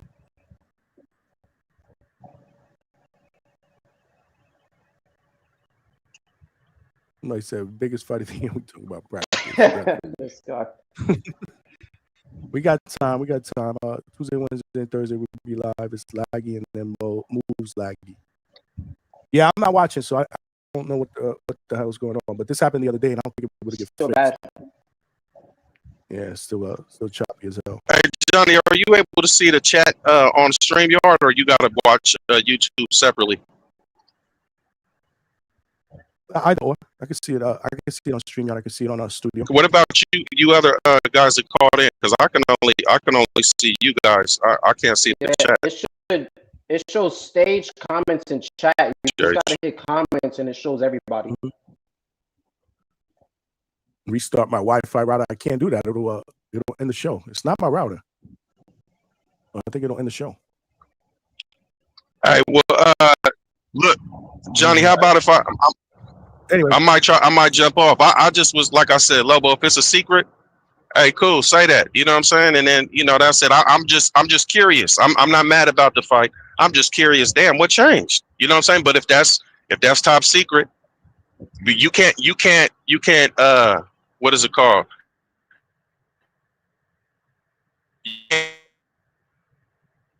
Yeah, price is bad. Maybe it's price. Off then and see if it changed. Sorry, guys. Kill me. Matter of fact, Johnny, drop me off. Yeah, maybe it's price. I don't know. Nigga said try changing the topic. It's true though. Like, they fighting, bro? That's all that matters, man. I say just wait till Tip says something. That's I really said I it. did not want no Plain more and simple. drama here. And look, well, I mean, this is not really drama. It's just trying to Damn, clear it was stuff up. Price. They not saying really it's good drama. now. Is it good now? Damn, Price. Hey man, TBV conspiracy. That might be what it is. Price, you banned, bro. You gotta. In the meantime, let me try to answer his question, whatever he was trying to ask. The floor is yours, brother. If you want to, you don't have to. There's no pressure. I mean, this is not what this is all about. I haven't been on TV in a couple of days. I don't go on the other guy's show, so I don't know what was said on those shows. I don't know what transpired in regards to him not fighting. All I know is that me and Ness were. If Ness knew that he wasn't fighting, we wouldn't have had to. Why would we have the conversation? I told Ness, let's do it. He sent me all the information for the championship, the qualifications for the championship. Let's do it, Orlando, Florida. So obviously Ness didn't know that Tip was allegedly not fighting, or else we wouldn't even be having this conversation. I wouldn't have announced it if I didn't know Tip wasn't allegedly not supposed to be fighting. So that's something that got to get cleared up. Maybe Tip has to provide a little bit more clarity to the situation, but it's unclear what's going on because obviously Ness, the one sponsoring the event, he's all for it. Let's do it, Orlando. So I don't know. Hey, I don't know about what's going on. I mean, Malcolm was the one that reminded me. I actually forgot. Honestly, Malcolm, I forgot about that episode because I deleted it, and I didn't even want to bring that episode up again. To be honest with you, for reasons that I spoke about on Thursday when I apologized. It's over. It's done with. We don't want to deal with that drama shit here anymore. We can talk about border wars. Absolutely. We can hype up the fighters. We can have the fighters talk about their fights. I don't care about that. But yeah, I don't want the bashing and all the other stuff to go on here, man. Yeah. That's not what we're about. This sounds like it's more of healthy. You know what I'm saying? Like, Lobo's Lobo's not disrespectful at all for the most part. Like, well, just not at all. Like, he's not really like that. So I think. Again, I just think we got to wait on Tip. The thing is, I have very sharp memory, and I remember that being brought up. You know, I clearly remember it. Like, I would not get on here and lie. That's one thing I don't do, Johnny. You know me. So we just got to wait on him. You know, if Tip really wants to fight Lobo, and Lobo got whatever demands he wants, and they work something in, this is his chance. You know, he got enough time. It's all the way until March. You know, as long as you got your coach, you could probably find another gym. You know, maybe the sparring won't be the same, but as long as you got your coach with you, then you should be fine. Because that's the only thing I ever worry about. Because you can't go from one coach to another and expecting this to be the same. Because every coach looks at everything different. They got their own ways of training. You know, the chemistry's a little different. So I think that's all we got to wait on. We got to kind of chill. Nobody push no crazy narratives. Like I said before, Lobo doesn't really Listen, I'm pretty sure you don't really jump onto all these shows going all crazy. You don't really listen too much. You'll pop up whenever you need to. And I kind of believe him saying that he wasn't aware of it. You know what I'm saying? Until now, because I'm pretty sure he would have said something about it on Instagram. I'm pretty sure you would have said something. So we just gotta wait on Tip. That's all it is. We just gotta wait. If I had known about it, I wouldn't even open my mouth. I would just stay quiet. Oh, he's not fighting anyway, so what is there for me to say? I wouldn't have any. There's nothing for me to share. I'm not doing this to be popular. I'm not doing this to get views or anything. I came to fight, so I'm only gonna say something if I'm coming to fight. I'm not coming to create no narrative. I'm not coming to duck or dodge nobody or create a false image of who I am. I'm not Mr. Funny. I'm not Mr. Make y'all laugh. I just come to fight. That's it. This whole circus stuff is draining. That's why I took the year off. Dealing with Tip, that whole circus, it was draining, bro. Like I was dealing with him since after Wisconsin. When I had to fight Miles, I was dealing with Tip. The whole circus of Tip. A whole year of dealing with Tip. It's like dealing with a crying baby for a whole year that doesn't grow up. That's all. I hear you, man. Listen, at the end of the day, we'll figure it out, man. If he wants to fight, we'll fight. If not, you move on. But yeah, it's not worth the headache in the back and forth. It really isn't, guys. It's exactly. It's an amateur fight at the end of the day. We're just trying to, this is the community. We're trying to promote it, but we'll figure it out. We got to hear from Tip, and then we'll go from there. But definitely not anything worth crashing out over in the chat, guys. Price real quick. I sabotaged the live, man. Now we're good. Everybody says we're perfect now. I don't know what the hell happened there. What's Committee up? Conspiracy, man. I don't think I got to ask Lobo. Don't say anything, Johnny. Yo, Lobo, who you got with Devin and Norman, man? I gotta ask that question. Please don't tell me the weigh-in, bro. Don't do this to me. Don't do this to me. I want to start off by saying both guys are fantastic fighters. I got to see Devin live when he fought Regis. That dude is that. Have any of you guys ever saw Devin fight in person? Nah. No. That dude is man. I saw him fight Loma in person because I'm a Loma guy, and I saw him fight Regis in person. That dude is outstanding. But with that being said, I've been rooting for Brian since before he was on Top Rank. Me and him have had conversations on the side. He's actually giving me pointers on how to increase my stamina. So my stamina in the Border Wars is thank Brian for that because he gave me a lot of pointers. So I'm gonna go with Brian. Damn it. Love it. You can't add nobody else to your list. Yeah. We still cool, Lobo, but god damn, man. I should have seen it was going there with that because he gave Devin mad props in the beginning. God damn it. No, but it's all good. I don't want to bash either. I've seen Devin in person, but it's like at 47, we got a very small sample size of what we don't know how he's coming. We know Brian got. I don't know. And you see, like, if you look at both fighters, whose stock is rising right now? Who's at a higher? Dude, Norman's the betting favorite. I put on Yeah. Oh no, he's Devin's the underdog. I put in a bet and I looked and then Devin was plus money, which I was surprised about. And there's a reason for that. It's somebody's stock is rising and somebody is just, I don't want to say just dropping, but it's kind of remaining base. Like we don't know off of the Jose Ramirez performance. We have no idea how he's coming. We'd have no idea. Now he looks good in training. He looks phenomenal in phenomenal shape, flexing, doing all the things he needs to do. But man, he was looking phenomenal when he fought Ramirez, and we saw how that happened. So correct. This is a what have you done lately for me world that we live in, especially in boxing. So you can only go by the momentum. So it's no secret that the momentum's on Norman's side. I'm not saying he wins the fight because of that, but there's no secret. And to Lobo's point, that's why he's the favorite. But it's this is why we fell in love with this fight when we first heard about it, because of the intrigue factor, right? What he brings to the table, which supposedly is Norman's kryptonite, what Norman brings to the table, which is supposedly Devin's kryptonite with the power.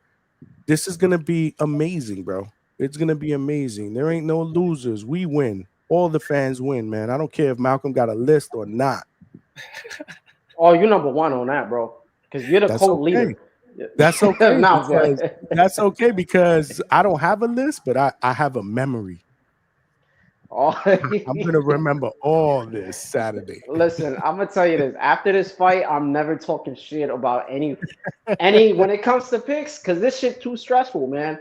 I do this shit all the has time. gotten y'all made it stressful. I'm good.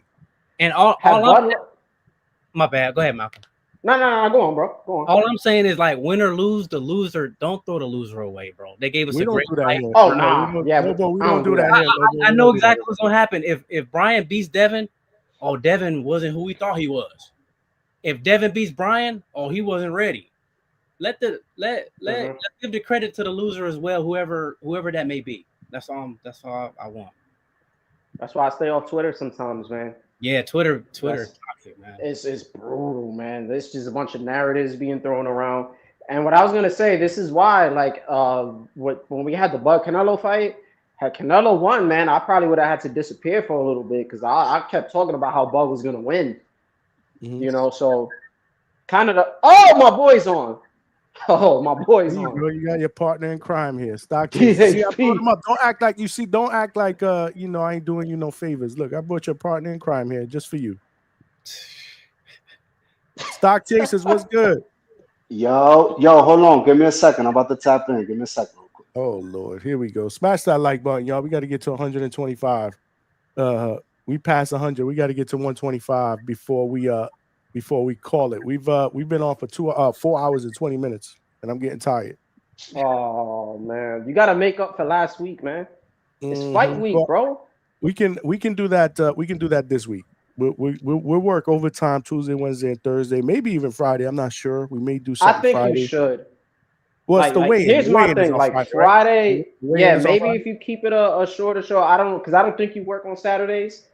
Nah. Maybe if you keep it a little shorter, but the weigh-in is like the one thing because everybody, Ryan, everybody, I got to see the weigh-in. So yeah, we kind of need that. And if Devin fills out, or both guys fill out, or somebody look bad, we can figure that out. Yeah, for sure. That might be the right thing. I know Thursday is the final press conference, so there's going to be plenty to talk about depending on what's said, face-offs, right? Because they do face-off in the pressers, right? And in the weigh-ins. Yeah, they face off at the pressers too. So yeah, we'll have plenty to talk about. Thursday will be a final prediction, or again, we'll probably have to do something Friday for the weigh-in. So whatever, we'll work overtime this week, man. I say that to say we will put in the hours this week, man. It's gonna be crazy. It's gonna be crazy. But Johnny, I'm actually about to jump off, bro. I gotta go for a run right now. Yeah, no, for sure. All of us, man. We're about to jump off soon too, man. It's late. Shout outs to you, Johnny. Shout outs to Stock. Stock, hold the torch for me, bro. You feel me? And Lobo, it's a pleasure, bro. I never, you know what I'm saying? You're just never really on here. If you ever can, I know you're not a guy that really call in. Just try to jump on a little more, besides the border war stuff. Try to like push them to the side, you know what I'm saying? But yeah, just call in and talk some boxing sometimes, bro. Yeah, but man. Glad that you're back. You feel me? Shout out to the community, man. DH fucking P, man. Let's best get it. jab in boxing, best dressed in boxing, fanboyed out. I don't care what y'all niggas say. You feel me? Shout out to Devin, man. We about to take that W, man. That's all I gotta say. Let's get it. Salute, Malcolm. Salute to Malcolm. Yo, Lobo, what up, man? What's up, Stock? Lobo, we got. Yo. I don't know. I'm gonna let you. Tone wants to jump in here. I don't know if you want to hang around. Nah, he jump on. I'm out. Oh, that's two. You talking about two tone? Yo, anyway, man. Yo, Lobo, man. Listen, you know where I'm at. I say, yo, give them what they looking for, man. You know what I'm saying? You did it once. What stops you from doing it twice? I'm pretty sure, but you got your own things going on, so I'm gonna stay out of that. That's not my business, bro. I respect as a man. You do your thing, bro. Thank you, bro. He's trying, brother. He's trying to make that happen, man. Yeah, He's trying to make that happen. I'm trying. That's a fact. But yo, real quick, because I'm in and out like a robbery. Johnny, we almost there. It's Monday. It's already Monday.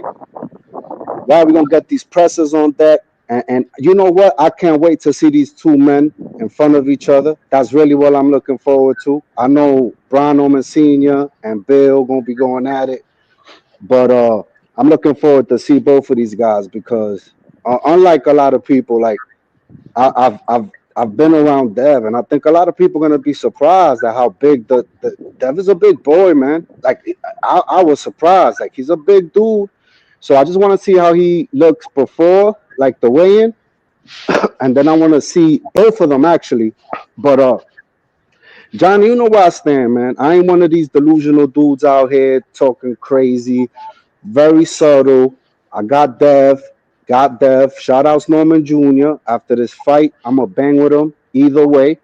I just think, Dev's gonna come in and he gotta be the best version of himself, right? Like, and because I know Norman Jr., he ain't coming to play, bro. And people talking about, oh, he jumping rope in the parking lot. Bro, I look at that as somebody that's a dog, man. That's a dog, and you can't measure someone's dog, bro. You know what I'm saying? So Dev gonna have to bring his inner dog with him, because if he don't, it's gonna be a long night. But I think he will. And you already know, man. I'm gonna keep tapping in. I'm excited. I just can't wait for these pressers. Yo, Lobo, salute, bro. You keep doing your thing, my brother. Johnny, I'm gonna holler at you. Be easy. All right, my brother. Stock chasers in the building. Appreciate you, man. It's gonna get crazy. It's gonna get even more intense as the week goes by, man. Because we've been talking about this fight in particular for the last I don't know, 4 months since July, and we are here. We are less than a week away, man. It's gonna be dope, man. It's gonna be dope. But yeah, Lobo, I got roll out too, Johnny. Yeah, I appreciate you, my brother. We'll keep you posted on what happens. Once we hear from Tip, we'll figure it out, man. Yes, sir. Thanks for having me on. Always, man. My man Lobo was in the building, man. Salute to Lobo. We got Two-Tone the Superstar here. What's good, champ? And Trini Bronx in the building. Smash that like button, y'all. Can y'all hear me? Is this Two-Tone or is this not Two-Tone? Trini, can you hear me?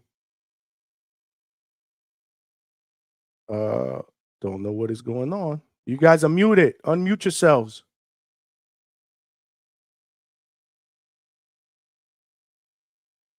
Can you hear us in the chat, y'all? Can y'all hear me? We can hear you.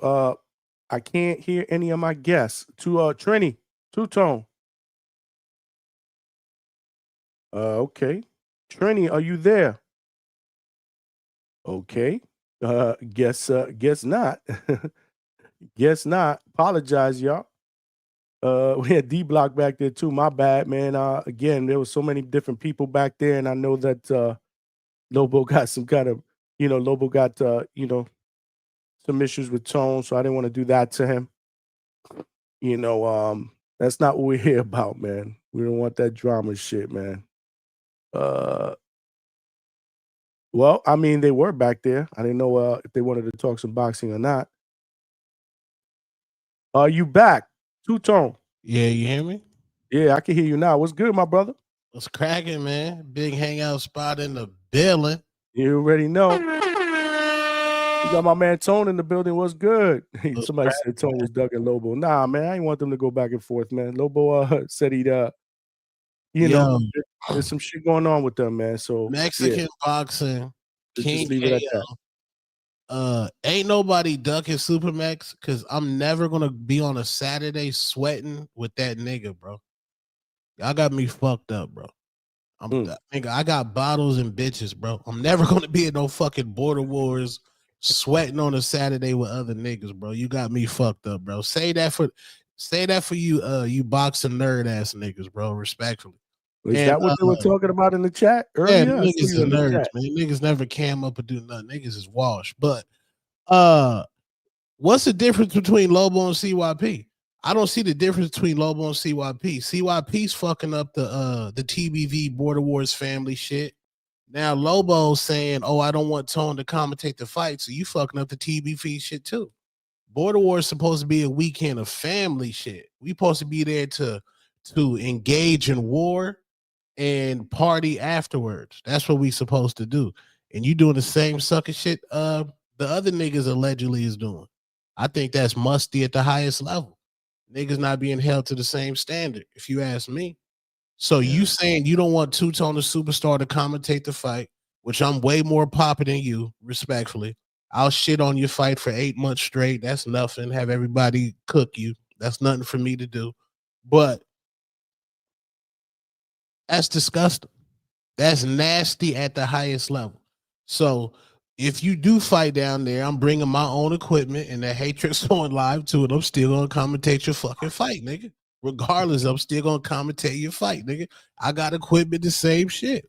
I think that shit is nasty. I think that's musty. It's supposed to be about family. And I think you was emotional over an amateur boxing match where none of you niggas is getting paid at all. And to tell you the truth, I don't give a fuck if you or Tip win or not. I don't give a fuck about Tank or Ryan. I don't give a fuck about none of you niggas. I care about boxing and niggas running the squabble, bro. Respectfully. And you in Arizona, nigga, you got us looking weird out here, bro. That shit's weird.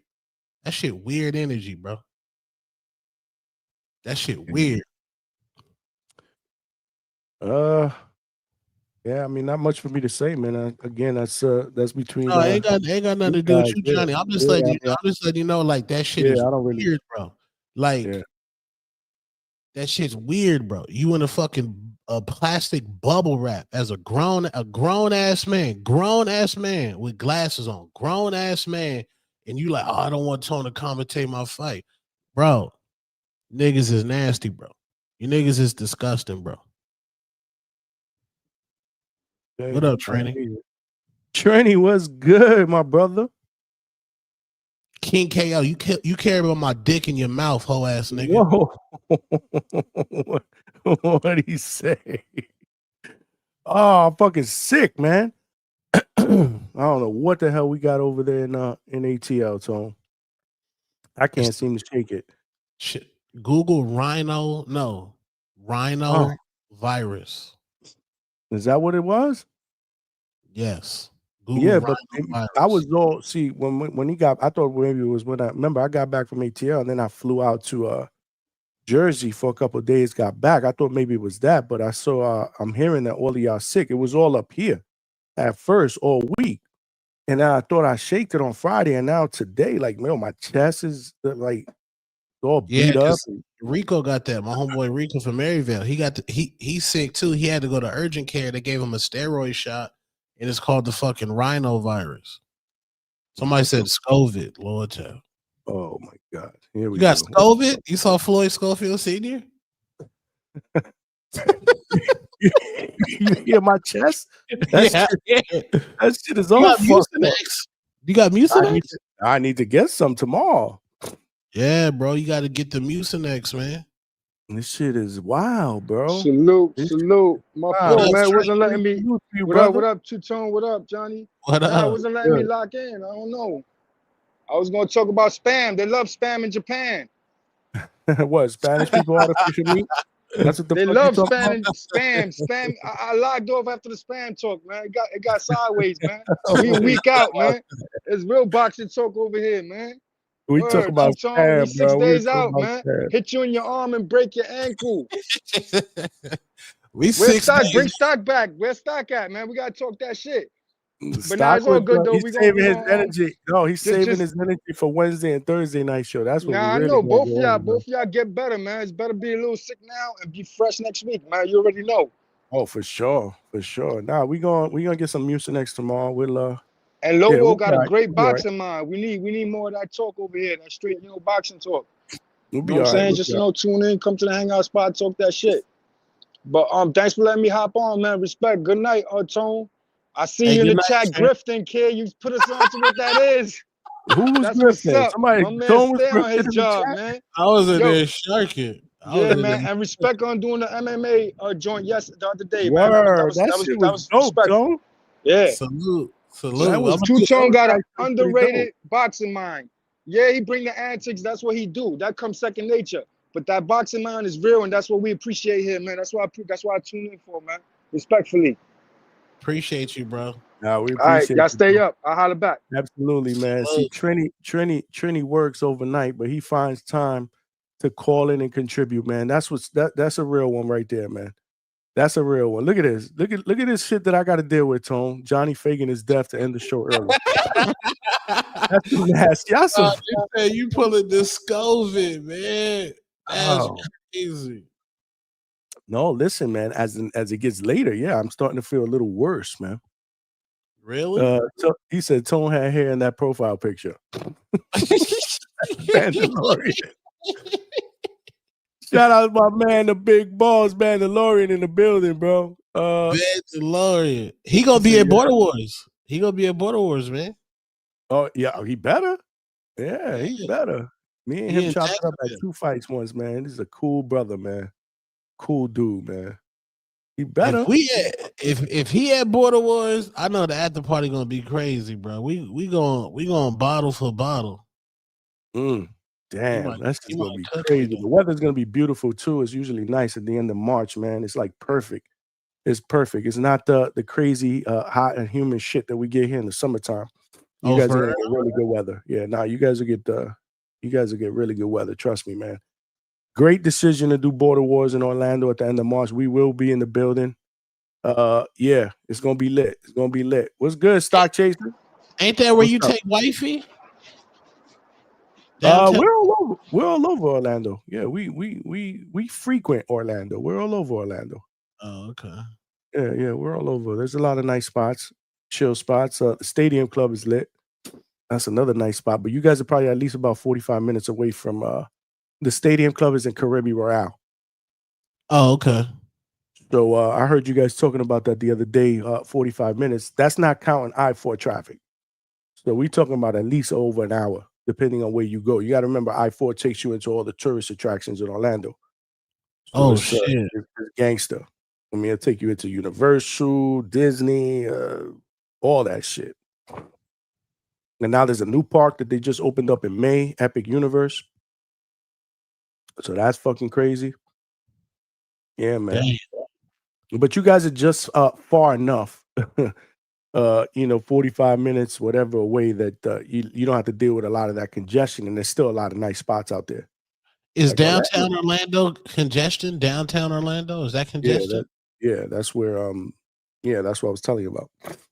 You going into like Disney Springs area and all that shit is lit, but I drive International Drive, all that shit. Where's a lot of tourist shit, it gets a little, crazy. But it depends. Like I said, you guys are coming at the end of March, so it's really, really not trying to think. Really not that bad of a time. There's worse times to come in Florida, but I mean, it's really never a good time here. This is all year round. People come out here for vacation and the parks and all that shit. Boxing. Johnny, how long was I backstage? For a minute. Yeah, Lobo was on. Johnny didn't what the fuck. That's Johnny's platform. He didn't want no arguing. I respect it. Well, I didn't want to put him in a position. You know what I'm saying? Like sandbag. You didn't want to sandbag him. Yeah, exactly. I didn't want to sandbag him. I didn't want to do that. Yeah, he didn't want to get sandbag him. I've had so much drama here the last month and change. I'm like, you know what? We got to cool out with the drama. There's so much fucking drama here, man. Yeah. You got, and some of that drama is offending people. And I don't want to be that dude. You know what I mean? Y'all know. I keep it a buck. Yo, what's good? Yo, what's good? Yo, let me holler at Two Tone. Yo, Two Tone, what up, man? He's here, holler at him while I go to the bathroom real quick. Go ahead. Do your thing. Do your thing. Yo, I done missed a couple lives, man. You've been changing the times up and shit, man. Yeah, we back to 6, man. What time you usually watch it? At 6 in the evening? Well, you was doing the like 9 type shits, and then you moved it up like probably a couple of days ago. I mean, I caught the live with Scooby, the Eubank joint. But I ain't catch today's joint or the one last night for the UFC joint. UFC? Oh yeah, that shit was crazy. That UFC shit was crazy. Yeah, you was able to see the scrap like live because I heard Dylan Dennis was in there fighting. Shit got wild in there, no? Hook, yeah. What's that nigga name? Khabib and them crew. They was cooking Dylan Dennis, man. They was this man. I seen the video. Yeah, that shit look wild in there. Bro, when the grand arrivals? Tuesday? Yeah, Tuesday. I think Tuesday. Yeah, yo, Tuesday, I I'm can't wait. doing open work. I'm sure they do an open workout on Wednesday. Thursday is the final press conference. Friday is the weigh-in, and Saturday it is motherfucking showtime. At Wait, 5 so the o'clock, first right? off is Tuesday. What's up? The first face off's Tuesday. Oh, the first? What you mean Tuesday? Well, that's the what you call it? Grand Arrivals. Grand Arrivals. Yes. So Grand Arrivals. Devin They do and face-offs? I didn't know Brian. I don't think they do face-offs in that. I think they do separate interviews. Do they do face-off? No, I didn't know I that. thought Blood and Canelo did a face off. You might be right. Yeah. I don't know. Ooh, man, the wind. You got. Yeah, hold on, yo, Two Tone. Who you? When we gonna expect their pick, man? Because I gotta know who Two Tone got, bro. I gotta know. I'm making my pick after the press conference. Oh, child. Oh, after that. Okay. I gotta hear the energy. I gotta hear the energy. I gotta hear with Bill on, with Senior. I gotta hear that. I need to know if it's gonna be vibes in there, man. You need to know if there's gonna be vibes. What if I tell you I could bring somebody in here right now that could give you some vibes? Oh. What you mean, who? What you mean, who? Hey. What you mean, who? What's my name, bro? What you mean, who? Senior in the building. Hold on. What's up? What's up? What's up with you, man? What's up with you? Look at you. You got your headphones on. You fucking chilling in Saudi. I like that. I like that hat. I like that hat. Though.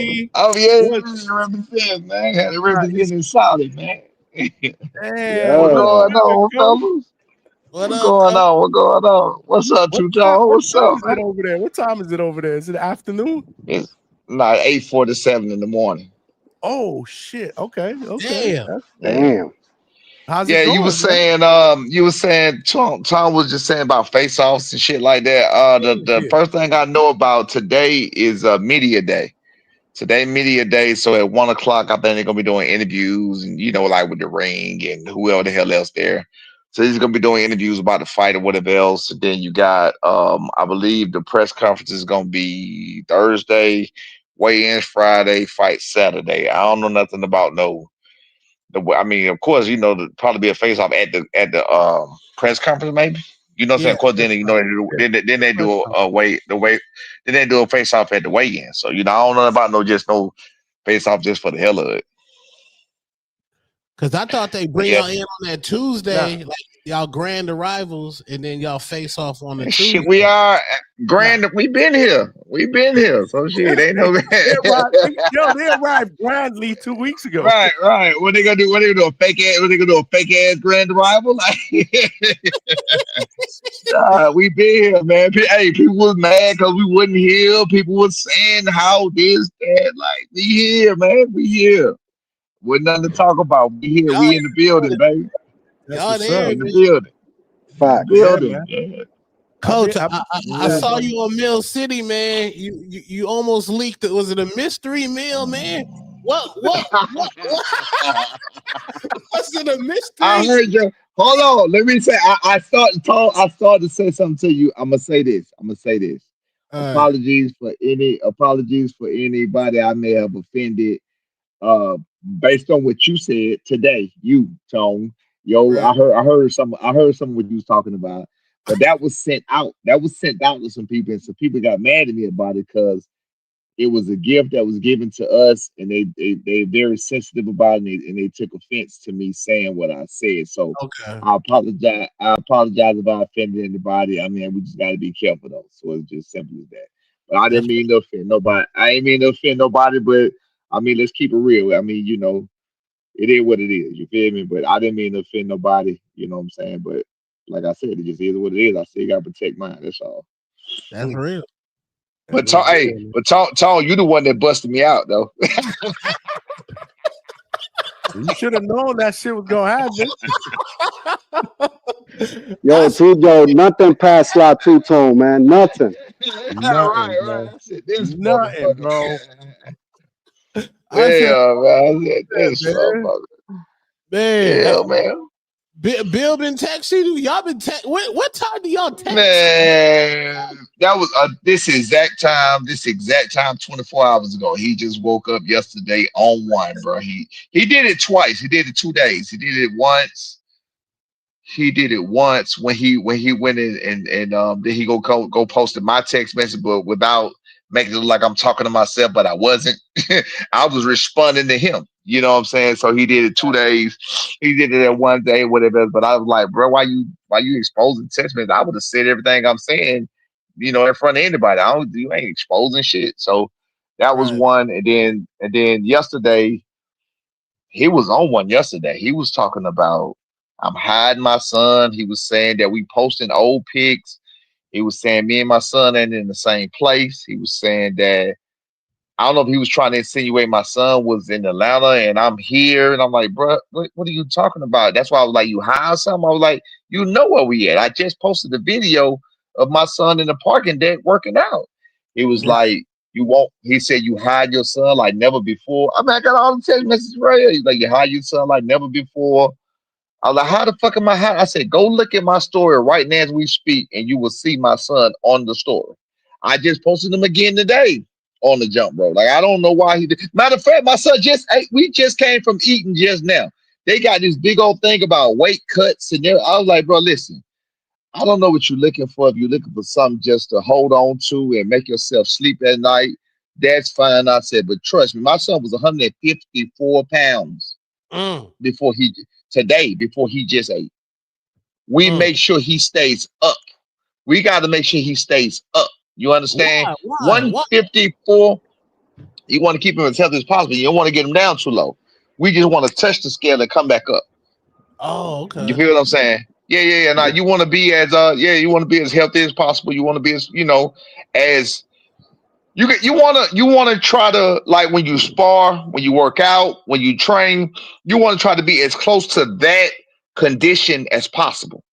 You feel me? Like, why if you don't never fight a fight at weighing 147 pounds, why would you get in a fight that night weighing 147 pounds? You're never 147 pounds. You're never 147 pounds when you're sparring. You're never 147 pounds when you're hitting the bag. You're never 147 pounds when you're doing anything. So you want to be as close to a weight that you've been when you train. He's been 156 training. He's been 158 training. He's been 160 training. So if he go for 147 to go to 158, that's fine. If he go for 147 to 156, that's fine. If he go for 147 to 162, that all of those are fine because he trains in those ranges of numbers. You get what I'm saying? Right. Yeah. So that's how I look at it. But I'm gonna say this: whoever's been paying attention will know that you guys fought. I think it was in June, right?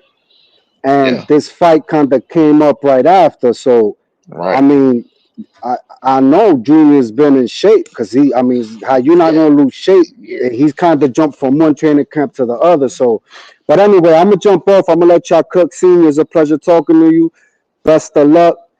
You know I got that, but at the end of the day, I told you I'm still riding. I'm still riding with y'all. It don't matter after the 22nd, but you be blessed out there, brother. I'm hollering at y'all. Two-tone, Johnny, be easy. Be easy, brother. My dog. He said after the 22nd, I'm riding with y'all. Hey, I got a question. Did you see what I just sent you a minute ago, Johnny? Let me check. I probably sent it on my other phone. You see what I sent you? Now what's crazy? I sent it on my other phone. What's crazy is I peeped this. I peeped Bermudez doing this, but I didn't. I peeped this, but I didn't peep the other thing. So I was like, damn. I wonder what that was about. Was that like it's okay? I don't know. I don't know. I mean, he hasn't been on here. I saw it. I know. Yeah, I just opened it up and I did see this. But of course, mad people send that to me, so I saw it. Yeah, I saw it earlier. I saw it. I saw it live as far as the shaking of the head because you couldn't miss him. You couldn't miss Bermudez being right there. So I saw that part live, but I never saw until the dude pointed out Kurt Scooby looking at him. I didn't see that because just watching the screen. Of course, my eyes fixated on Bermudez because I'm looking dead at Bermudez. You understand what I'm saying? So I'm like, well, Right. shit, they go coach. So I was like, they go coach Bermudez right there. He was shaking his head. So I didn't think nothing of it. But then when I just saw what I saw when the dude pointed out, because I can't see two things at one time, you know what I'm saying? As I rewind, look at it, and dissect this shit. So I'm like, what the hell? That is kind of crazy, though. That's crazy. I can't. Wait, that video got deleted, huh? It's a deeper, darker criminal link. Man. I was just about to say that. I don't think it's that video. Which video you before talking you about? said that, Tone, I was just about to say what you just said. A deeper, darker criminal link. I just sent it to you. Look, before I ever text you and said send me the link, it didn't get deleted though. It did not No. get deleted. No. I sent it to you, your phone from my. You're looking at it. All right, that's what I'm telling you. It didn't get deleted. I'm looking at it. Who said it didn't get? Who said it got this? Who said it was deleted? I didn't. But Tone's talking about something else. You talking about supposedly Run that back and forth that went on between Bermuda. Run it. I'm saying we got. Listen. The good thing about what we doing. Look, the good thing about what we doing out here on these YouTube streets, what Johnny doing out here on the YouTube street is we got direct. You got direct access to Coach Brian Norman Jr. Brian Norman Sr. You got direct access to Coach Bermudez. You have direct access to these people. Bill Haney, you have direct access where you can ask these questions. See, it's only fucked up when you have these so-called uppity coaches that don't want to be seen, don't want to be talked to, can't answer no questions or whatever else. They fucking up the game. Now, we out here on these streets, we seeing what's going on. We need answers. Play the clip. What's the clip? Play that clip, man. Play the clip. We need answers. Play the clip. He said play the. All right, hold on. Let me cue that up. He said play the clip. Roll the clip. Roll it. No. I like Kurt. Well, I don't know him. You know what I'm saying? But I don't have a problem with Kurt Scooby. I don't know him personally. Yeah, I don't know him personally. That's my first time ever seeing him fight, but I had heard about him. And I don't have no beef. But I didn't even know Kurt Bermudez trained Kurt Scooby. I didn't know anything until I saw Kurt Bermudez in the ring during the fight. I said, well, that's damn Kurt Bermudez or whatever. You know what I'm saying? So I didn't know. You know what I'm saying? So it's not nothing against nobody. But I was looking at certain things, like the way he was fighting when he first came out. I'm like, damn, bro, you ain't doing shit. And then after he lost like 4 rounds, Tone, am I lying? But you know I'm a realist. You know I tell the truth. I can't do nothing but speak the truth. Wait, after 4 rounds, was he trying to tire him out or something? Because he wasn't throwing no. That's what I'm saying, Coach. So not Coach, but that's what I'm saying, Tone. So look, I'm like, hold on, bro. 4 rounds, and he obviously listens. And this is shout out to Coach Bermudez. He obviously listens, and shout out to Kurt Scooby. So right. 4th round or end of the 4th round, 5th round, Coach say it's calm as hell. First of all, I'm not gonna be in that calm in there. My fighter done got his ass whooped, whatever you want to call him, or he got beat for 4 rounds. We ain't doing that. Not no 12-round fight. You done gave up 4 clear rounds. We ain't doing that. And I'm just that calm. I'm gonna be cussing your ass out. I'm be telling you what's this. I'm be telling you what's that. So Coach came in, cool as he could be. He's like, all right, that's good. He asked him a question. He's like, yeah. And then he's like, all right, now what I want you to do is I want you to be a little bit more offensive. Bro, you should have told him that shit 3 rounds ago. You feel what I'm saying? Like, bro, come on now. You should have told him to be more offensive 3 rounds ago. The man went in there on 2-week notice, man. Flew across when he told him, so understand this, Johnny. When you do shit like that, you got to be ready for what comes with that. Don't accept that kind of shit if you ain't ready for that kind of shit. You can't make that excuse now that he went in on 2 weeks notice when you know what you signed up for. You signed up for a 12-round fight. I'm not saying they said that. No, I'm just saying me personally. Like I'm taking into consideration as a fight fan. So you take it. So you take consideration as a fight fan. So he shouldn't have been able to throw no damn punches in round 1, 2, 3, and 4. No, listen, I'm not saying that either. I was watching the fight and I'm like, damn, bro, you gotta let your hands go, Scooby. He didn't let him go at all. He didn't let him go at all. So then Coach Bermudez came in there and told him exactly what to do and he came out there. I think it was 5th or 6th round, whichever round it was, and he started letting his hands go a little bit. So I was like, "What the hell? What kind of shit is that? Why would you not letting your hands go at all? 1, 2, 3, and 4. What was that about? You feel what I'm saying? Was you too tight? Like, what was that about? We need answers. Why would you go out there? You can possibly knock a man. Don't you understand how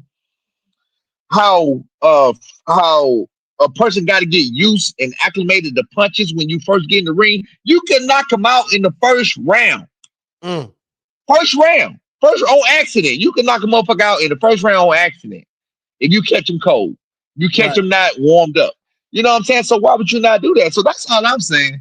Again, I'm a realist. Shout out to Coach Bermudez. Shout out to Kurt Scooby. This ain't no slight towards now one of them. You feel what I'm saying? I told you, I'm down with any true fighter, any true boxer that get in the ring, put his heart, sweat, and tears on the line.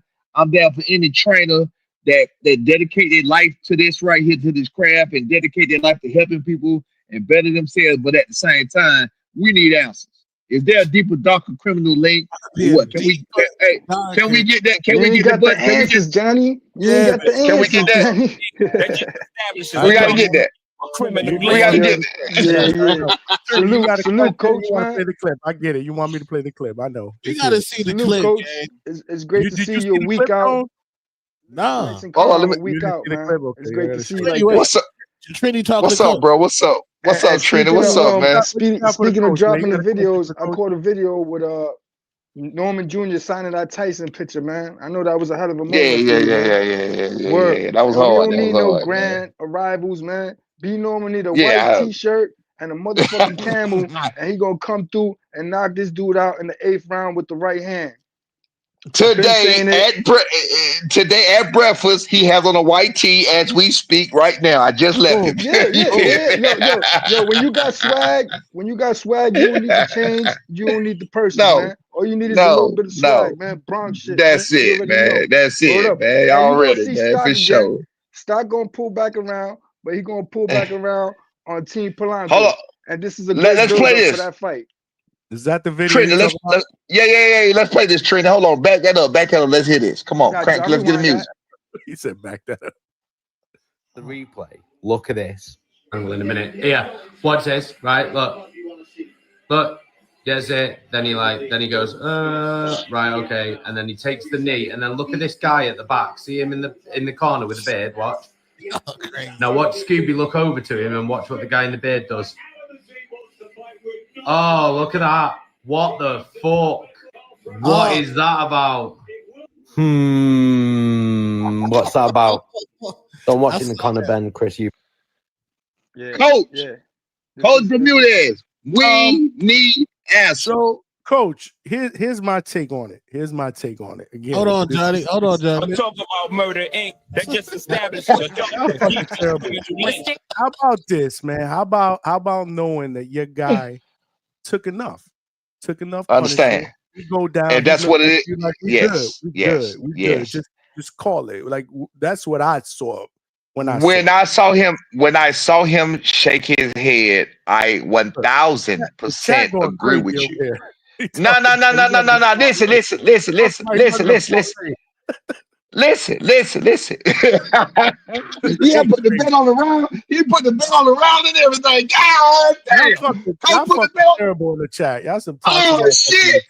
Coach put the bet on the round. Oh, that's a real hit the button. Hit the button. Hit the button. Hit the button, Cole. Hit the button. What the fuck y'all doing, man? This is the build-up. This is the build-up I need for my ATL homecoming fight. I'm trying to go Word. Butter after. I hear you. Keep it going. I see what you're doing, Coach. You're looking at the comp ahead of time. B Norman can't do that, but you can. I see that. Right. Yeah, for sure. Absolutely. Hey, man, check it out, though. Now, all bullshit aside, I ain't even think about the parlay. I ain't think about the betting sites. That's what he does. Come on, bro. Boxers can bet on themselves. I remember when Bernard Hopkins fought Tito Trinidad. Yes. I paid $100,000 to put Golden Palace on his back. And he bet and he bet that shit. Yes, sir. He bet that shit. Yes. Manuel LG said, yes. Y'all messy. No, I'm saying, listen. This ain't I'm messy. not. That other shit a half an hour ago was messy. This is real boxing talk. What happened an hour ago? Hey, he said, "Coach C." Nah, y'all. They say they split it the parlay. That's crazy. They say they split the parlay. Y'all making me fucking choke over here, man. What's wrong Hit with the y'all? track one more time, Tone. Hit that track one more time. One more time, Tone. They Here we split go with the fucking parlay cold up. shit. They was splitting the bread up. That's crazy. Let's talk about Murder Inc. That just establishes a bro. criminal link. Bro, listen. Hold on, Johnny. Can you hear us out? Hear us out. I'm with you. First of all, when I initially saw it, I saw Chris Bermudez shaking his head. I felt the exact same way you did. He was shaking his head, acknowledging it's okay. You tried your best. You did enough. I thought all of that with you until I just saw the video I just sent you because I didn't see Scooby look at him. He looked at him and he did kind of wink his fucking eye. He looked at him and he kind of winked his eye like, bro, what the fuck? No, you feel what I'm saying? Where was the diabolical? Listen, let me ask you a question. Any fight you see any fighter down, I mean, I know Curtis Bermudez may not have this temperament or whatever else, but anytime you see a fighter down and not doing what he need to do and not, do you know the energy that comes from them coaches? We be cussing our fighters out. We be egging them on. We be begging and pleading and explaining the importance. And this is your life, and this is your big opportunity. This is your big chance. We're giving them a whole motivational speech in the corner. We didn't see none of that. So again, I don't know his temperament. Maybe that's just his temperament. But when you add the Scooby looking at him and you add the context of the wink, it does not look good. That's all I'm saying. I'm not accusing them and saying that's what it is. I'm just saying I'm just like you. I didn't see that at first. I saw Coach review that shake his head. I saw the whole thing. I was like, he just acknowledging it's okay, son. You tried your best. You did your thug fizzle. You did what you could do. It's all right. But then when they go back and show Scooby looking at him and then I wait, I'm like, oh shit. So what can we say, man? We need answers. That's all I'm saying. We get them on here. We'll get some answers, man. We need answers. We need answers, man. We need answers. We know what the answer's gonna be, but we need some real answers. So we need answers, goddamn. That's what we need. The chat is fucking terrible. That's all I gotta say, man. I'm saying, are we live? Chat. So y'all, are we wrong? Chat. I can't see the chat. Are we wrong? I didn't say we wrong. Put the vote up. Nah, chat. Put the vote up. I asked the question. I'm just asking a question. All I'm doing is asking a question. Coach, I love you. I'm asking the question. Terrible. You are terrible right now. I need a poll. Can we get a poll? I saw the poll about Devin. I voted on that too. I think Conor Benn should get the winner. Devin Haney Brown. No. Can we get a poll up? We got that poll. Can we get a poll up? Do y'all think it's a deeper, darker? Can y'all think it's a deeper, darker criminal link, or y'all think it was just innocent? There ain't no poll. Look at the fucking chat. They cooking. You got the fucking chat cooking over here, bro. It's just fucking crazy, bro. I need to know what we think, though. What they think? But what we think, though? What we at with it? What we? I mean, if I'm tripping, I'm tripping. I don't mind. Look, I don't know everything. I don't mind people giving me a different point of view, just like my man's who just put that video out gave me a different point of view. What round was that? That was the 12th round. That was the last round. Nigga, that's a killing. He will make a fucking killing if you bet the fucking round. Oh my God. DraftKings. Look, DraftKings, you know, if you do DraftKings and that shit going up and it don't look like you can get slopped, like you taking it like it's gonna go 12 rounds, you know, that shit goes up as you doing. And you hurry up and throw that money on that motherfucker at the last minute. Oh my God, we in the game. Damn. We in the game. We in the game. I'm just saying. You know what you're doing, right? Two Tone's next show is gonna be crazy. I'm just saying. Whenever Tone quiet, you know that. Oh Lord, that next show gonna be crazy tomorrow. The Hatrix is the pot for this kind of bullshit. So I already know what the Hatrix is. You know what I'm saying? I already know this right up his motherfucking alley. I can hear him now. Lord, hey, Lord, child. Exactly. Lord, child. Lord, Lord, people child. talking criminal link. We need answers. Blah blah. Yeah. We need us. Lord, child, we need answers. It's not. It's it. Lord Yeah, that have needs to be mercy, bro. We out here. investigated. Make sure you smash that like button. We here That with needs to Coach be investigated, man. We What's good. going Bro, on? coach took his betting. It seems like, I'm just saying, but it's Stop. one. It You seems put like, that I'm shit out just there, man. saying. I'm not. I'm sorry. You're right. I'm not. I'm sorry. You stop. I didn't say You that. always I do didn't it. do that. I didn't do it though. Somebody in the chat did that. Somebody in the chat said But the you parlay. repeating it. They And you brought know that. they're gonna clip They that brought shit. that You shit up. repeating it, and you No, know people gonna clip that shit. don't be clipping that shit. Clip this. I ain't said shit. How about that? Clip They ain't gonna clip that. They're not that. gonna clip that. That They was gonna so you know what they're gonna clip. I'm just telling you, look. I'm looking out for you.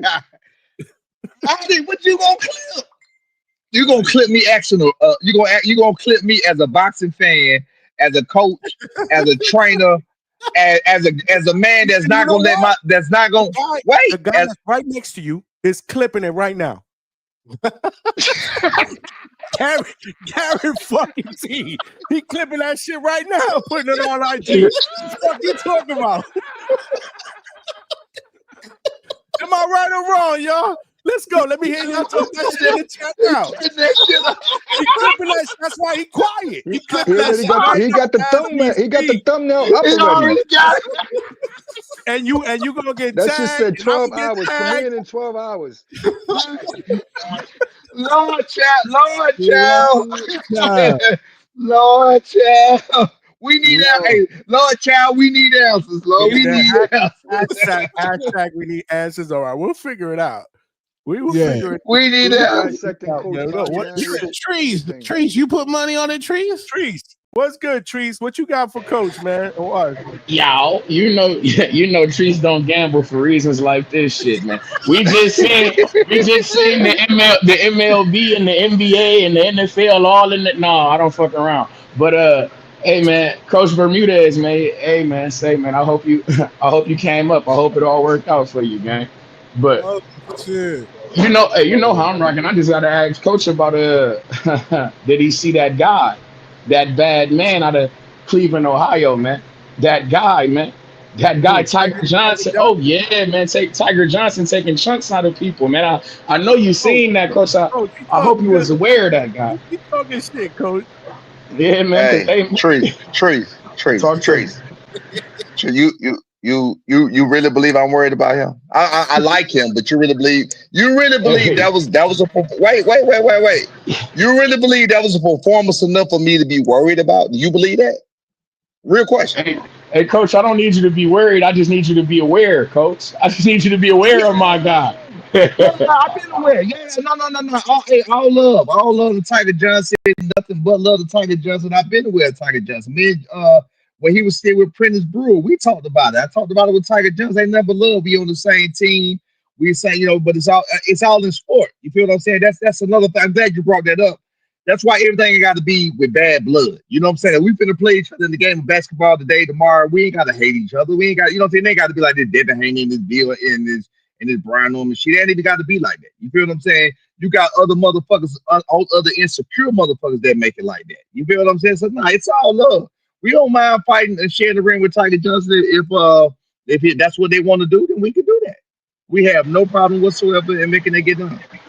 I'm intrigued in that, especially if you find a way to get through that guy with feet so sweet that they got to cheat to compete, Coach. So it's like, I don't know. You see me? I don't know, man. As long as you can make it through this guy, Coach, you know how I'm rocking. Hey, whether it's destruction, domination, decision, we rocking with Devin Haney. I like him. I like him a lot. Hey, listen. I'm gonna tell you like I told his daddy. I'm gonna tell you like I told his daddy. I told everybody else.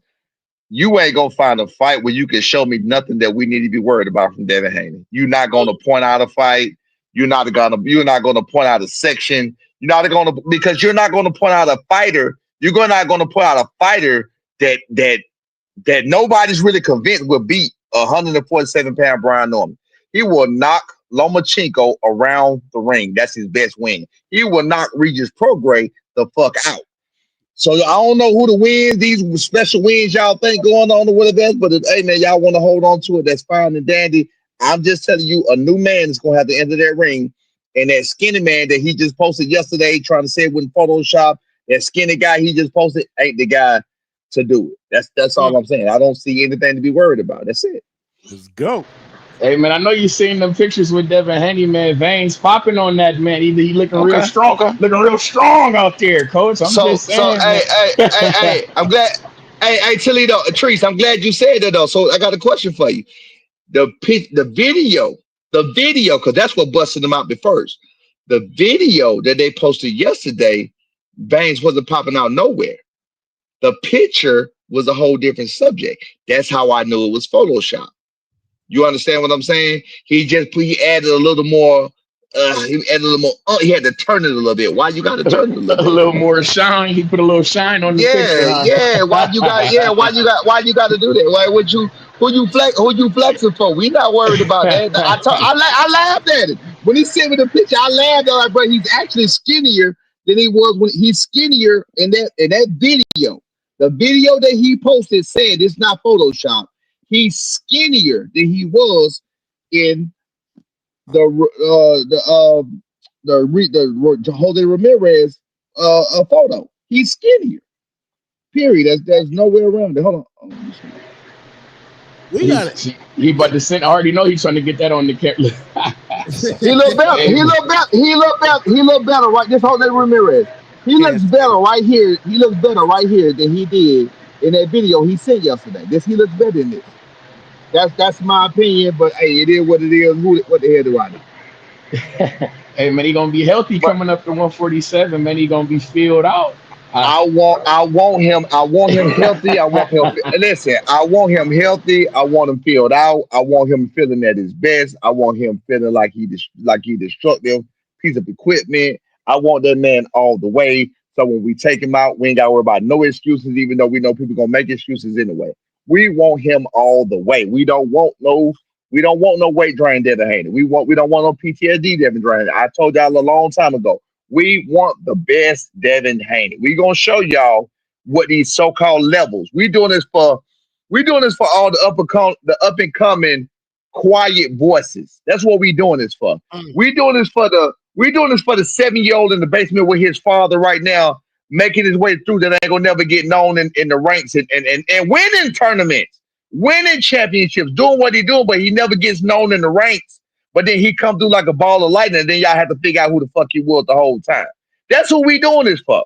Y'all make it look like just because a nigga come up and y'all know the nigga, that another nigga coming up that y'all don't know can fuck him up. We doing it for them guys. That's what we doing it for. Y'all can have all the stars. You can have all the fanfare. You can have all of that shit. We ain't doing it for them. We're doing it for that guy in the basement with his daddy. That's what we doing it for. Let's go. Shout out. I can't. When he hit you in your arm and break your ankle, you sweet feet ain't gonna matter. Hey man, feet so sweet they gotta cheat to compete. You know how it's rocking, man. Shout out to my dog. Hey, look, Trees, check it out. But it's on record. We ain't cheat. We ain't hide. We ain't cheating. You can test all the motherfucking tests you want. You can look all the fucking look you want to do. You can put your. I told Bill yesterday you can put all the spies in the camp. See who you want to see. They gonna give you some bad news. I told him that yesterday. Send somebody. You can come. I told that nigga you can come watch us yourself. You're gonna come back with bad news. I promise you that. That's it. You coming back with bad news. That's it. You come wrap his hands, Bill. Come wrap his hands, Bill. Hey man, I just hope. I already know that your man's Brian. Watching y'all get your hands wrapped. That's gonna be funny. He's gonna be in there watching. You know he's gonna be in there watching close, man. You know he's gonna be watching close. Bill ain't gonna be there. He gonna send somebody. He gonna send somebody. Yeah, no problem. No problem. We'll tell. We gonna talk all the shit that we're while we wrapping our hands. I'm gonna be telling that shit ain't gonna make no difference. You looking at it, ain't gonna make no difference. You know they're gonna talk. No, they're not. No, they're not. That's coming back. No, you. Hey, Johnny. You don't realize who you fucking with, Johnny. I shut niggas down. I do know. I know you gonna talk. Niggas. They're gonna try. No, he's not. No, he's not. It's coming back at him. They don't know who they fucking with. You gonna see, Johnny. You gotta understand. I shut niggas down, and you gonna see it happen. You understand what I'm saying? You gonna see it. You gonna watch it. You gonna see it. I love I it. shut that shit down. I shut it down. Can't wait to see. I can't wait to see it. I ain't gonna lie. This shit here about to. Hey, this is gonna be epic. November 22nd. This shit's here. This shit's here. Remember the shit in August? Like, yo, man, this fucking fight is mad. Listen. But listen, I got a question for you. I got a question for you, Trees. Because as you either stock chasers as a fan, are you a fan of Devin the person? Or are you a fan of Devin the boxer? That's just what say you? I'm a fan of Devin the boxer, coach. I got put on the Devin Haney because listen, I'm in Toledo, Ohio. Robert Easter, a former IBF champion at 135. You feel me? We had this. I'm like, this little naggy ass Devin. Who the fuck is this Devin Haney kid calling out my dog from the city? What the fuck he talking about? He can beat Robert Easter. Let me go. You feel me? Let me go put eyes on this motherfucker. See what he talking about. But no, Eric, I'm telling you, I was impressed. He was a young boy at a young age. I'm impressed with. I like Devin Haney, man. I like him. I think he can box. I like what he do. I feel like he's not too prideful to. I'm not opposed to a motherfucker who like to jab and grab. You feel me? Slug and hug. Ain't nothing wrong with that. I'm not too prideful to get a win. Fuck that. A win is a win. So I like what he do. So you already answered my second question. My second question was gonna be, are you a fan of that style that he you just answered the question. So I guess you already got to answer this one. No, my question was, are you a fan of the style? I got you. I got you. Okay. I'm with you. Okay. I got you. So enough said. November 22nd, we got a date. We ain't gotta beat a dead horse. The horse is already got there. The horse is running. The horse is up. Well, the race is on. We headed to the stall. Shit, we finna get this work. Let's get it. We haven't got 5 days. 5 days, baby. 5 days.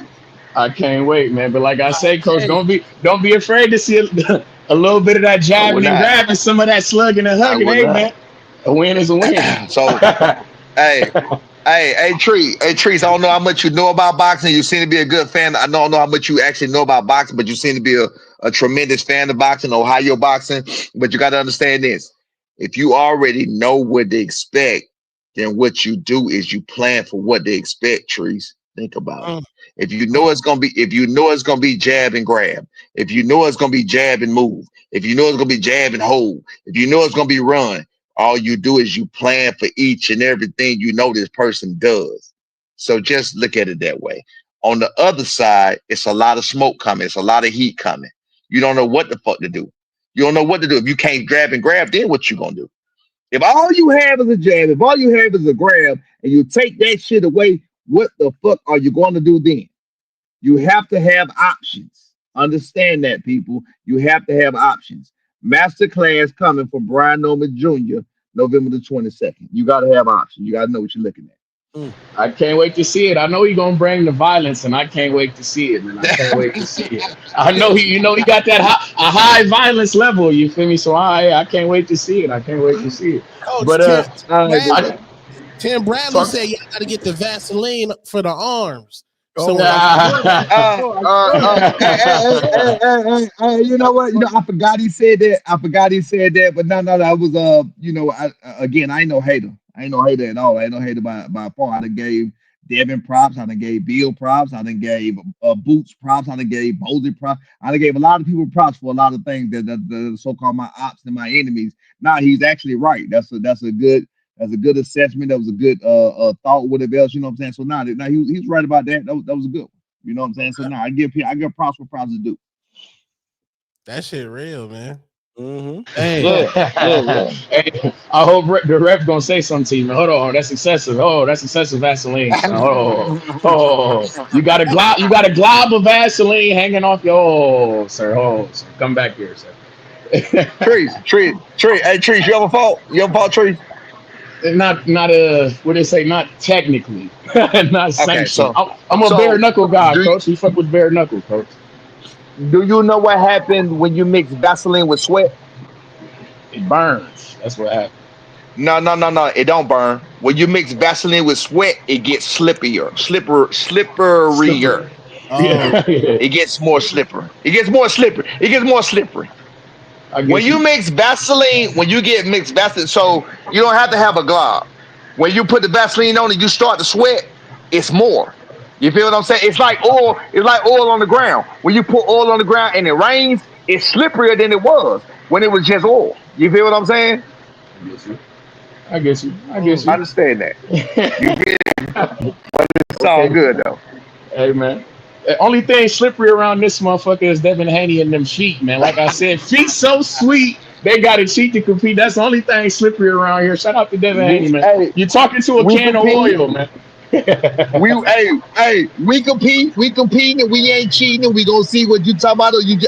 We gonna see what you talking about. It's just, we gonna see if you talking about is crow that you gonna be eating or what. You know what I'm saying? So we can take it how you want to take it. You feel Hey, me? I'm gonna be the first. I'm gonna be the first one in line. Well, stock chasers might be the first one in line. I'm gonna be right behind him. No eating my crow. I'm gonna be right behind him. Stock gotta get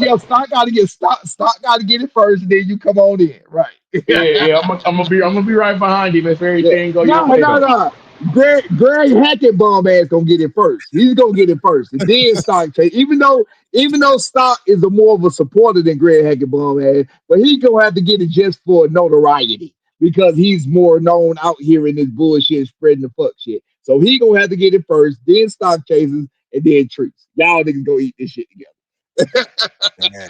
That's a lot of. It's all. That's a. Hey man, buffet. It's a buffet line. It sound like. Hey, I'm gonna Trees, you trust Devin 10, bro? You trust Devin Haney 10? Come on, man. We fucking with Devin Haney, man. That guy's. We got him, man. The only person. The only. Whoa. See, the name of the game is boxing. It ain't called chinning, man. The game. It ain't about the game. The name of the game ain't knockout. You see me? The only person I done seen beat on my man and make the chin look vulnerable was a guy on roids. Your guy, as a matter of fact, on stimulus. Well, we did have Linares. That's okay. That was one time. That was one time in the past. The other guy. Go ahead. I can hear the stories on Sunday. Go ahead, Tom. I'm just saying, at some point, Devin gonna have to get in the kitchen, and I know the blueprint to beating Devin is to make him fight. Anytime you make Devin fight, he just don't know what to do. His eyes get big. You see what Sabril told the nigga? Sabril said, anytime you make Devin fight, his eyes get big and he just forget everything. It's a switch. What he say? A deer in headlights. Hey, but you saw good thing. Anytime when Ryan was off the Casamigos, and when Ryan decided to fight, he didn't know what to do. Casamigos. Hey man, all I know is the name of the game is boxing, man. It ain't human cockfighting. The name of the game is boxing, and all I know is when Devin Haney apply that jab and them feet like I know he can do, and like I've seen him do in the past, going up a weight class. Hey, I like our chances. But like I say, I fuck with your long way coach and Brian Norman Jr. the long way for sure. The violence level is high. I'm fucking with you. I'm hoping to see I'm hoping to see blood and guts everywhere. I know how you rock it. Say less. Say less. Yeah. But before I go, I just want to say, man, I wouldn't be me. I would be amiss if I didn't say, because I heard you talking about unknown boxers. My dog, Albert Bale. We seen Edwin De Los Santos fighting this nobody ass nigga. So who the fuck is this Chavez fella? I don't know who the fuck he fighting. Edwin De Los Santos, you ducking my fighter. It's an 8-round fight, coach. He bullshitting, coach. He should be fighting my fighter, coach, and I'm not feeling it. Albert Bale is at 135 now. Yeah, he at 135. And speaking of 130, we also got that dog Abdullah Mason on that November 22nd card, coach. When you get back on here, coach, you got to tell me, man. What you think? How long do you see Abdullah Mason staying at 135? I got guys saying he gonna get this belt, then he gonna scurry on up. But I'm gonna let you. I want you to touch on that for me, coach. And I'm about to jump off. Shout out to the Hangout spot. Shout out to my third shift workers, man. All right, y'all be cool. All right, Tree. Okay, but trees, man. Touching on the Abdullah Mason, that's actually a good question. I don't know how hard it is for him to make weight right now. I don't know how hard it is for him to make 135. I never heard of him having problems for him to make 135, but the frame of him, he probably about my height. Look, maybe just a tad shorter, maybe. But the frame of him and him just still growing naturally, he's definitely going to end up around 147. He'll be at 140 quick. He don't have to. He don't have no hair on his face. He don't have no hair on his face. He don't have no physical man features, if you get what I'm saying. You know what I'm saying? He got a baby face. He's still, yeah. And his father got a face full of hair. You know what I'm saying? His brother, face full of hair. You know what I'm saying? But then one of his brothers don't have no hair either. Yeah, one of his brothers don't have no hair. I mean, I think a couple of his brothers don't have no, well, I think the other one is a little older. He don't have none either. So it just really gonna be depending on what he take after, you know, whether his father or whatever else. But he definitely got to get some man strength about him, and he gonna go up to 140 pretty quick. I believe that's what I believe about Abdullah Mace. So I'm gonna give him maybe what's this? I'm gonna give him 2026 going to 140. I don't think he's gonna be there throughout the next year. Damn, that'd be crazy. Yeah. He asked me about somebody else. Who did he ask me about? Just that. He asked me about that. He asked me about Abel Prince Bell. You know, Edwin De Los Santos, I actually just found out about that fight he talking about, and I just found out about that fight like 2 hours ago. That's no exaggeration. We was downstairs talking. Somebody brought up Edwin De Los Santos. Edwin De Los Santos is signed to the same promotional, the same managerial company. Yeah, Adrian. Yeah, he signed. He said him and my son got the same manager. So I was with the manager, and I was like, damn, what's up with De Los Santos? So I literally just found out about that Chavez fight like fucking 2 hours ago. So that was crazy. He just said that because he would have been telling me if I didn't ask that question. So he said it was just a keep alive fight, you know, to get him back in the mix. And you know how that go, Trees. You know, sometimes niggas got to take tune up to get back in the mix. If you're dealing with if De Los Santos not with a promoter, which I don't think he is, if Treese, not Treese, if Abel Bell not with a promoter trying to make that offer to De Los Santos, then who's gonna make the fight? Who gonna pay for the fight? It ain't just like you fight, you got this and you not doing it, lining up. It don't work that way. The game is still about money. You know what I'm saying? A promoter has to be willing to put on this show to make these things shake. You feel what I'm saying? So if neither one of them got a promoter, they push it right now. And De Los Santos is pretty much inactive right now.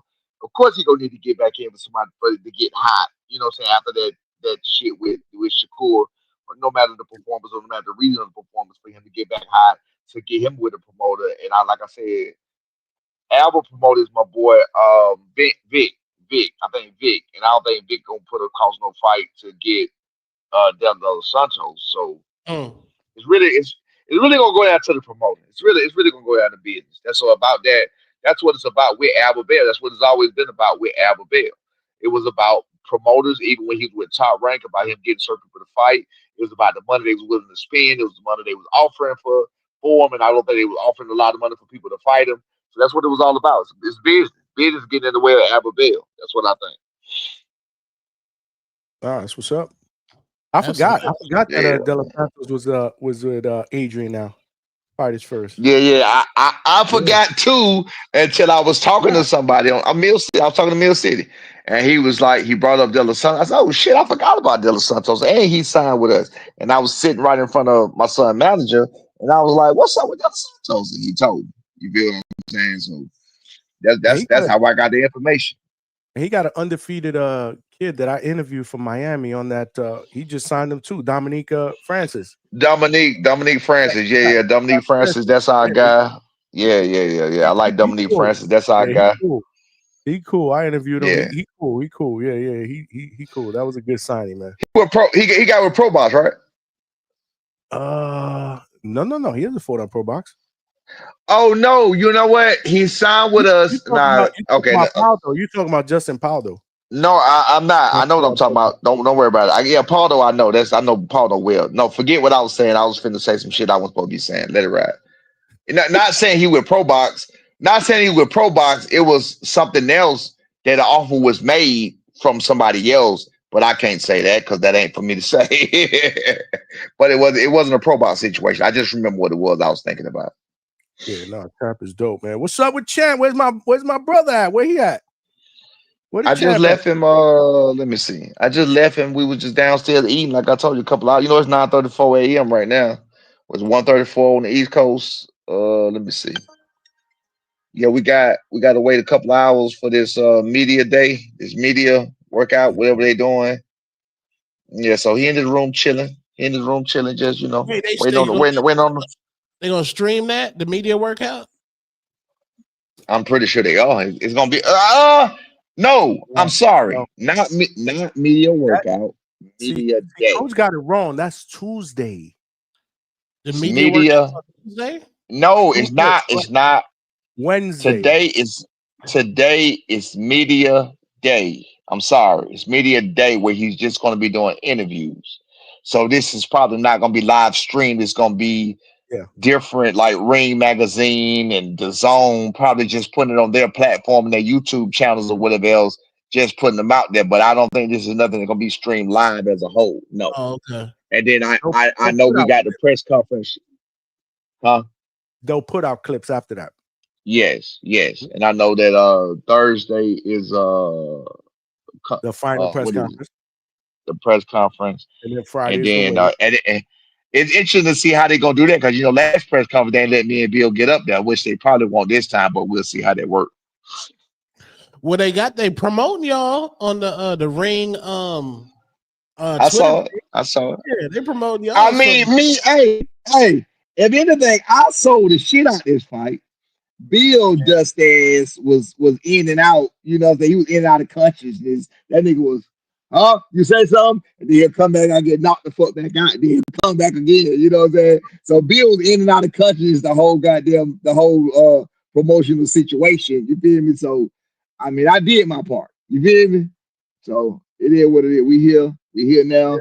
All the talking is over with. We get to see, that David Haney talking about, I see it 3-4 months ago, nigga. You get to show the world what you see. Because I don't think you saw shit. That's all I saw. All you saw was your dreams going down the drain. That's what I saw. You feel me? So we get to see what the hell David Haney saw. We get to see what David Haney saw. That's what we gonna see. You feel me? That's where I'm at on that. Coach, Stock Chasers with the $5 said, I got Dev on November 22nd, but Norman Sr. and Jr. have earned my respect. Either way, y'all are great for the sport. He said, y'all are great for the sport and great job building your son into a champ. That's what's up. That's respect. Appreciate it, Stock. I appreciate that. Hey, I gotta say this though, Stock. I appreciate the respect and I appreciate the support, because respect is earned. But I gotta say, you made it a little less. You still gonna get on his ass. You still gonna get on his ass. Right. Hold on. He made it a little less rewarding for when I have to cook your ass, Stock. After this shit, that what you just said made it just a little bit less rewarding. You feel what I'm saying? But I'm gonna still cook your ass, and I'm gonna need all of that energy. So you remember that shit, Stock. But I appreciate that, bro. Salute to you again. Like I said, this shit ain't got to be. It ain't got to be a disrespectful sport. It ain't got to be a disrespectful situation. And no thing, I told Bill that yesterday. I said, y'all finna learn a valuable lesson. And the valuable lesson you're going to learn is not to meet ultimate respect with disrespect. That's what I told Bill yesterday.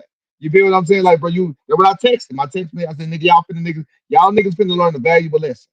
And that's, you don't meet ultimate respect with disrespect. Because I came in the game giving them nothing but ultimate respect.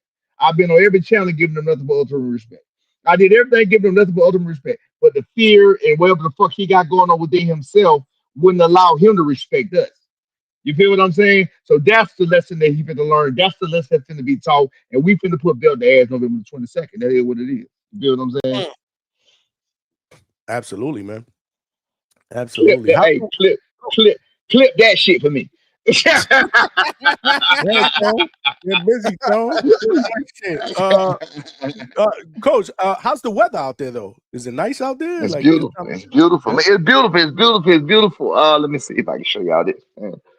It's beautiful, man. Because Tone, I noticed what you usually do, Tone, when you hit a city, they checking out the sites, like Oh, that's word? what Okay. Tone be. let me see. Can y'all see this shit? Hold on. What the hell can I do? Smash that like button, y'all. We cooking. Hit that like button, chat. I ain't never know how to flip this fucking camera. Hold on, dog. Can we flip these on Zoom? I mean, on this?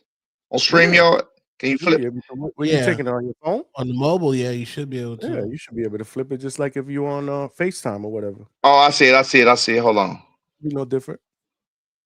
Is that it? No. Nope. Hold up. I hit it again. That's front, facing back. There it is. Boom. I see it. All right. Oh, wow. All right. Yeah. So look. Wait. This what? Wait. Listen. This is what I want y'all to look at. Can you see real far out in the back? It's like dust in the sky. Yeah, I see that. I see that. That's literal sand in the fucking sky. Yeah, that's sand in the sky. Yeah, because you're in the desert. It's the desert. Yeah, that's sand in the sky. Yeah, that's sand in the sky. So, you know, hold on one second. That's fucking crazy. Yeah. That's sand in the sky. Although I'm gonna say I don't know if that's just way back there. What it's saying here, because you see it on the cars, you see it piling up on the ground. I don't know if it's just a little particles of that shit. I asked my mans, do they have sandstorms? He said, yeah. So they do have sandstorms and shit here. You know what I'm saying? So, you know, outside of that, man, the weather is good. It's wintertime, so I think the weather like 80, 75, 80. You know, like I said, we in the desert. Yeah, we're in the desert. It's beautiful. It's nice weather. Nighttime. That's how it is. Florida weather. Yeah, I know. So nighttime, it might be like 65. You know what I'm saying? So 65, 70 at night. So yeah, it's good weather. We ain't had no problem with the weather. We pretty much stay inside, you know, for the most part, as we go outside, walk on just for a brief second. Because like I said, I don't want to deal with all that, even though I know we can't really see the sand. I know it's in the air. So with the champ, especially, we ain't trying to get in all of that. You feel me? Yeah. For sure. Absolutely. Yeah. Absolutely. And the food, you guys, the food different? Yeah. The food is, I'm gonna say, just like Japan. You know, America is the only place that has preservatives. We being duped. That's bottom line. I'm gonna tell. I told y'all this from Japan. You told me that shit. You told me that shit a while ago. Yeah, we listen to me. We are being duped. We are being hoodwinked, and what is that shit called? Run them up. Bruh, man, hoodwinked and whatever the fuck I'm thinking about. But anyway, we that's what we been. You feel what I'm saying? Right. So, bottom line, bro, these countries, this country got nothing but money. Y'all just saw them houses. Did y'all see all them houses? Did y'all see the house? Yeah. Those are fucking palaces. These are palaces out here, bro. Look. Listen. This wall right here, right? This wall right here. Right. This will be a sheetrock. This will be a sheetrock wall anywhere in America between the room and the bathroom. This will be a sheetrock wall. That is a sheetrock wall. No, this ain't no goddamn sheetrock. Okay. That's a fucking shit. Look. The bathroom. That's not sheetrock. This shit is made out of brick. This shit made out of stone, bro. That's what's up. Holy shit. Right. I seen the way they made them. I seen the way they made them because they got some out there where it's being made. And it's like they got them solid center blocks without the holes in them. So they got them solid center blocks, and then they put the concrete over the center blocks. It gives it another layer, and that's what they do. They don't use sheetrock at all. Ain't no sheetrock and none of this. They say it keep the temperature cool because we're in the desert. So they keep stuff warm, cool, whatever they need. You feel what I'm saying? So, I mean, they got it going on, though, bro. Everything I've seen been nice. I've seen a couple of hood parts, and then the hood parts I've seen wasn't even the hood. So, well, what it look like? What it look like in the what's hood? the hood like? Yeah. What do you mean by the hood? Because I'm gonna say it's more trash on the ground than anything. It's more trash, but it's trash. It's trash everywhere. It's like again, I'm gonna go to Japan and I'm gonna go to America with this one. America don't allow our trash to build up kind of like theirs do. I don't know if it's wind blowing that shit around. They just never cleaned it up, but it got trash on the ground like a motherfucker out there. You know what I'm saying? But in the good areas, you don't really see it like that. But off in the corners in the good areas and off to the side of the road and shit like that, it'd be like a bunch of trash and shit over there. In the hood, what we saw, like I said, trash might be piled up, just piles of trash. It might be a little outdated, but it's not dilapidated. Ain't nothing ain't nothing like that going on. So you might have it just might be a small. It's got some right here. Let me show you. I gotta go to Riyadh season, man. I don't know, man. I'm scared of that shit. So look right here. Look, hold on, look right here. The first building down here to the bottom, if you look right here behind this building over here in this corner, those are apartments. So it's a building on the street right here. They got windows on it. Look behind that. Those are what apartments look like. Oh, okay. You see that? Yeah. So it's like buildings. So it's like buildings of stone. But then, if you can look right behind that, you got palaces right behind that. Look over in that shit. These are bro. These are palaces. Look at this shit. Oh, man, that shit. Do y'all see this shit? Yeah. all of these are palaces. Every house that we looking at right now are these are palaces. On this side, I don't see no apartments over here. All of these are palaces. When I look over here, I see apartments. I see apartment right there. I see apartment down the. I see a couple of them down the street. But then you see a couple of palaces in the middle right there. So this shit crazy, bro. Damn it. Yeah, this shit crazy, man. Better angle. But yeah. That's this dope, shit crazy, man. Damn, where you at in the penthouse suite? You all the way in the top of that shit. Nah, that's I'm up here, but now B, I guess they do this the opposite because B on the 6th floor here, he down there in the suites. I'm up here, they got me in the slums like they always do me. I don't know why they be doing me like that. I'm gonna tell you motherfucker, quit trying me like they even put me in the bullshit. I'm gonna say quit trying me like that. I get my own shit. You feel what I'm saying? Yeah, but that looks pretty nice. But so B shit. Nah, it's cool. I'm just talking. I'm just talking shit. This shit is a sweet. B got a suite. I just be talking shit. My shit be cool too. My shit be cool too. Yeah, my shit be cool. I just be talking shit. But yeah, now B shit always better than mine. I be like, bro, y'all ain't gotta do me like that. You know what I'm saying? He the fighter, man. He the fighter, man. You gotta take care of the fighter, man. Yeah. Now mine cool though. Mine cool. Everything cool. Every I mean, this shit is elegant. Period. It's nice. Everything is nice. You know what I'm saying? Shit. Yeah, it's nice. So it's all Yeah, good, man. He said, I texted him. He said everything is good. Copacetic. He ready, man. He's fucking copacetic, focused. man. He He ready, man. He ready. We just look, we got 5 days, man. We on the countdown. We here. So we here. what time do y'all fight in the day? Like what time? Oh, they fighting in the morning. 3:30 in the morning this time, which is 7:30 p.m. our time. Well, Eastern time. I know where you at in Phoenix. It's probably be like, what's that? Where you at? Phoenix is 4:30. Well, Phoenix is Pacific. Pacific. Yeah, Pacific. That's so 2 hours. 3. That's 3 hours. 3 hours. Nope, 3. 2 hours. 3. He 3. Pacific. Sure? Well, What y'all time is it now, Atlanta, bro? because right now it's 11:47. So what you at 1:47, Johnny? Yeah, 1:47 is 2 hours. Yeah, so we 2 hours right now. 2 hours. What's the next one over? California is 3 hours. California's behind me, right? So California's 10:47, right? Oh, yeah. Okay, yeah. Phoenix is 2 hours. Yeah. I thought Arizona and California was on the same time because y'all right there beside each other. No, they dropped down. We stay the same. Okay. I got you. Yeah. Well, yeah. So you 2 hours. So Malcolm, they fight at 4 p.m. Arizona time. No. Your time 5:30. Yeah. They fight in the morning. Is that gonna be an 5? issue? Nah, that's why I'm up. No, I'm good. Just like you know how you up right now? Yeah. I'm up like you. It's 9:48. I'm gonna go to sleep about 2, 3 o'clock, 3, 4 o'clock. I sleep about 10. Wake up at 10, I'm up all over again. You feel what I'm saying? We go to the gym. We go to the gym from 2 to 4. So that's our fight time, 2 to 4. You feel what I'm saying? 3:30. Oh, 3:30. So yeah, now we on it. We got everything down pat. We ready. Got you. Oh, nice. Yeah, we ready. Oh, damn, that's crazy. Yeah. See, this is why y'all gotta fight in the fucking states. I told the champ that when I was there. I was like, when you gonna fucking fight in the states, man? I don't know how they do, man. Homecoming fight. This shit, man. No, he definitely the next one gotta be a homecoming. Fuck this shit. I'm sorry. Yeah, man. You know how we do it. I mean, with the top rank situation, we'll know what it is. Looking at this Conor Benn situation and looking at this Jack Catterall situation for more than and I know Richardson bit.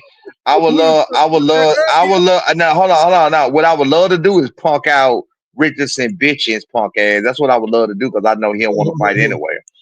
But I would love to punk him out first just to call his bluff. But I know he gonna say, man, I'm gonna stay at 140. Y'all, I already know what he gonna do. He a hoe. So I want to do that. You know what I'm saying? That's me personally. My son don't be with them kind of games, but I'm with them games. Like if you fight, you fight. But if you don't, I know you ain't gonna fight because you're a hoe. I know you're a scared motherfucker. You ain't trying to do nothing. He ain't trying to fight nobody. You feel what I'm saying? So I would love to punk. I would love to punk him out. You know what I'm saying? And if he choose to fight, I would love to knock him out. So either way it go, it would be cool. You feel what I'm saying? But outside of that, you know, a Jack Catterall, Conor Benn in the UK, shit, that sounds lovely because you already know they're gonna be paying that bread. Here we fucking go with the UK, bro. Another fucking fight outside of the United States. Get your ass on the Johnny, get your ass on the plane. I seen Chevy Red. I seen Chevy Red from Chevy Red's corner. You right. I seen Najee. I seen Najee. I seen Najee and Sakar talk. Get your ass on the plane and bring your ass over. You right. Chevy Red and Najee. Yeah. Listen, I gotta support my brother. So you right about that. But it would be much easier in Atlanta. You ain't even got small kids and shit, man. You gotta take your ass over there, man. I got you. Right. Yeah, nah. Wembley. Look, somebody said Ben versus Norman and Wembley will be fucking crazy. Look at that shit. I would love it. I would love it, man. I would love it. Yeah, I'd have to go down for that. Yeah, absolutely. I would love it, man. I would love it. Absolutely, man. So, we gotta so that's what I'm saying. You know what? Before that, we gotta take care of fucking business Saturday. Right. We ain't looking past Devin Haney. We ain't looking past the great Devin Haney. We're not looking past the great promoter and Bill Haney. We're not looking past none of that. I've studied more than I can study. I studied so much I don't want to study no more. I've seen so much I don't want to see no more. I know so much I don't want to know no more. I'm so serious. I've done too much. I've overdone myself. I told y'all heard me on every interview tell you where I sit in my room, I look, I study, I watch, I this, I that. I go from toe to toe. I look at everything. And there's no way in the world I look at from the shit that Stock, Treese, anybody talking to me. It's going to take a guy that I have not seen on that TV to do what they're saying he going to do. Right. So they basing their shit on some shit that he ain't never done yet. He ain't never fought at 147. Facts. He ain't never fought. Hold up. Right. He ain't never fought no big puncher like Brian Norman. He ain't never fought nobody as big as he ain't never fought nobody younger than him. It's so many things he has to overcome. And I'm looking at like, okay, with these little guys and these little extremities and these little T-Rex arms and these flat footers and these guys right in front of him like the exact same thing they said about us. The exact same thing, but they're smaller. So he fought guys damn near 20 pounds smaller, 22 pounds. He fought guys 22 pounds smaller, but flat-footed. And y'all think that made him better than Brian Norman Jr.? Cool. Brian Norman Jr. fought people who had more knockout power and that was 22 pounds bigger by nature. And he took them out in more dominant fashion than your guy did at 135. And y'all believe this guy finna come up here and he finna show y'all some shit you ain't never seen in your life before. I don't think that's what's gonna happen. I'm telling you, man. I mean, listen, and coach is not capping because he's even studying everything Devin Haney says. Yes, everything. Interview the other day, I was there on Friday. He's sitting on his side. I'm talking to him. He's not even listening. I'm like, yo, I'm talking to you. I'm listening to Devin Haney interview. I'm like everything. I study. Why? I look for everything. He said, I study everything. I study everything. Reminds me, like their approach reminds me of the Ryan approach. How like they didn't take Ryan serious, so his camp gives Devin like a false sense of hope. So with Brian, they're not taking him like the way Devin talks. Like, I haven't called him a bum. Haven't called him a bum. That's what I'm saying. Like, okay. And then you have the yes men in the camp, and they like, oh my, Tone. The yes man is the fucking problem. Yeah. The yes man is why he can't fix nothing. Right. Me and my son, you know me, I tell it. Me and my son had a little disagreement the other day, and he was doing what he do, saying what he said, and I told him just this. I said, listen, that's the problem. I brought up David Haney. I said, that's the problem with David Haney. I'm not gonna be your yes man. I'm not gonna do this just because you. No, I'm not doing that. So if you ever looking for that, you looking for the wrong person. I'm not finna stand down. I'm not finna not when I know something right. You feel what I'm saying? That's what a real coach does. That's what a real trainer does. You can't have a yes man. A yes man would never get your problems fixed because they just want to stroke your ego. They just want to make you feel good. They just make you feel well so they can get paid. That's all they're thinking about. I ain't thinking about getting paid. I'm thinking about being a dominant force. I'm thinking about your future. I'm thinking about everything you got going on. We gotta win. You understand what I'm saying? And we gotta look good doing it. We gotta knock some fucking blocks off. We want perfection. You say you want the best. You say you want the best Brian Norman Jr. I know what the best Brian Norman Jr. look like. I've seen the best. I've seen Brian Norman Jr. more than Brian Norman Jr. has seen Brian Norman Jr. So I'm gonna make sure you're doing everything you can that you got to do to be the best Brian Norman Jr. That's just the bottom line. There's nobody else that can do that better than me because nobody else has seen him more than me, and I keep telling him that. That's true. Yeah. Wow. Yeah, I man. mean, So you know, shit, man. This is I can't wait, man. Damn. yeah, man. We Yeah, almost there. yeah, We there. We there. We there. yeah, 5 days yeah, out. yeah. 5 days We out. there. Hey man, 5 days out, man, and then the crazy part about the 5 days out, that's gonna go by real fast because we're gonna have action. We had all last week, we had no action. You know, cause we ain't seen nobody, we ain't seen nothing, we ain't done nothing, we just here getting acclimated. So now this week we get, media days, we get weigh-ins, we get press conferences, we get we get other things where there's action that make the time go by a little faster as opposed to just sitting in the room, going to run, going to work out. You know what I'm saying? So it's gonna go by a little faster now. You know what I'm saying? And then Take it getting all on doing interviews like that, take it all in, then getting on doing interviews like this, and then going to sleep, waking up. That's another good thing about it is our days. Like for you now it's Monday, but for me it's Monday at 10 o'clock, 9:56 a.m. Right. So it's 10 o'clock Monday. So like tonight at what like 8 o'clock for you is gonna be like already Tuesday. You feel me? So I'm gonna go to sleep.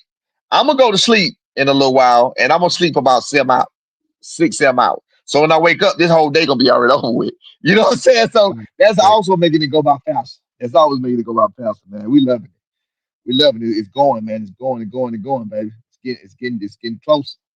Man, bring Excited, it man. back to the A, man. Bring it back to I'm the A, excited, man. man. I'm so Ready, excited. man. I'm ready. And like I I told the try to chat. get through that holler at y'all. Yeah. My bad. Go ahead. No, go ahead, man. I tried to get through that holler at y'all at Border Wars, man. I had a lot going on, and then Lugo Gym is like an hour from me. Now I was like, and then you told me the wrong time, Johnny. I didn't know. I guess Border Wars was over 11-4. I didn't know the whole I was thing. supposed to roll. I was supposed to roll with Coach. Luckily, I ain't wait for Coach. I'd have I'm never made glad it. you. I'm glad. No, yes, you would have. No. You're wrong. If you had a roll with me, and I'm glad you did. I thought about that too. If you I had was a like, roll with me, first of all, no. Let me explain something to you about me. I'm a man of my word. Even with this punk ass, you see, I do what I say I'm gonna do. Always. I'm a man of my word. Even when I don't fucking like you, if I say I'm gonna do something, I'm gonna do it. You feel what I'm saying? I don't fuck with Ness. I see he on the bullshit. And I see what he just did the other day with that putting that shit out about Richardson Hitchens and talking about, well, we see that Richardson Hitchens touched him up. You ain't seen shit. Nobody told you Richardson Hitchens touched my son up except Richardson Hitchens and his fucking coach. And there was 50 people in there. 50 fucking people, but you put this shit out there and because you want to make my boy look bad. Man, fuck you. I already know what he on. You feel what I'm saying? So with that being said, I still did what I say I'm gonna do. Back to you. If I told you I was gonna take you, would you have picked me up? yes, that's what I'm trying to tell you. But I'm glad your motherfucking ass said you drove, because now I ain't got to do shit. Yo, I was like, man, if I would have waited for C, I would have never made it a Nah. You would have made it. You would have made it. You would have made it. Asking me for you. Ain't gonna be I don't do that. You would have made it. You would have made it. You would have made it. You would have made it because I would have came and got you. You would have made it. You would have made it on time. We'd have been there. You'd have made it. Like I said, I'm a man of my word. Ain't nobody gonna tell you no different. I do what the fuck I say I'm gonna do. You know the deal, man. You family, man. You family, man. For sure, man. For sure, man. Y'all blessed out there, man, because that was my first time being in Atlanta. I ain't never seen that much black people in my life. Hey, Tone, but they out there, man. They out there, Tone. They out there. But hey, Tone, thank God. How old you is, Tone? Maybe 45. So you about my age. So Yeah. thank God I was able to go through my life and see all of that time. So I done had enough of them motherfuckers. So I know so I know what's what, you know what I'm saying? I know what's what, I know what ain't what. I know what type of people to deal with. I know what people to not fucking deal with. So thank God I went through that so I don't get caught up in hey Tone, all the yams and shit, I don't get caught up in none of that shit. I'm like, that bitch ain't shit. That's how I look at it. Like It was I know what she wants. Yams everywhere. Everywhere. Already coach. I mean, He look, was, I mean, he Tone was all already over the know. place. He was all over the place. They say Tone was lit. So he was lit more than lit. That's what I heard about Tone. They said Tone would get going in. Oh, man, I was gone. This man was in a fight party with bottles like this. I heard about it. We had a great Yeah, time, I'm glad. though, man. It was lit. It was Yeah, lit. it seemed like it. I saw it. Yeah, nah, it's all good. I'm glad y'all had a good time. I'm glad y'all got a chance to enjoy the city. It is what it is. Hopefully y'all can do it again next year. I'll come through again next year. Like I always say, I'm gonna do whatever it is and it is what it is. You feel me? For sure. All right, man. But I gotta get up out of here, Stay man, and just safe, chill out for the what you Coach, call it. stay safe. Tell my bro I said what up, the champ. Okay. I'm gonna reach out to him, All man. right. Yeah, man. We excited. We Okay, excited. dog. I'm gonna let you. All right, Tone. Okay, dog. Bet. There you have it, man. Damn, what a great show, man. Shit. Epic, Senior- man. Oh, Senior you pulled up never on us, right? know. You never know who gonna pop out at the DHS. You never know who gonna pop up at the hangout spot, baby. Great insight to what's going on week of. So this was epic shit, man. Facts. This was epic shit, y'all. Hopefully y'all enjoyed it. The shit with Coach Bermudez was crazy. Y'all crazy. Wow. Coach Bermudez, I ain't got no smoke. We got Coach. You know we love you. I love Coach, man. course, We gotta man. get Coach Of up course. here, man. Of course, we got to get him. He gonna come up here this week and talk his shit and give his side of it. But nah, that was epic shit, man. That was epic shit. Live from Saudi Arabia. Real quick. Stock want to call in real quick. Stock want to say something real quick. You gotta be quick, Stock, because I'm ready to hit the sack. Yeah, Johnny needs some Mucinex, turmeric. Because I need some ginger. Mucinex, bro. Yeah. I don't know if you heard me laughing a couple of times. I sounded like a crackhead. Yeah, I was like, my man got that Flynn, that Mucinex gonna clear you right up. That's that crackhead laugh. I'll be laughing. I'll be like, oh, babe, let's get away from this dude, bro. This dude's all fucked up. Damn, that is that nasty crackhead. I didn't see none in Atlanta though. I wouldn't buy the crackheads in Atlanta. I didn't see no crackheads in Atlanta. I don't know, man, but somebody has something, bro. And passed it along to all of us, bro. The link is in the chat, Stock. If you want to jump in real quick, here he is. What's good, my brother? What's You got good, it on mute, man? Stop, Chase. Somebody said crack laugh. Yeah, that's a crackhead laugh, bro. That's disgusting. He said that's that Scoville. Edgar said that's that Scoville. Talk to Stove easy. That's Stove easy. Yo, my phone about to die, man. I got one ball left. But listen, Rockers. Yo, they like, like I'm folding this shit with Norman Senior. Now, what I'm trying to say is like when we get these exclusives from Senior, like we have to understand. Damn, that nigga. Damn. Yeah, less than a bar. AT&T said, Boost Mobile said, you making me pull out the crackhead laugh, Stock Chasers. What the fuck? Nigga, that Boost Mobile said, no, nigga, that Boost Mobile. That was it. Yeah, I put the chat out. I put the link out for him to say what he said. I don't even know what the fuck he said. That damn cricket said, nah, that's damn. Stock need a power bank. What was that Boost Mobile said? Nah, nigga.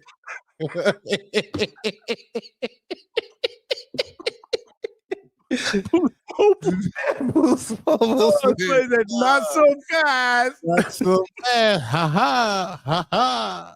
Oh man. Man, I can't tell you enough how much I love this shit. Having a good time, man. Tony, thank you for joining me, man. Shit was epic. Damn, I love this shit, got man. Coach in trouble. I got Coach in trouble with my video. That's crazy. What part? Deeper, darker link. When I was Oh like, yeah. about the I don't food. know. That's lit. He's gonna come for y'all. Turkey, watch it, man. I was like, Turkey y'all watch gotta stop that shit, man. What's wrong with y'all? I actually told Senior, you better stop, bro. People gonna clip your shit. They gonna clip it up, man. But yeah, man, Johnny, I'm get some rest, man. I appreciate the invite as always, man. My you brother, always welcome. You DHS. family. You Big family. hate. You could come into this crib and you could go into the fridge without asking, bro. Get the snacks. All right, Johnny. All right, chat. Catch y'all tomorrow, gang. All right, peace. You know it, man. Two-Tone in the building, man. Great show, y'all. Absolutely phenomenal show, man. A little bit of everything, man. We had the shit. Here we are, 6 hours. We just did 6 hours, y'all. Right now, less than a minute, we hitting 6 hours. We cooked 130 likes. Appreciate all of y'all for rocking out, man. Let's not forget, in the beginning of the show when it started, we had Daniel El Gallo Gonzalez. Great interview, man. Coming off a tough loss against Danny Garcia, but a very, very inspirational interview, man. He's been through a lot of shit. Injuries, obviously, post-Danny Garcia fight. And, he kept it a buck, man. He's faced a lot of adversity, and he's ready to just keep going, man. So shout out to him. If you guys did not see that interview, make sure you check out the playback. As soon as this live is over, the playback will be available at DHS, the Hangout spot on YouTube. Make sure you check that video out or this show out, as well as all of our other videos, interviews, live shows, boots to ground stuff. You already know how we do.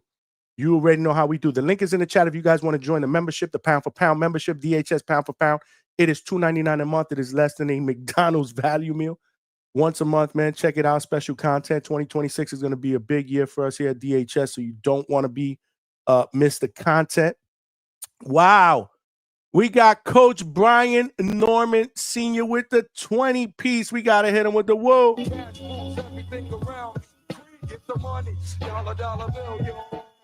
Straight cash, homie. Thank you, Coach. Shout out. He says shout out. No, shout out to you, Coach, for jumping on the panel, man, and giving us great exclusive content from Saudi Arabia. They are there, ready, locked and loaded. We are less than 5 days? 5 days away from the big fight card, November 22nd, this Saturday. We will be going live.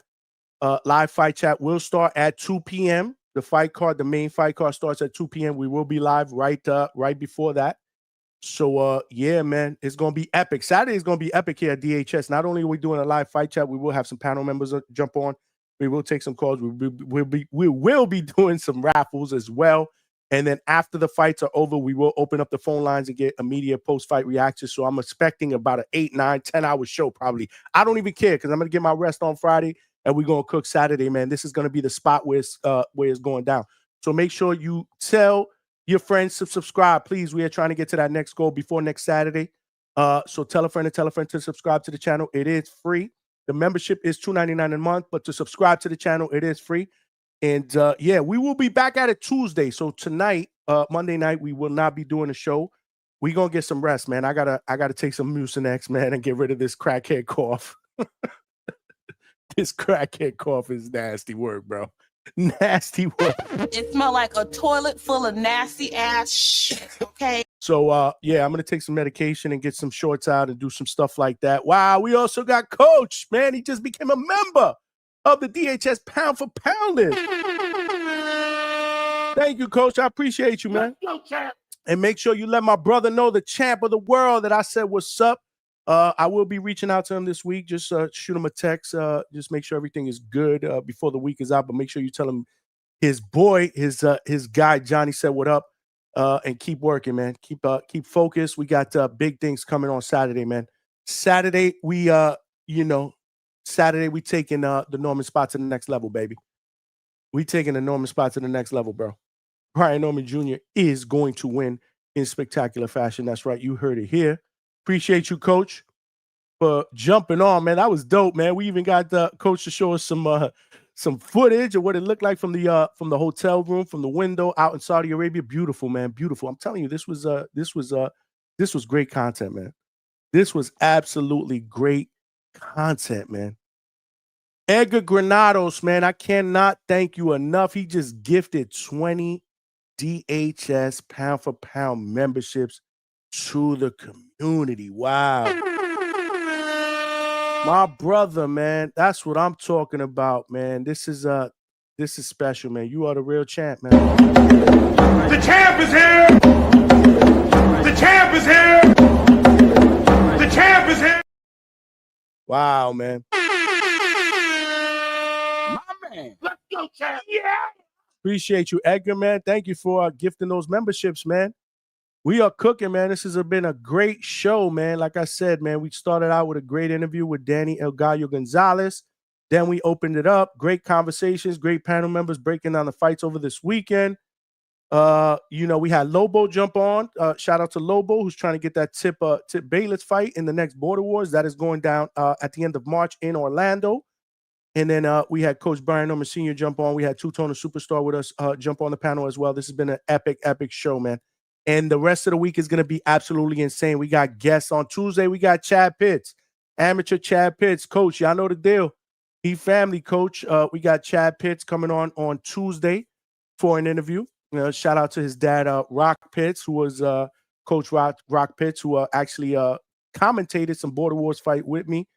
We had a blast, but we got to get his son on, man. Up and coming, man.